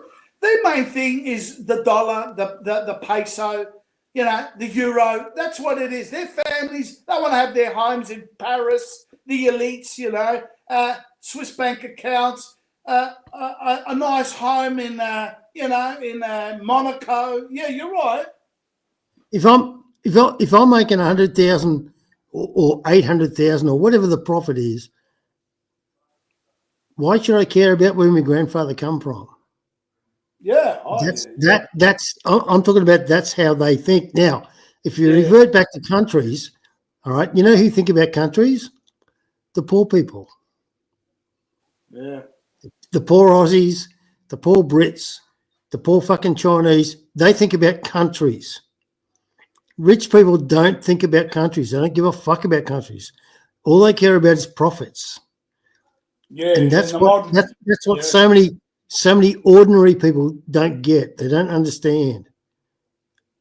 They say, "Oh, why is my country doing this? Why is my country doing that?" Well, it's because of the elites. It's not because of fucking countries. It's got nothing to do with the countries. They don't give a fuck about countries. They just care about profits.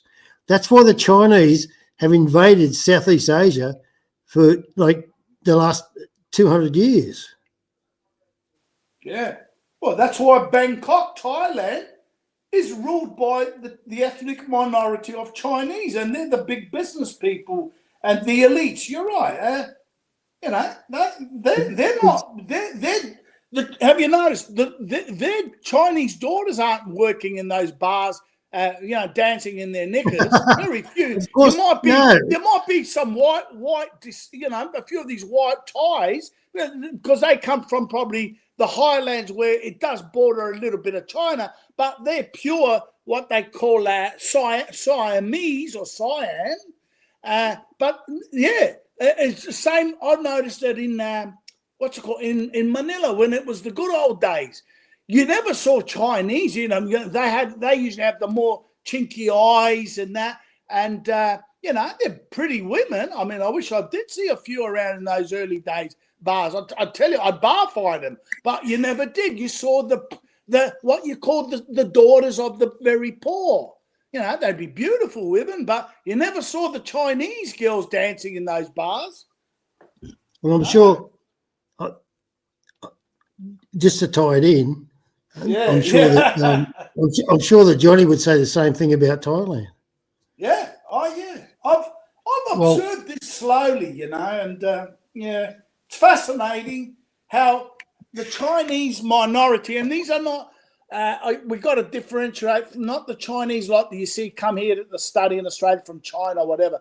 I'm talking these 200, 300, 400-year-old descendants that are left over in Thailand, in Indonesia, in Philippines, in Malaysia. You know, the British were bringing them in Malaysia. In their case, the British needed them to farm tin and rubber. You know, when the British had Malaysia and Singapore, that's why they needed them, because they realised, and I read the journal, I checked it out, went to the South Australian Library, got a fantastic Royal Society library in Adelaide. It's called the Mortlock Library, and I looked that up years ago. And because the British said the indigenous Malaysians didn't want to show up for work, and I thought, oh, that's how the Filipinos are. And I thought, no wonder the Chinese during the Spanish day literally took over trade. They were the big middlemen. You know, the Spanish could deal with it, but they couldn't deal with poor buggers who just fished and hunt. They were very simple, like almost like part of flora and fauna. You know, the indigenous Philippines. That's the thing, Tony. If you get the indigenous here, they were hunter-gatherers. They were hunter-gatherers, and they were classed as fauna and fauna. Yeah. And the whole part about it, if you go through a lot of it,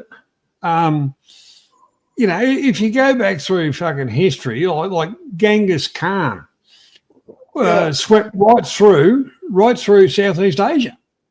So who's who up who in the zoo, but, you know, and you follow some of that history, although there's some blank spots. But I can tell you one thing that I did like about Thailand that I didn't like about the Philippines.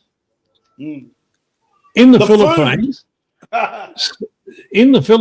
some cunt will rob you, and they'll be smiling or whatever, and they'll come back the next day and you know, I didn't do anything wrong. I went to church and confessed my sins.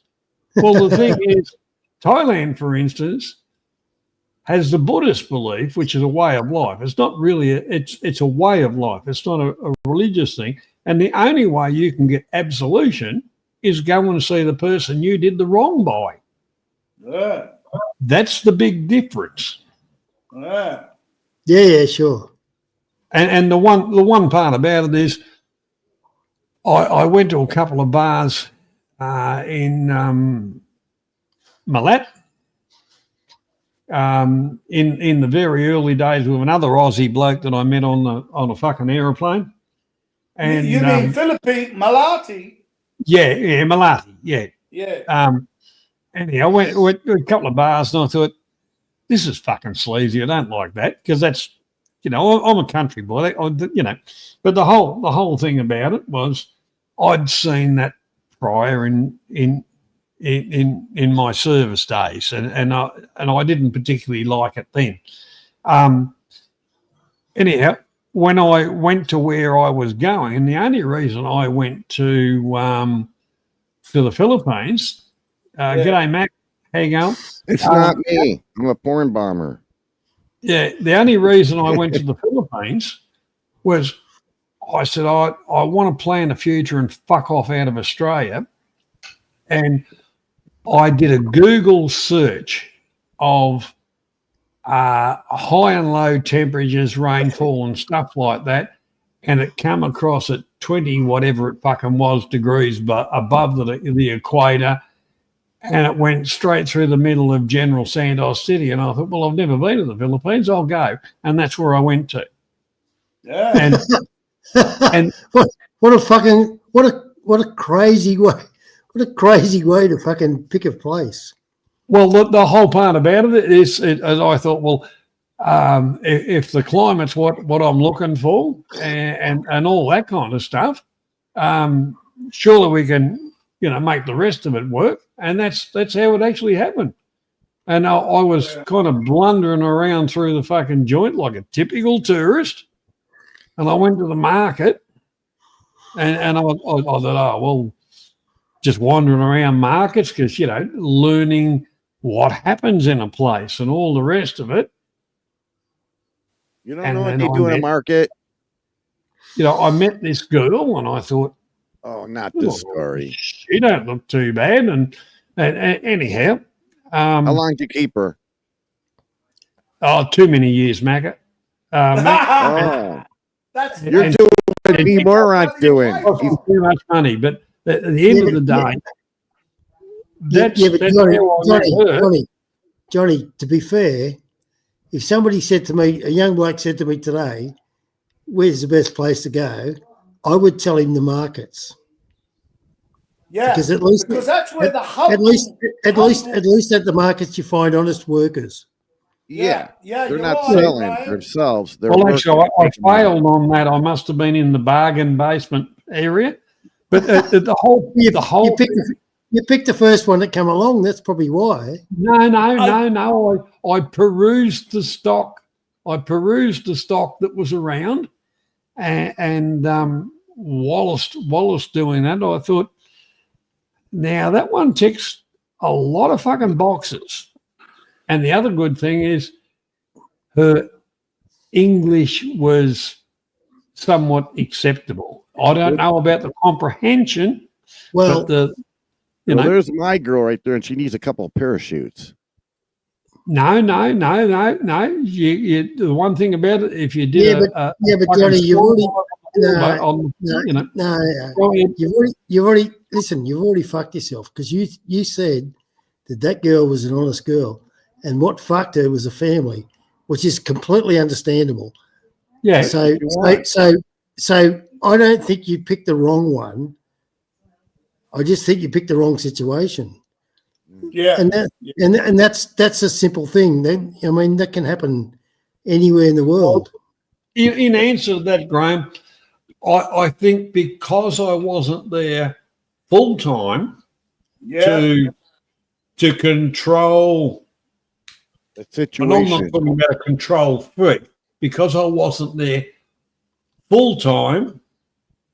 That's where things went to shit because you get that you owe me because I gave you birth. You owe me because I'm your older brother. You owe me because I'm a part of the family. It's like some cunt comes from Manila. Oh, we're family. We just come for a visit. Well, when are you fucking off? I haven't got the money to go. The usual. Can I say something about control? I thought I had to do that with my wife. I was with her for 36 years. So it didn't go so good. So I let her take control and everything's going fine. Everything's in its place. I get the house clean, food on the table. Yeah, she's happy. I'm happy. It's just... Those guys are not made to control. And it also depends on the social. 50-50. It also depends on the social. See, if I was to do my time again, when I went there when I was 31, I've noticed it also depends on the social, economic rung of the ladder. The higher you go, you don't have the family pressures because they're not, what's it called? It's easy. They're just happy for their daughter to be happy, a faithful foreigner, and that's it. It's most of the foreigners, you can't blame them. They end up picking up what we call the poorest of the families, and that's where you get the parasite family, auntie, three layers over, removed. That's what's happened to B. Moron. Little, you know what I mean? Yeah, B. Moron is engaged to a girl. He's only seen her for maybe about a week. And next thing you know, he's engaged. I swear to God, she looks like she's 16. Did you see Be her? More Ron is a fuckwit, Mac. You know that Yes. as well as I do. And he's a tried- permanent fuckwit because he does it for views. I told it, man. Stop drinking for at least 2 days. Collect your thoughts, then rethink it before you give her a ring. How many girls has he built houses and bathrooms and God knows what for? But he got her a ring. He took a family out to dinner, and his family's like, "Oh, you got a cash cow? Keep them." You know. Oh my gosh. Hang on, hang on, Mac. Yes, sir. I'm a bit concerned. About? Well, you came on saying you're going to pawn bomb. I would never do that to you guys ever. So I was waiting for the tea bag, and it didn't happen. Oh, you like that kind of bombing? Oh, I'm sorry. So I was a bit disappointed. Well, you can't mess with me. I'm a Freemason.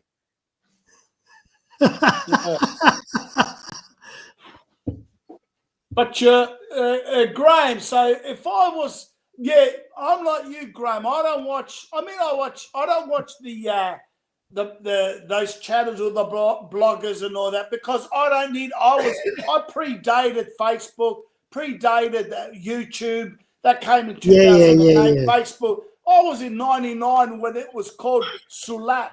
Sulat means letter writer. You know, as soon as, like I said, the first year I went for just for a good time because I heard it back in the 90s from a few mates. And I thought, I'll never see the place again. I thought, just go for a bit of wine, women, and song. This is 99. But I liked it. I had a good time. So I went the next year, in year 2000. And again, it happened. But then I thought, okay, now I can't keep doing this. Let me find a wife I can take back to Australia. And then, start a family. I was only 33 in 2001.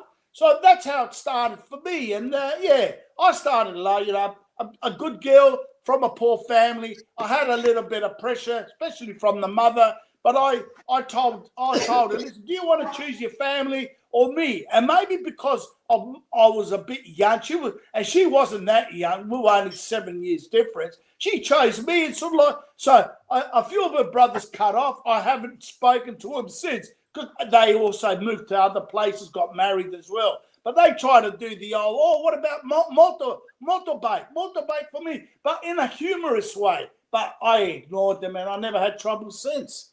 Yeah. So, Tony, you just explained the beginning. Yeah. So what's the result? I'm still, still going, but my two kids, they're big now, early 20s. Yeah, but that means, but Tony, that means you made the right choice. Yeah. I was lucky because I took her out away from the family. I was never someone like Johnny who tried to do a business there. I never did. I just went there, just. He tried me a business deal, didn't he? Yeah. The business stuff, I wish I could have had Johnny's talents, run a building business. I was just a normal warehouse working bloke, So I never had that talent. Otherwise, I would have tried it. But that also got Johnny stuck into quicksand early on. She saw, loved Johnny, but she saw, he could be making money. He's going to be good for my family. I'm going to brag. I'm going to boast because, these girls, they want to boast and feel to the rest of their family members. It's like, I've got a trophy. It's a foreigner and he's got a business. Oh, look how good I am. And they're boasting, but Tony, let's be fair. Let's be fair to Johnny, right? Once he got stuck in the quicksand, he realised he got out. He was smart. He realised there was no way out, right? So he pulled himself out by the bootstraps, and he fucked off. He did the right thing because the alternative is a couple of them are still laying. A couple of them who didn't, who try to stick to their guns and try to do the old, a couple of them have left their bones over there. I see one that you see it in the paper one every year. Suddenly he gets stabbed out in the central market, or he got shot in the back of the house somewhere. It's usually a brother-in-law or some paid. The boyfriend. Or boyfriend. There's a few fights. The last one I saw was about 2 years ago. American bloke. He got shot in one of those small outdoor little bars, with the plastic chairs. He lived there, and he all of a sudden, I don't know what, it was an old drinking buddy too, a Filipino, a couple of blokes, but then somehow he wouldn't continue paying their beers.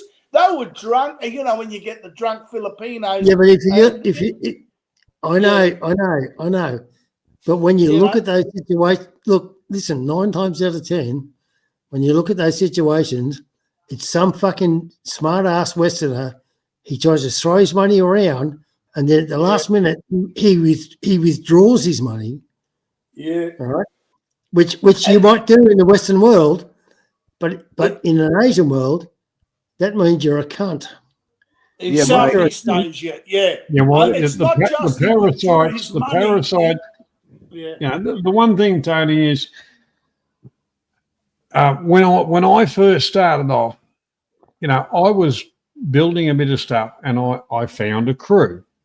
Believe me, I was going through them pretty quick because everybody's whatever you want, and they can't fucking do it. So I tell them to fuck off, real fast. Yeah. Yeah. But the one part about it is when I finally got the crew together, and there was a lot of people watching what was going on, and I'm actually respectful of others. I'll say hello, how are you, whatever. I don't yell and scream unless and I don't really yell and scream anyway. The whole part about it with regulations and fees and all of those kind of things, I'd be very polite, go to an office and just say, well, here's a plan and stuff like that. We're doing this for whoever. And they'd say, oh, that's whatever. Most of the work I did was for police officers, politicians, fucking government employees, do the odd job for the community, freebie, stuff like that. And the thing about it is, slowly but surely, we become a slightly preferred contractor for some of the little government contracts. That also could get you killed by your competitor, by the local. People settle scores. Well, that's true, yeah.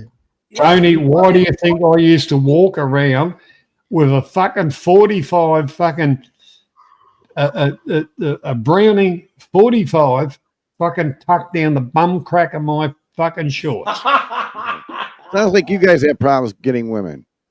And that was given to me by a police officer, a high-ranking police officer, and said, "You're a good bloke. You do it. You've got everything working right, but be very careful.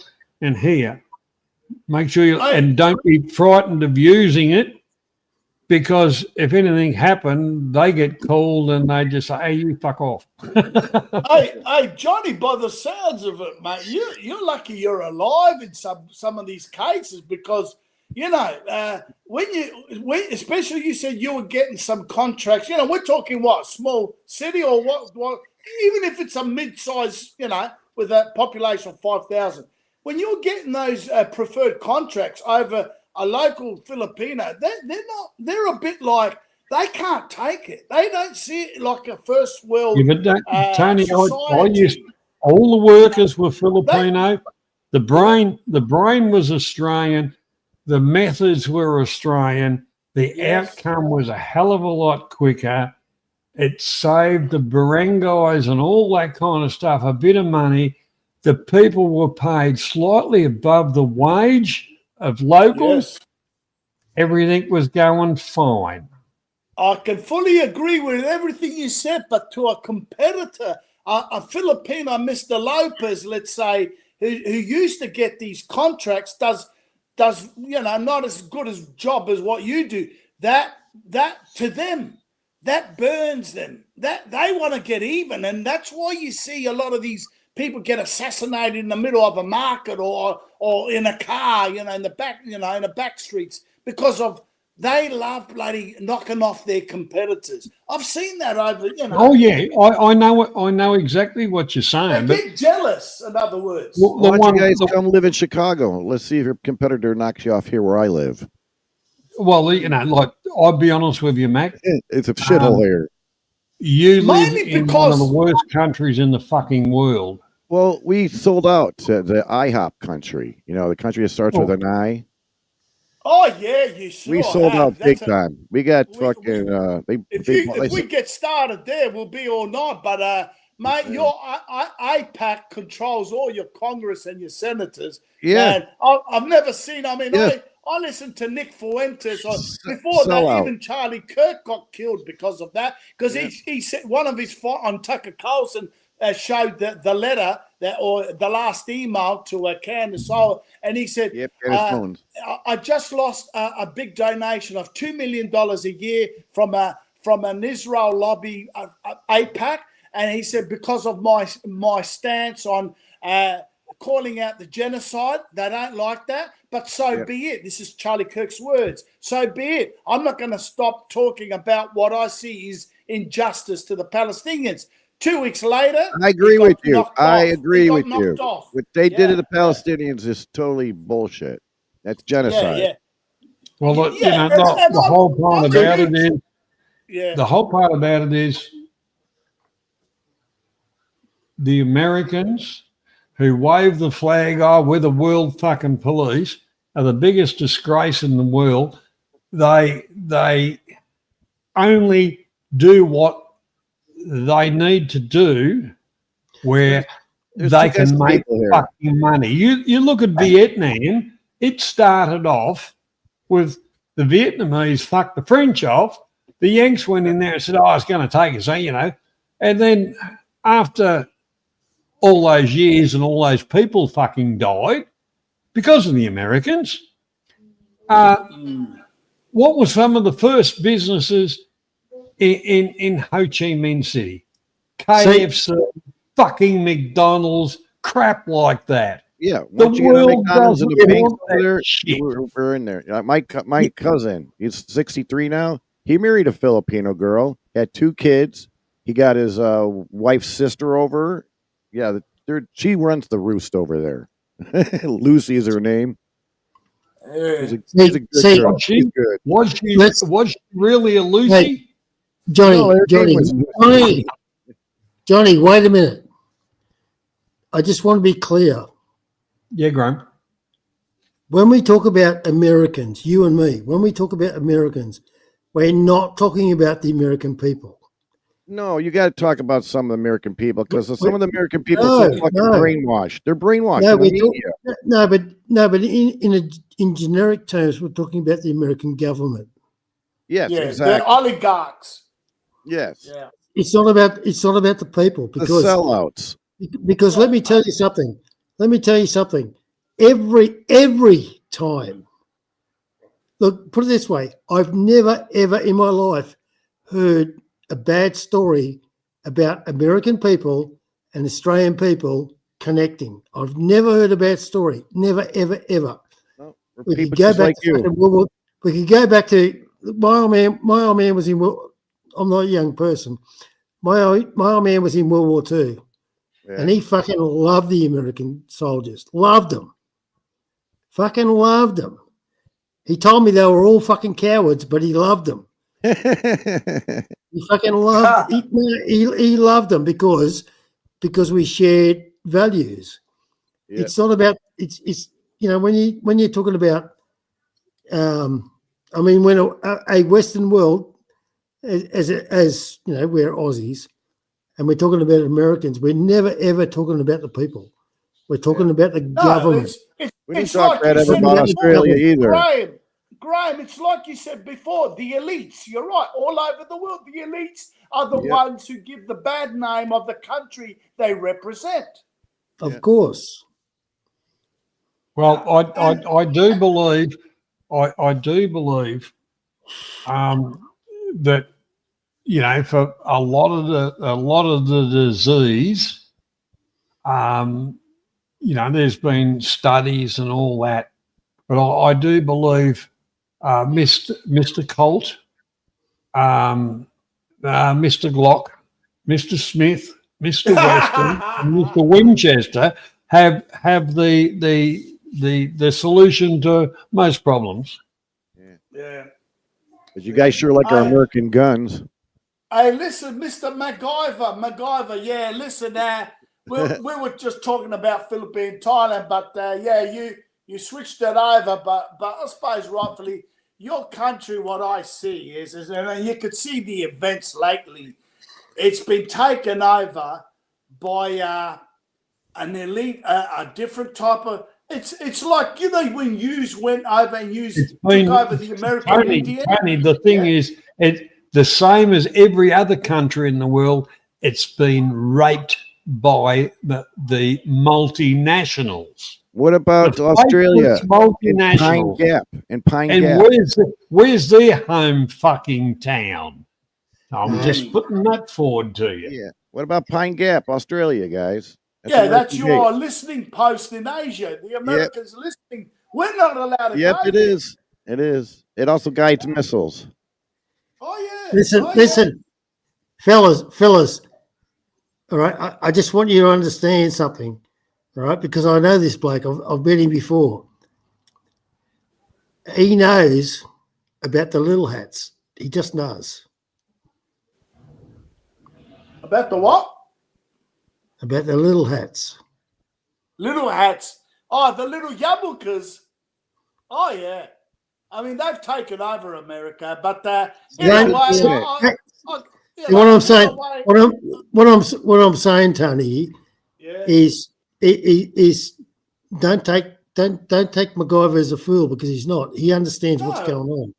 He knows what's going on. I'm read up. I follow these. I follow independent. The only way to get news these days, thank God, is with these independent podcasts like Judge Napolitano from the American side. I get some other from Europe, because the American media is bought, paid for, just for those same oligarch elites, the ones that wear that little yarmulke on the whole. Of course, you get a few of the Catholic Americans still, or the Protestant, but on the whole, they've been taken over by the yarmulke-wearing elites.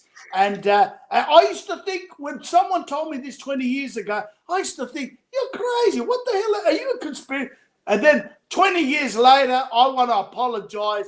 I've seen it, and you can see it with the latest events with Israel, how they want American boys to fight their wars. I mean, what do you think that Iran and all that? They go around bombing even friends of America, like Qatar. They sent missiles there to assassinate.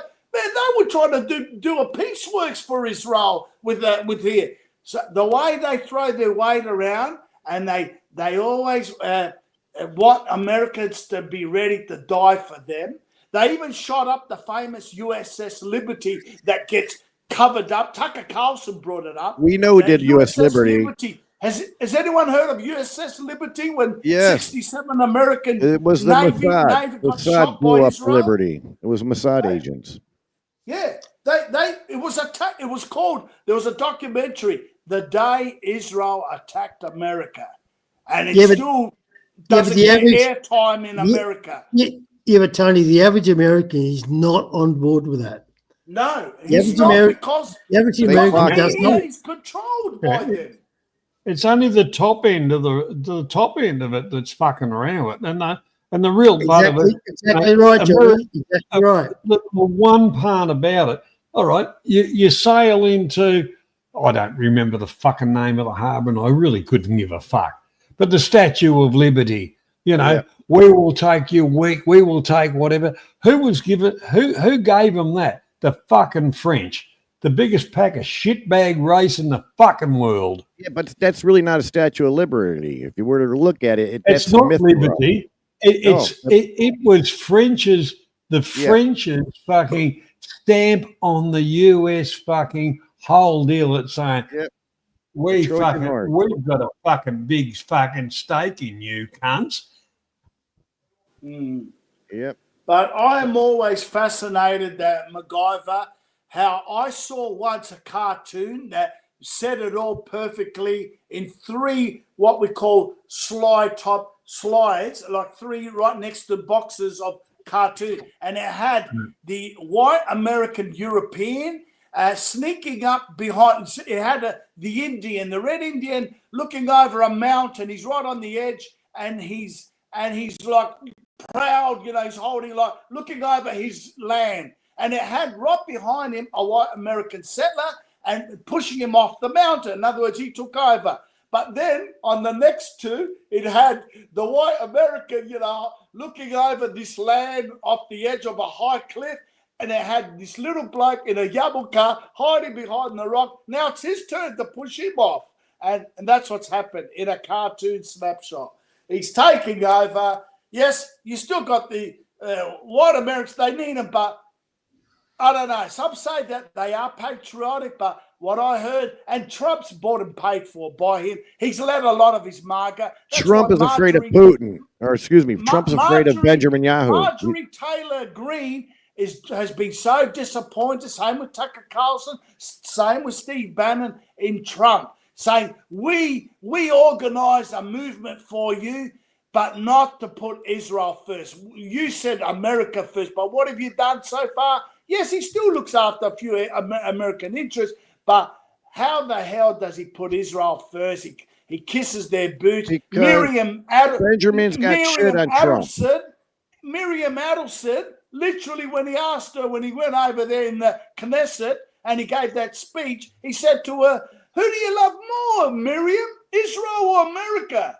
And she, you know, went silent because they know where they put their money. Yeah, but the Mossad's been fucking with us for a while. They come up with Jeffrey Epstein Island, and they compromise and blackmail a lot of our officials, and that's what happened. Now, Benjamin got a lot of shit on Trump. Benjamin Netanyahu's got a lot of shit on Trump. That's why Trump's afraid of him. Yeah, you're right. Listen, you bang on, Macca. You bang on.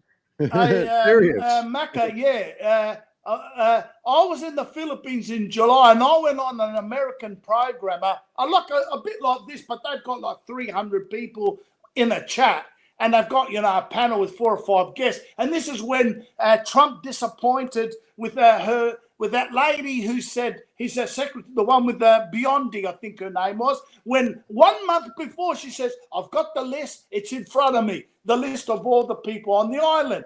2 months later, when Trump had to come out, "Oh, there's no list, it's this and that," and all the MAGA people and half of America that even didn't vote for him were upset. Where's the list? You said you had it in front of you. But you know what? Like you said, Macca, because the whole Epstein, it wasn't just this pedophile billionaire who had a few mates and were having a good time. No, it was a whole setup. It was a Mossad operation. Is what I reckon. But look, you got all these people on the list, right? What trouble are they going to get? All they got is proof that you were on an airplane. They didn't know what you did on an island. They don't have any proof on that. They just know that you people were on an airplane. So what kind of trouble are these people going to get into? Yeah, that's proved by the events that's happened in the last few months, because all of a sudden, Netanyahu, who met him, this was a few months ago, not the recent meeting, said to Trump, listen, for God's sake, the whole list, the truth is, the whole Epstein Island was a Mossad financed, bankrolled. Epstein's a Mossad agent. Yeah, he was a Mossad agent. Same with the famous daughter of Maxwell. I mean, she was as well. And this is why the disgrace of it, or how frightening it is she, because where have you heard of a girlfriend? I've never had it. When I split up with a girlfriend, the last thing she wants to do is hang around and bring me younger women. I mean, that's unheard of. It's against woman's nature to do that. But why did she do that? Because I'm afraid the bad news is because they work for the greater good of a different race. Because they get together, I'm afraid this Austrian painter was pointing this out in the 30s about what they do with prostitution, how they set up people with honey traps and set up powerful people with prostitutes. And in those days, probably with a photograph. But this Ghislaine Maxwell, what an evil bitch. She was working for her people. And you know what we mean by that without going into details. That's why she was doing this. So she was like a Mossad agent as well. And look what they did. It wasn't Jewish girls. Hey, how come none of those young 16 and 15-year-old were Jewish girls? If they were, I'd say, okay, fair enough. No, they were all Christian girls or anyone non-Jewish girls. And doesn't that... It's got nothing to do with Jews. No. It's got nothing to do with fucking... Do you guys know anything about the Jews? Do you know anything about their Bibles? It's got nothing to do. It's got nothing to do with Jews. It's got nothing to do with Jews. It's a satanic everything, gentlemen. But the whole part about it, you know, like the Jews kind of say, "Oh, we're God's chosen people." Well, hang on. Christ was born in Palestine, and the Jews executed him. So at the end of the fucking day, get fucked with that. That's gone. That's blown out of the fucking water. But it's got nothing. They didn't execute him. They sacrificed him. They sacrificed him. They didn't execute him. It's got nothing to do with Jews. It's got nothing to do with fucking Jews. What's wrong with you people? It's about Zionism. I reckon. My honest opinion is Zionism. It's got nothing to do with Jews. Yeah, Zionism. Zionism. If you find, you got to differentiate because there's some good Jews that have been speaking out against, or like Norman Finkelstein, like what's his name, Gideon Levy, who writes for Haaretz in Israel. He's a crusader against ethno-supremacy Zionists who want. He literally goes into bat for the Palestinians. There's a lot of Jews around the world who hate this, and they've been pointing it out. Also, there's the bloke who runs Grey Zone, an independent media. It's called Grey Zone with Aaron Matta. He's a Jew, and there's another one who's, I think his name is Rubenstein. But they go in and they talk about these. It's the Zionist supremacists who just happen to be Jewish, which they do have the majority of all Jews. So, in other words, what Graham is saying, there's 30% Jews who are calling out this bullshit, this bastardry, but there's about 60 to 70% who go along with this Zionist charter. It's a bit No. It's not the majority of Jews. No, it's not. Majority of Jews, all right. Listen, the majority of Jews they're fine. They're Hebrew and Orthodox. Those are the good ones. Yeah. It's the Zionists. Recognize Israel. Yeah, so did you guys ever see the movie The Elders of Zionists, or the one called Europe's Last Battle? If you can give me a wrench, I'll put a link on it. You guys need to see that. Europe's Last Battle. You should have had one. You should. Where the fuck are you, Mac? There you I'm in the line. I seen Matt. I seen knowledge is power, folks. I seen it. I've seen it a couple of years ago. So what you think? Which one? You're correct. The Elders of Zion or the Europe battle? Everybody should see it. You're right. I agree completely. The whole part about it, all right. If we go back through some of this shit that's been going on for a while, the World Court got into it and all the rest of it, and they said, well, they're guilty of this and they're guilty of that. All of a sudden, they go into countries that really should have taken them into custody because of the World Court decisions. And don't forget, all the fucking countries are fucking, putting dollars and cents into all this. There's that link. Did they arrest them? Did they whatever? No, they fucking didn't. So the whole lot of them are intertwined. They're all cunts. It's a bunch of money. Let us go. Hey, make sure you're on the next Saturday show, MacGyver. Come on, gentlemen. Gentlemen, can I just listen? I just want to promote the link that Mac provided because see, I've already seen it, and if you guys see it, it's going to fucking blow your mind. It's going to blow your mind. I know, doesn't it? It's like, what the fuck? These bastards have been really toiling with our country or the earth for years, since 1775. Yes. You guys, listen, take a Got off couple of to hours, Europe, everything. download the fucking thing, and watch it. Yeah, Just you know how watch it's. All right, and then come back in a week or two, and let Yeah. us know whether you thought it was bullshit or not. Then you can be smart like me and know shit. I've been following these things as well from my Yeah, end. but you're only getting pieces here and pieces here. This is the full thing of what these people have been doing, Oh, like how they fucked up Poland, what they did to Germany. I mean, it goes yeah. on. Yeah, well, that's how MacGyver. That's how it started. What it was? They started as being the best gold dealers back. We're talking 500-600 years ago. Yeah, and they'd be shaving our coins. Yeah. Now listen. There's three type of Jews, and the only ones that ended up being the power today are the Ashkenazi, which is called the Northern and the Eastern European Still Jews. Zionism. The Sephardic never reached it because in my father's own country they were there. They were good as just what we call agricultural merchants. They were smart, but they never were what the Ashkenazi. That's the Sephardic, and then you got the third group. Then you've got the third group that never left the Middle East. They're what we call, and a lot of them they're the majority in Israel today. They're called the Mizrahi Jews. In other words, the Tunisian Jews, the Libyan, the Iraqi, the Iranian Jews. They were called the Mizrahi. In other words, the Middle Eastern Jews that never, well, yes, Graham. Yeah. Yeah. So anyway, I'm gonna assume a couple of things. Yeah. All right.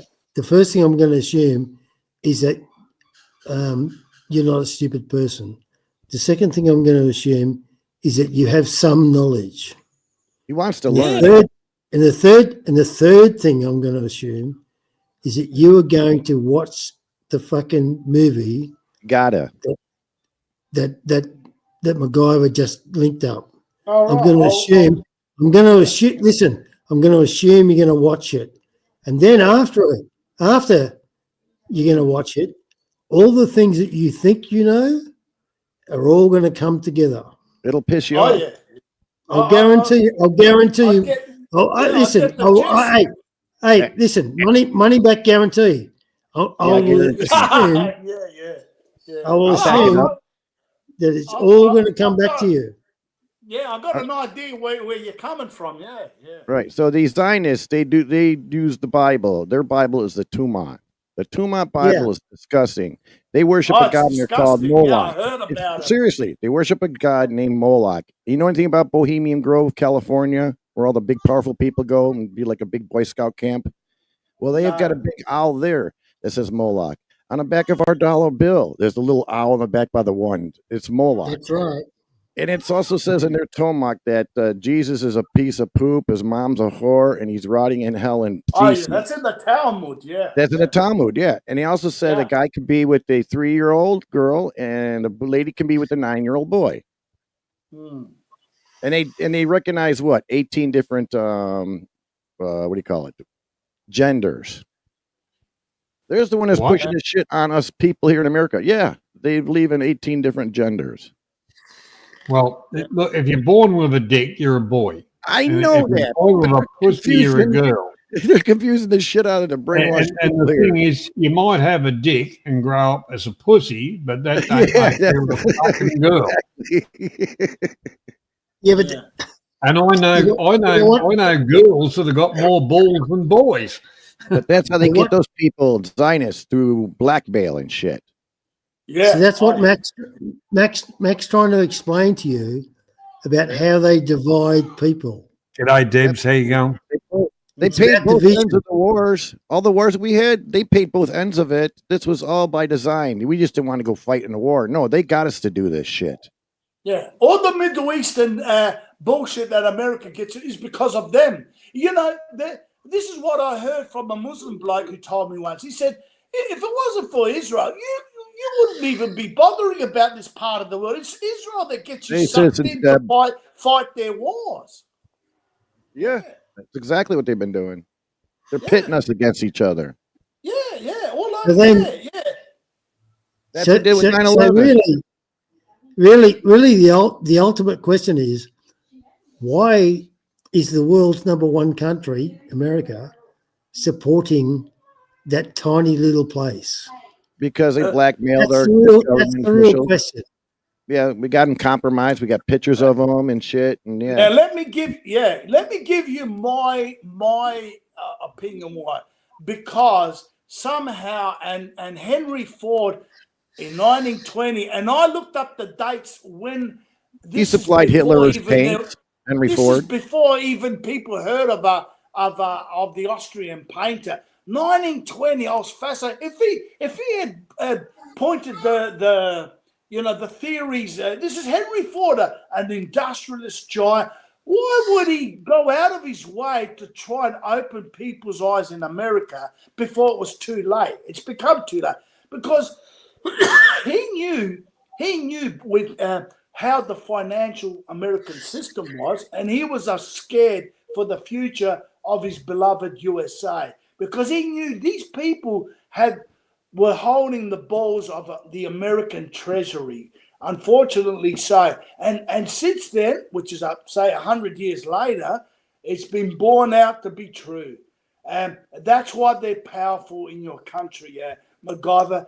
They control the levers of the economic system of America. When you do that, governments have to respect them.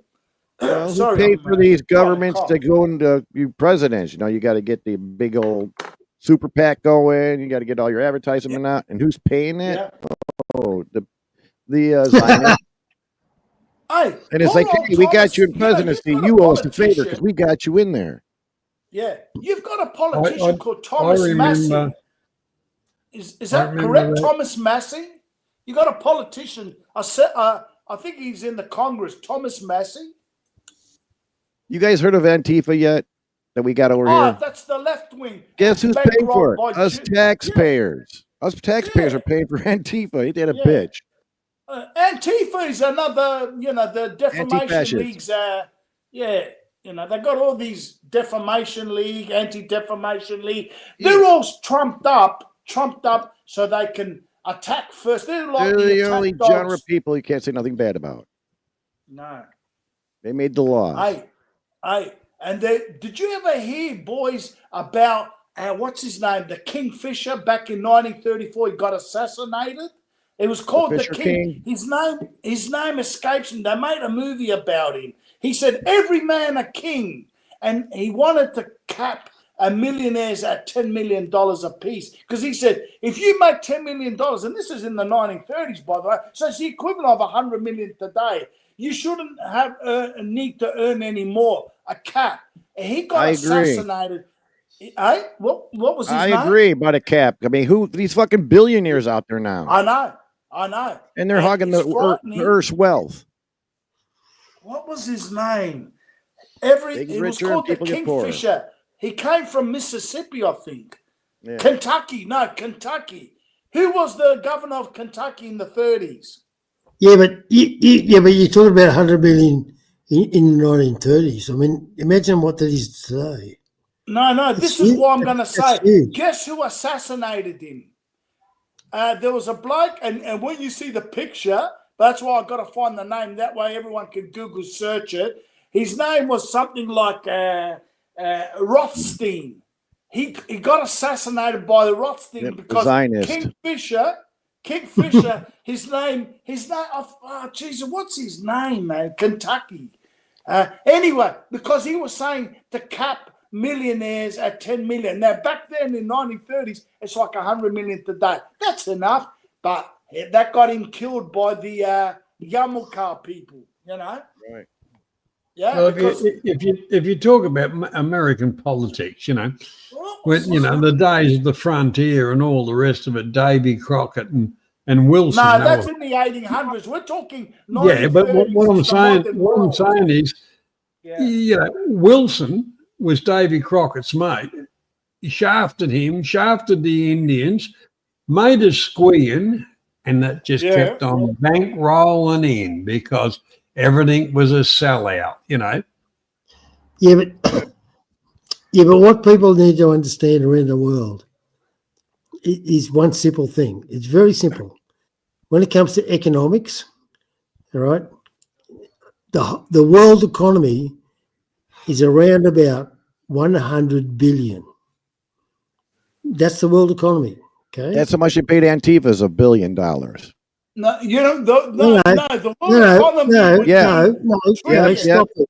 Our Stop taxpayers total $1 billion in paying Antifa off. No, stop it. I just said 100 billion. Yeah.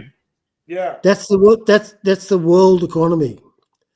Do you know what the American economy is? It's about 70. It's about 70 billion.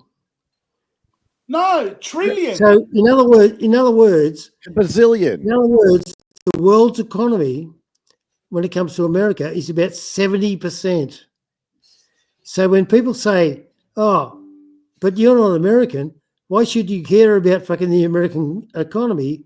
It's because the American economy affects the world.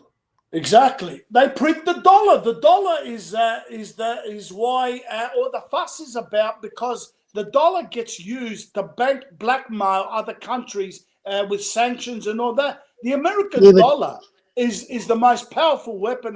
More powerful than missiles. Do you know that? But Tony. Yeah. Right. A bunch of American people say, you're not American. Why should you give a fuck about American economy? Well, it's because the reason is because it affects the world. It does. That's the reason. Yeah, you're right. Hey, Graham, you're right. Because when I go on that show with the Americans, they say to me, "Tony, why do you care so much about America?" And you know what I've said? Because it affects me, you fools. Don't you realize your country affects me? Oh, how so? They have no fucking clue. Well, it does. It does. Our dollar's been deflated to make shit happens. Our dollar is what 60 cents in an American dollar. But the real part about it, on real value, our dollar is the fucking other way around. It's just that what they class as, all right, gold. The thing is, if gold wasn't a hard to find thing or anything like that, fucking quartz crystals might be the next one. It's something that people hold as value, which is the rock solid part of the pieces of paper that aren't worth the fucking ink they printed them with. Yeah. Hey, that governor of Louisiana, his name, Huey P. Long. Have you ever heard of him, Macca? Huey P. Long, the governor of Louisiana. He was the one who was calling out a cap on multimillionaires, and he got assassinated by Rothstein. Yeah. But anyway, yeah, you're right. The America, and that's why the Chinese, I'm talking Chinese, not the diaspora that controls Southeast Asia. The Chinese yuan, they've built up, they're the only ones who can challenge the American dollar. And that's why this BRICS has come about, because they're all planning, rightfully or wrongly, how to depose the US dollar. And it's happening, this game, it's going to take a decade or two, but it's being played as we speak with this BRICS. And that's why Donald Trump, with his advisors, he's trying to dismantle BRICS. But it's hard. It's going to be hard because the Chinese are saying the yuan will be the new dollar that will reign for the next few hundred years. And if you're in a way, I like America, but if you're someone who's sick of the yarmulke wearing people who control the strings, the purse of America, they might be barracking or the Americans say rooting for the Chinese yuan to win, because you know what? It kills their power. It kills their power. Yeah. Yeah, that's not going to happen. My rant. Yeah. That's not going to happen.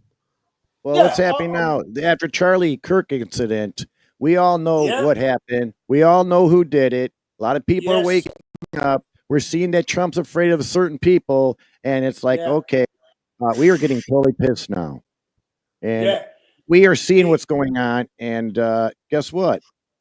I don't think the IHOP country can handle all of us people sticking together. It's like, because you guys been picked on by him, you guys been picked on by him, America's been picked on. We're all going to group up and knock him off the map. Sorry. Yeah, but it's going to be the good ones are going to get involved. There'll be good ones involved that they should not even be involved in it. You know what, Mac? You go on. I think you're absolutely on the money. I think you're correct. They've been doing it since 1775. Yeah, or 1875. Sorry, 1875. Yeah, but the people have knowledge now. Yes, we do. Thank you, Internet. Bingo. Yeah. You know, now it's even harder because with all these, listen, the latest news, did you ever see Mac and Graham? Did you see when Netanyahu was in America for the UN and he gathered around because he realized that the game had changed?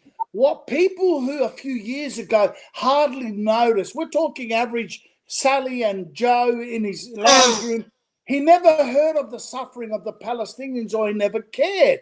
All of a sudden with TikTok, with these modern internet podcasts and that, they're all pointing it out. All of a sudden, something that the Jewish lobby was to their fear, they were losing the hearts and minds of the world, average Joe and Sally and their kids.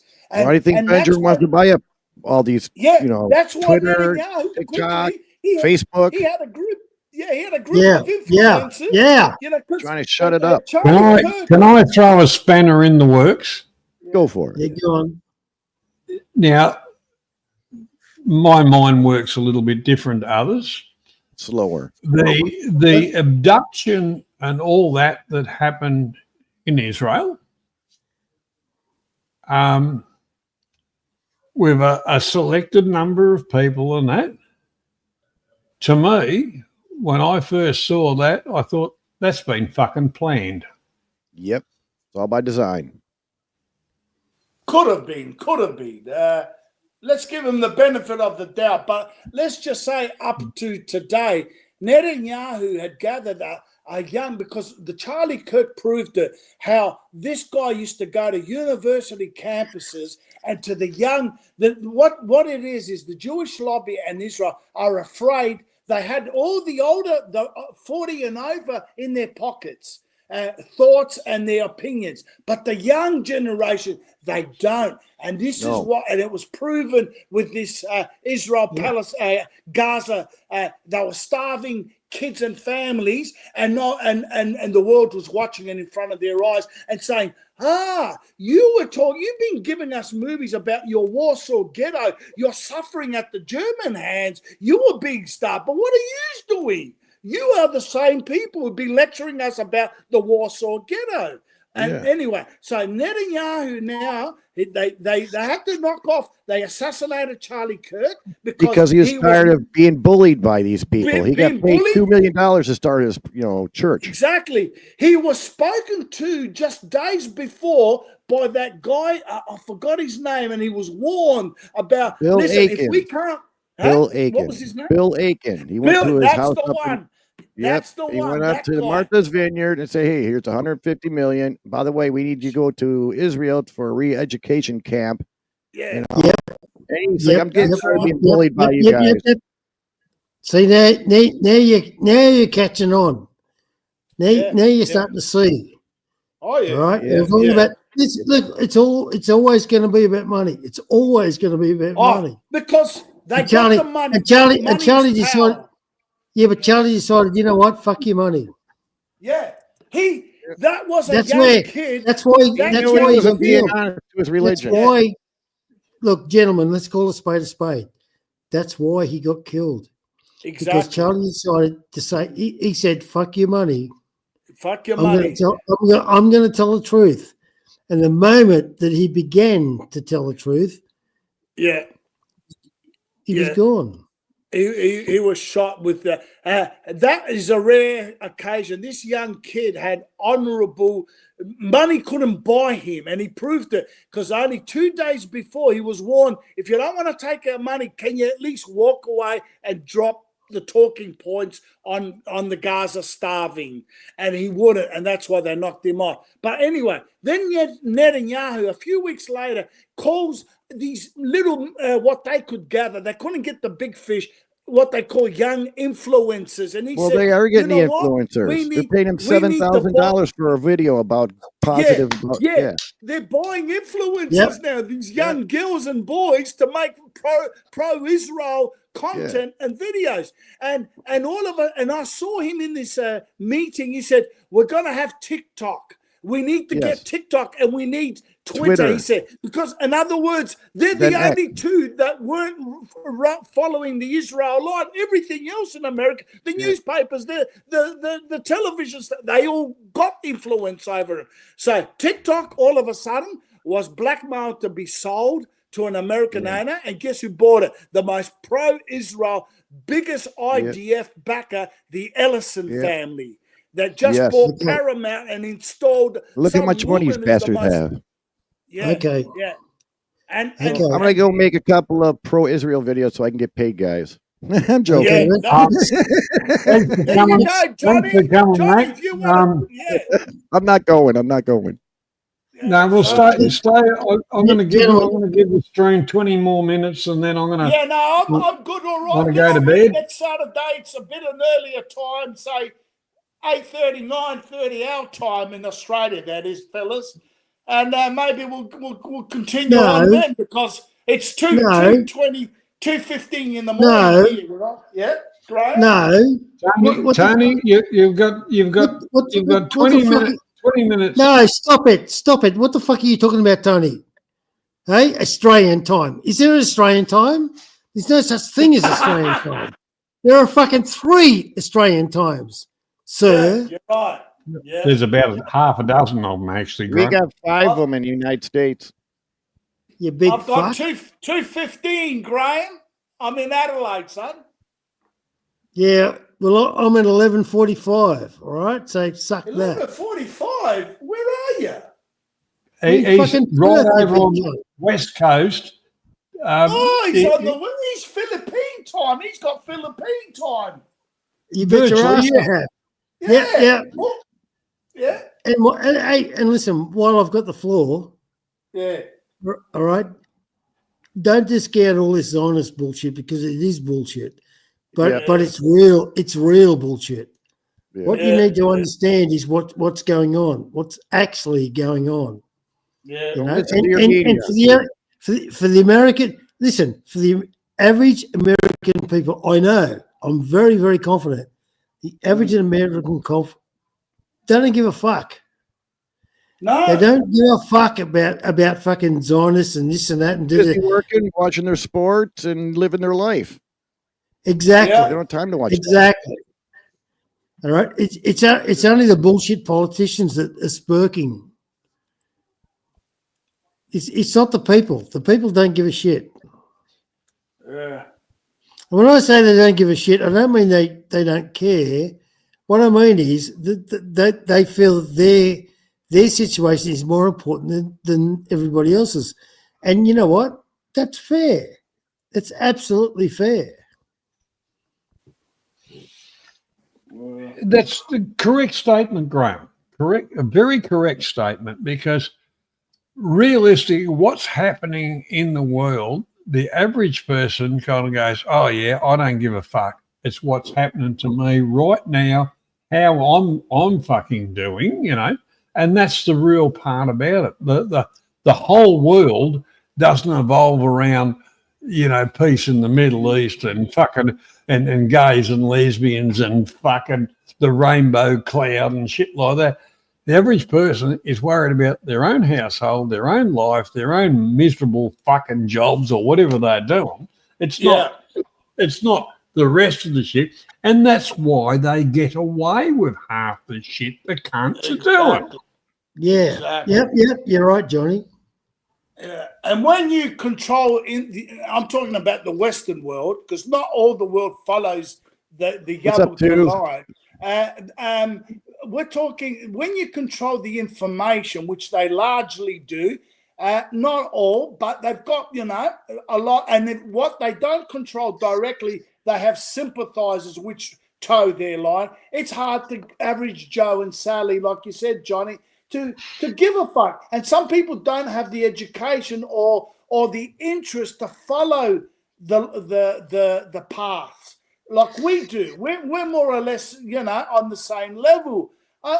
Like Johnny said, there's some people, they're just battling to pay their bills like this, and they have no idea where the big game is being played, the big poker, and who's at the table gambling with nations' lives and all this. They don't have no idea. They just, well, look at Martin Luther King was bought out. He was the Brotherhood, the Black Brotherhood. It was a branch from the Freemasons, but was just doing the blacks. And they got into Hollywood. They control all the R&B stars now, and in our sports events. If you were to look at the Bengals from 2016 till now, look how many of the Bengals running backs just mysteriously died. I mean, look at Michael Jordan. He's in it too. I mean, there's so many people that are stuck in this. If you guys also want to see some stuff, look at the black eye cult. People that got punched in the eye on the left side. The Pope has it. The government. I mean, it's a lot of people have it, and also the red shoe cult. You know anything about the red shoe cult? I don't know about that one, Magga. But the whole part of it, what I can remember from when I was younger, apart from King's assassination and all the rest, Martin Luther King's assassination, but the rise of the Black Panther. Yeah. Even the Beatles have sold out. You didn't see any of their stuff. A lot of symbolism with the Beatles. I'll be honest with you. I hated the fucking Beatles. John Lennon, I thought was the only one that was worth, but he got taken care of. Because he got away from them. But the whole part about it, the political bullshit right throughout. And one thing about Australia, a lot of our stuff until now wasn't controlled by whatever, and you go back to the 60s, Mark Bowen, we're the children of the revolution. Johnny. Yes, it was. Since World War II, yes, it was. Yeah, we are the children of the revolution. And then what became up behind us was the children of the fucking refugees and the dumb cunts. And that's not prejudice. That's fact. Now now we've got the children of mummy and daddy government. You can't be a parent anymore because the government told you can't do that. Yeah. No, what a good range of subjects tonight there, boys. Very good range of subjects. Well, we've still got another bloody 13 minutes, Tony. You can always bring up another one. But I just wanted to finish up before we when Macca came in and gave us a lot of put us on that track. You're right, Graham. If these days, my advice would be, if it's a newbie wants to go and look for a good girl, good woman, simple that you can rely, is go to the central markets in the provinces.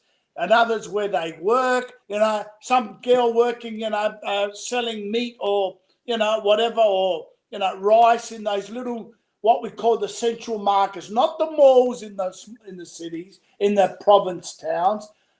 Every city's got what they call pre-SM or pre-Robinson, pre-Ayala.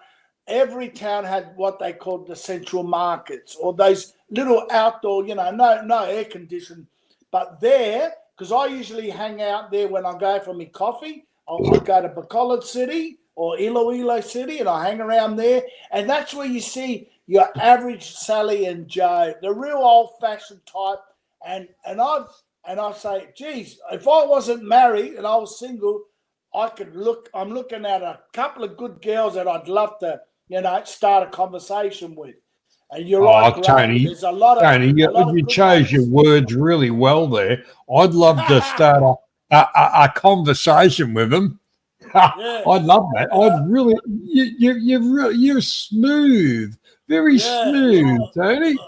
You don't want to step on the landmine, that's for sure. But you're right, Graham. That's where you get some real good women there. Yeah, humble, simple province girls that you can, they're good to start a family or whatever. You're right. Not the big city lights, the over sexy woman. You're going to have trouble sooner or later.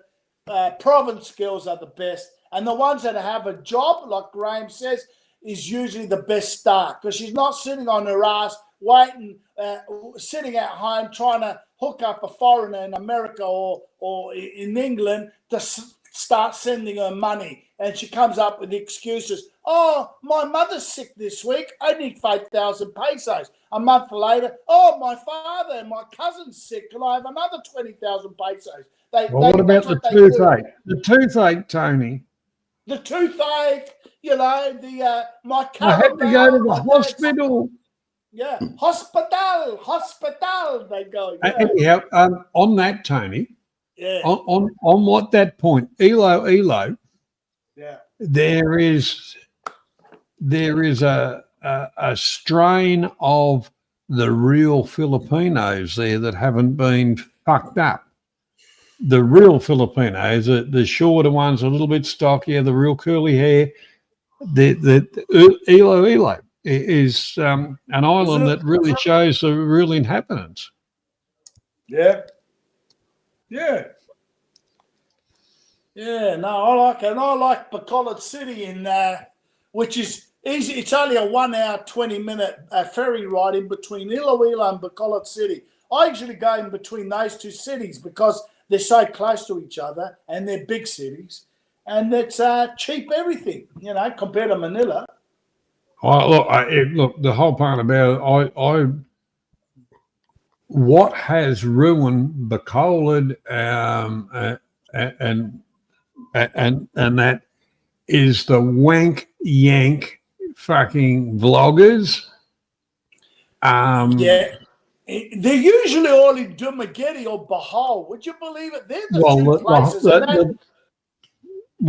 There's only realistically in Bohol, there's only one fuckwit. No one really cares about that. There's a couple, I know what you mean, but there's a couple. But Dumaguete, Bacolod, you've got this is the wonderful life, and this is what you do. Send me a few dollars, and I'll tell you a bit more.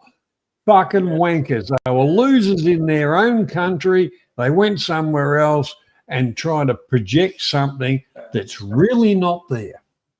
Yeah. Liars. I think they're behind the stuff here in America. I mean, the chemtrailing in our skies are poisoning us. It's hard for crops to grow. They're making shitty GMO foods. I mean, these people are behind all this shit. It's a downfall of America if we don't do something quick. I tell you what, Mac. The fucking American governments are, one thing. Our fuckwit prime minister. Oh, we're heading toward net zero. It's fucking impossible. It's fucking bullshit. It's a pipe dream. It's just a fucking. And Trump stood up right behind him as it's a government grab to get money. It's a load of fucking bullshit. Yeah. But the whole part about it. Our government here is full of fucking idiots.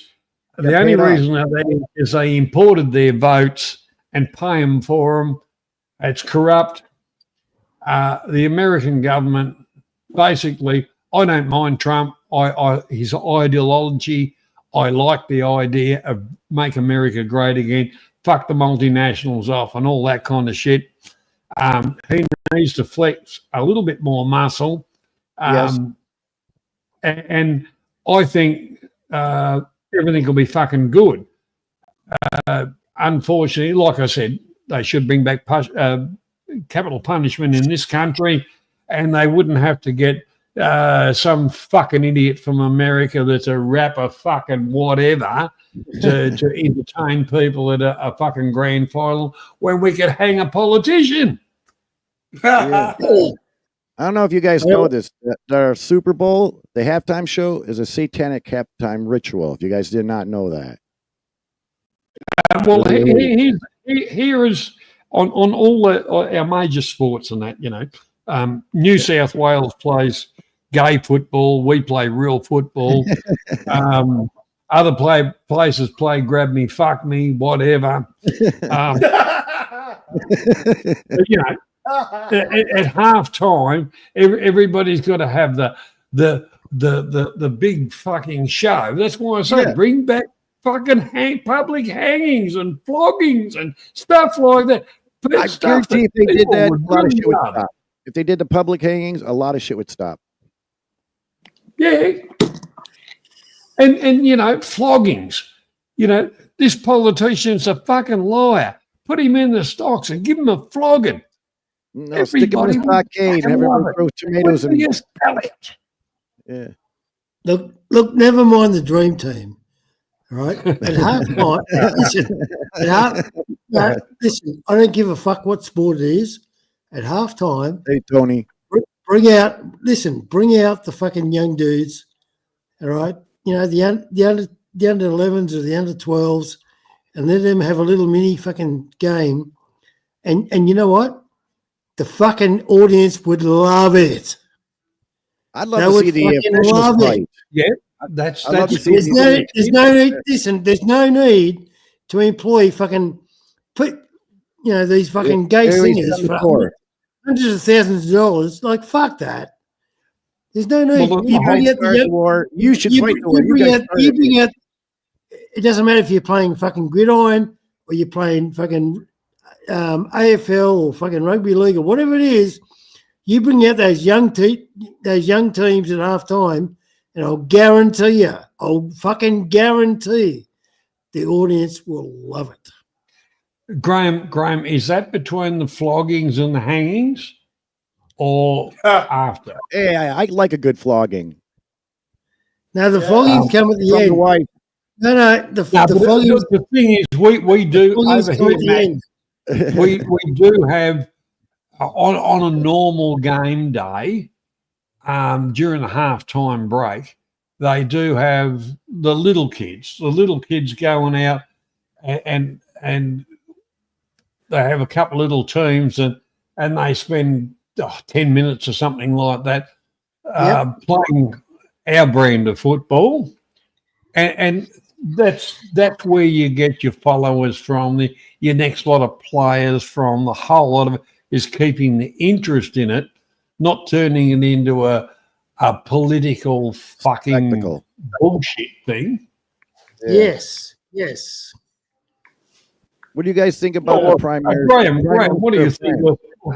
We'll have a smoking ceremony. Everybody sits around the bong. Get the didgeridoo and fill the fucker up. Yeah, that'll do. Pass her around the crowd. So what do you guys think about the Prime Minister of France? Remember his wife punched him on the plane? That video, you see that? Yeah. Her name is a fucking wanker. Dude. He's a dude. Oh, you mean when that bloke? You mean when that bloke, the old bloke punched the younger guy? Yes, right there on the plane. Well, Bridget, I guess, what's her name? Cass Owens took her to court, and she didn't want to go to court, and so she gave out the document. She's a dude. Ask Cohen. Ask Candace. Candace Owens. Yep. Yeah. Yep. She didn't want to Macron fight Candace, so she gave her a birth certificate. To prove otherwise. Yeah. It's a boy. Well, the whole part about it, it's not hard to prove it. No. No, look I'm at not the getting case. flogging, Tony. Look at the case. Candace has said, "Well, produce a birth certificate," and guess what? They can't do it. Well, they did because she didn't want to go to court with her and make a big stink so the whole world would find out, because when you make a stink on the media about this, they're going to find out. So she just said yes to her and shut it down so only a certain amount of people know about it. So, yeah. She told her. Hey, Macca, do you know who Tony Buick is? Tony Buick? Yeah. Nope, That's I do me. not. You're Tony No, Buick? that's me on the comments. Yeah, just letting you know. Read your comment on the end. Yes, I read it. The thing is, the thing is, Oh, you like Buicks, huh? Tony Buick is Yeah, that's me. a transvestite Filipino. He's a traitor. He already gave it up. He sold it out. I think we could go out with that end the show with that there, Johnny. But Tony That's sounds a like good Bob one. the Builder. Oh, mate. Oh. Yeah. Anyway, yeah, I'm losing my voice now, but I'm going to have a drink of water and go to bed. How's that sound? Anyway. Well, I'll tell you what, next, Tony, next you come Saturday. on. Next Saturday. Yeah. It's Don't forget to watch Sunday the now, video. Tony. Yeah, but I'm saying for the boys, if they want to meet up next Saturday night, have another go. Chew the fat. Well, I'll be here next Saturday night. Yeah. I don't know that's what I'm I don't know saying. what the other lads are doing, but Yeah. I'll be here. I'll be here. Yeah. It'll be a stream about nothing, but something will Yeah, a happen. bit of everything, a bit like now, a bit of everything. It Hey, starts off with Thai subjects, a bit of Filipino, and then we go international issues. That's it. Well, you know, the whole part about it is like we kind of said, it's like sitting around the bar or whatever, Exactly. and just having a talk between the boys. There's no bullshit. There's no bullshit in the chat. Realistically, over the time I've weeded all that out. I think the only upset I had was your mate. Kind of said, "Where's the link?" And well, you go to the top of the page, it's fucking pinned. If you're that dumb, fuck off. But anyhow, Yeah. at the Nice end to of the, meet you, Graham. Good on you, Graham. Never bumped into you before. How's that? Graham, I've never he's seen been him around. on your He's been show. around for quite a while. Graham's a good bloke, you know. I know you guys for like 5 years, I've man. never seen him around. Yeah, I know you guys Mac's for 5 been around. years. Yeah, nice to meet Macca as well. Mac actually, he fixes white goods for a living, Appliances. or used to. How are you, Macca? Yeah. Hey, what's up? There he is. Yeah. Yeah, I'm He sick. knows You his know, stuff. weird. Tony's got a. This hat, I do it out of disrespect. Yeah. Freemason? Yeah, I'm not a Freemason whatsoever. But it does help. I put it in the back window of my car. I don't get pulled over, police, because they see the hat and they figure, okay. Hey, Macca, do you Actually, do you go to- Mac, Macca, do you go to Southeast Asia before, or do you? No, I've never been over to Okay. Asia. Never been there. But how did you bump into Johnny's channel? What got Well, I you? bumped into it through global. Oh, global, yeah. well, the funny part about it was when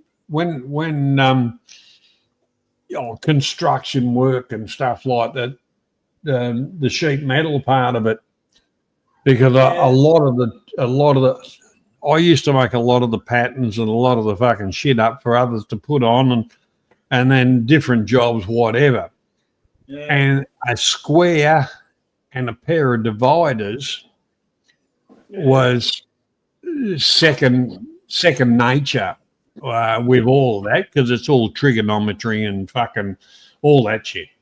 But the whole part about it, that's why we used to look at the newspaper of who died, just in case we knew somebody, and that logo would be somebody died, and they'd be a Freemason, and we'd say, "Oh, another sheet metal worker's died." Fuck, eh? Yeah, but see, Freemasons are good people until you get to the 33. Because if you're in Freemasons, they help you build up your business. And once you start making a certain amount of money, then these guys will tap you in the back of your shoulder there and say, "Hey, we got an offer. You will not refuse." They do that. Well, you can't. Shriners, But Knights of Templar. it's no different. Freemasons are no different to exclusive. We got a mob over here called Exclusive Brethren. Right. Same thing. No. They got infiltrated by these bastards. Yeah, and they tell No. you your child will be this, and if you No. disagree, they actually go in and take your child and your wife and whatever, and then you're sitting there all by yourself going, "What the fuck's happening? I don't listen to radio and TV." And there's not a No. thing you can do about it. Who's No. that? Oh, is that great? No. That's not. Listen, that's not the way it works. Hey, Do listen, you get guys, tapped on the shoulder? I'll leave you to it. Good night, Graham and Macca and Johnny. Good night. Yeah, See you, Tony. I'll be shutting it down in a minute.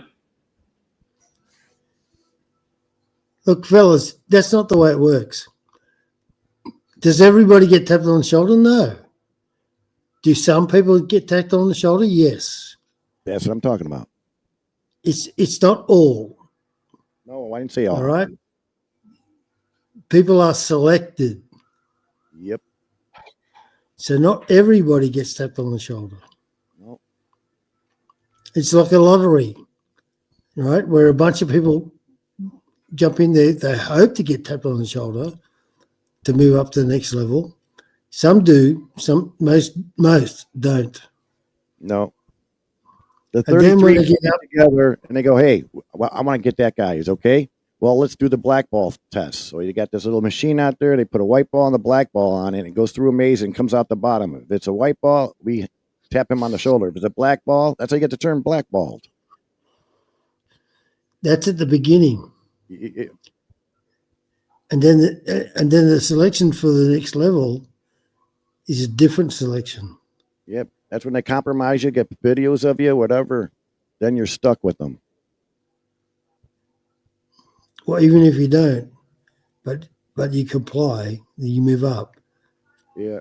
But eventually there's going to come a criteria that most people will not meet. No.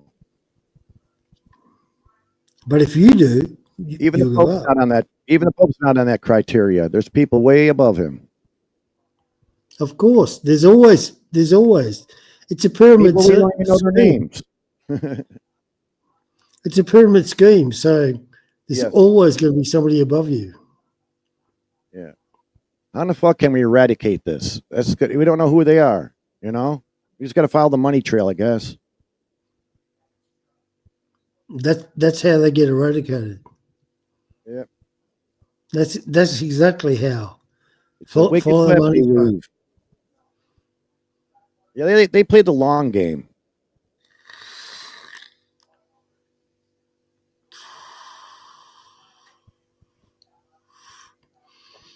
Well, if they're there for the long game, that's fine because the evidence is there for the long game. Right. That's how they get eradicated. And people need to start to wake up. The eradication doesn't begin at the top, it begins at the bottom. Yeah. It begins. See, this is what pisses me off. The eradication begins at the bottom. You know, those people that say, oh, I've got no power, I can't do anything here. That's where it begins. It actually begins with them. Yeah. And they don't see it. They just don't see it. They don't have time to see it. I didn't know jack shit was going on in this world until I hurt my back and I was stuck on my fucking couch for like 5 years. And I didn't like watching TV because I'd seen all the bullshit. So I think it was like 2005 when I woke up to all the shit that the evil world has to show us. I was like, no, this can't be true. And I did more looking in it and talked to more people about it. Talked to my uncle because he's a Freemason, but he doesn't want to be at 33. But yeah, and I was like, holy shit, this is deep. Yep. I wish I never knew what I knew now. You know what I'm saying? It's just not looking good. Before I was a happy life, didn't have to think about it, watch the sports, watch my TV programs, blah, blah, blah. You can't unsee what you see. You got it. Exactly. Exactly. I mean, I wish there was something I definitely could do about it. I mean, seriously, I'm just one little flea on this planet, you know, and I know there's a lot of people that see what I see, but it seems like if we go to stand up, they're going to throw Antifa in our mix and make us look like a bunch of bad people. They already know all this stuff and how to handle us. Yeah. So what is Antifa? Antifa's anti-fascist. They get paid by Soros, but in turn, us taxpayers pay Soros, and he jostles them on through certain networks. Right? What is Antifa?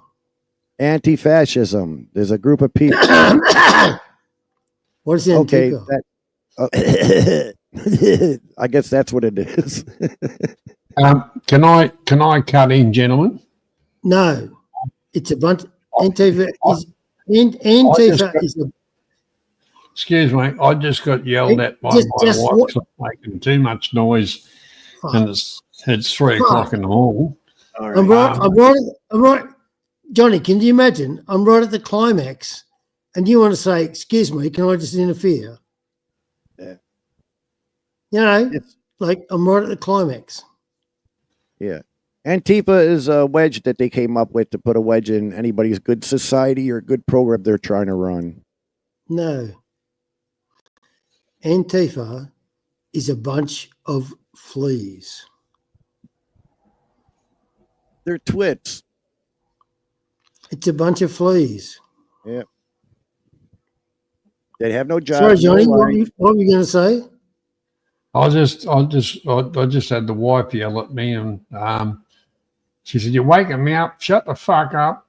Uh-oh. So for the peace of harmony, let's continue the conversation next week. And right. And I appreciate everybody for coming along, and I hope everybody's had a bit of enjoyment out of it. Yeah, you all take care then. All right, everybody have a good All right, night. well, see you later, Deb. Great to have you on, Graham. Great to have you on, Mac, Tony, and we'll catch us all next week. All right, y'all have a good one. Yeah, I hope everything goes well for everybody. Bye-bye. Catch us later.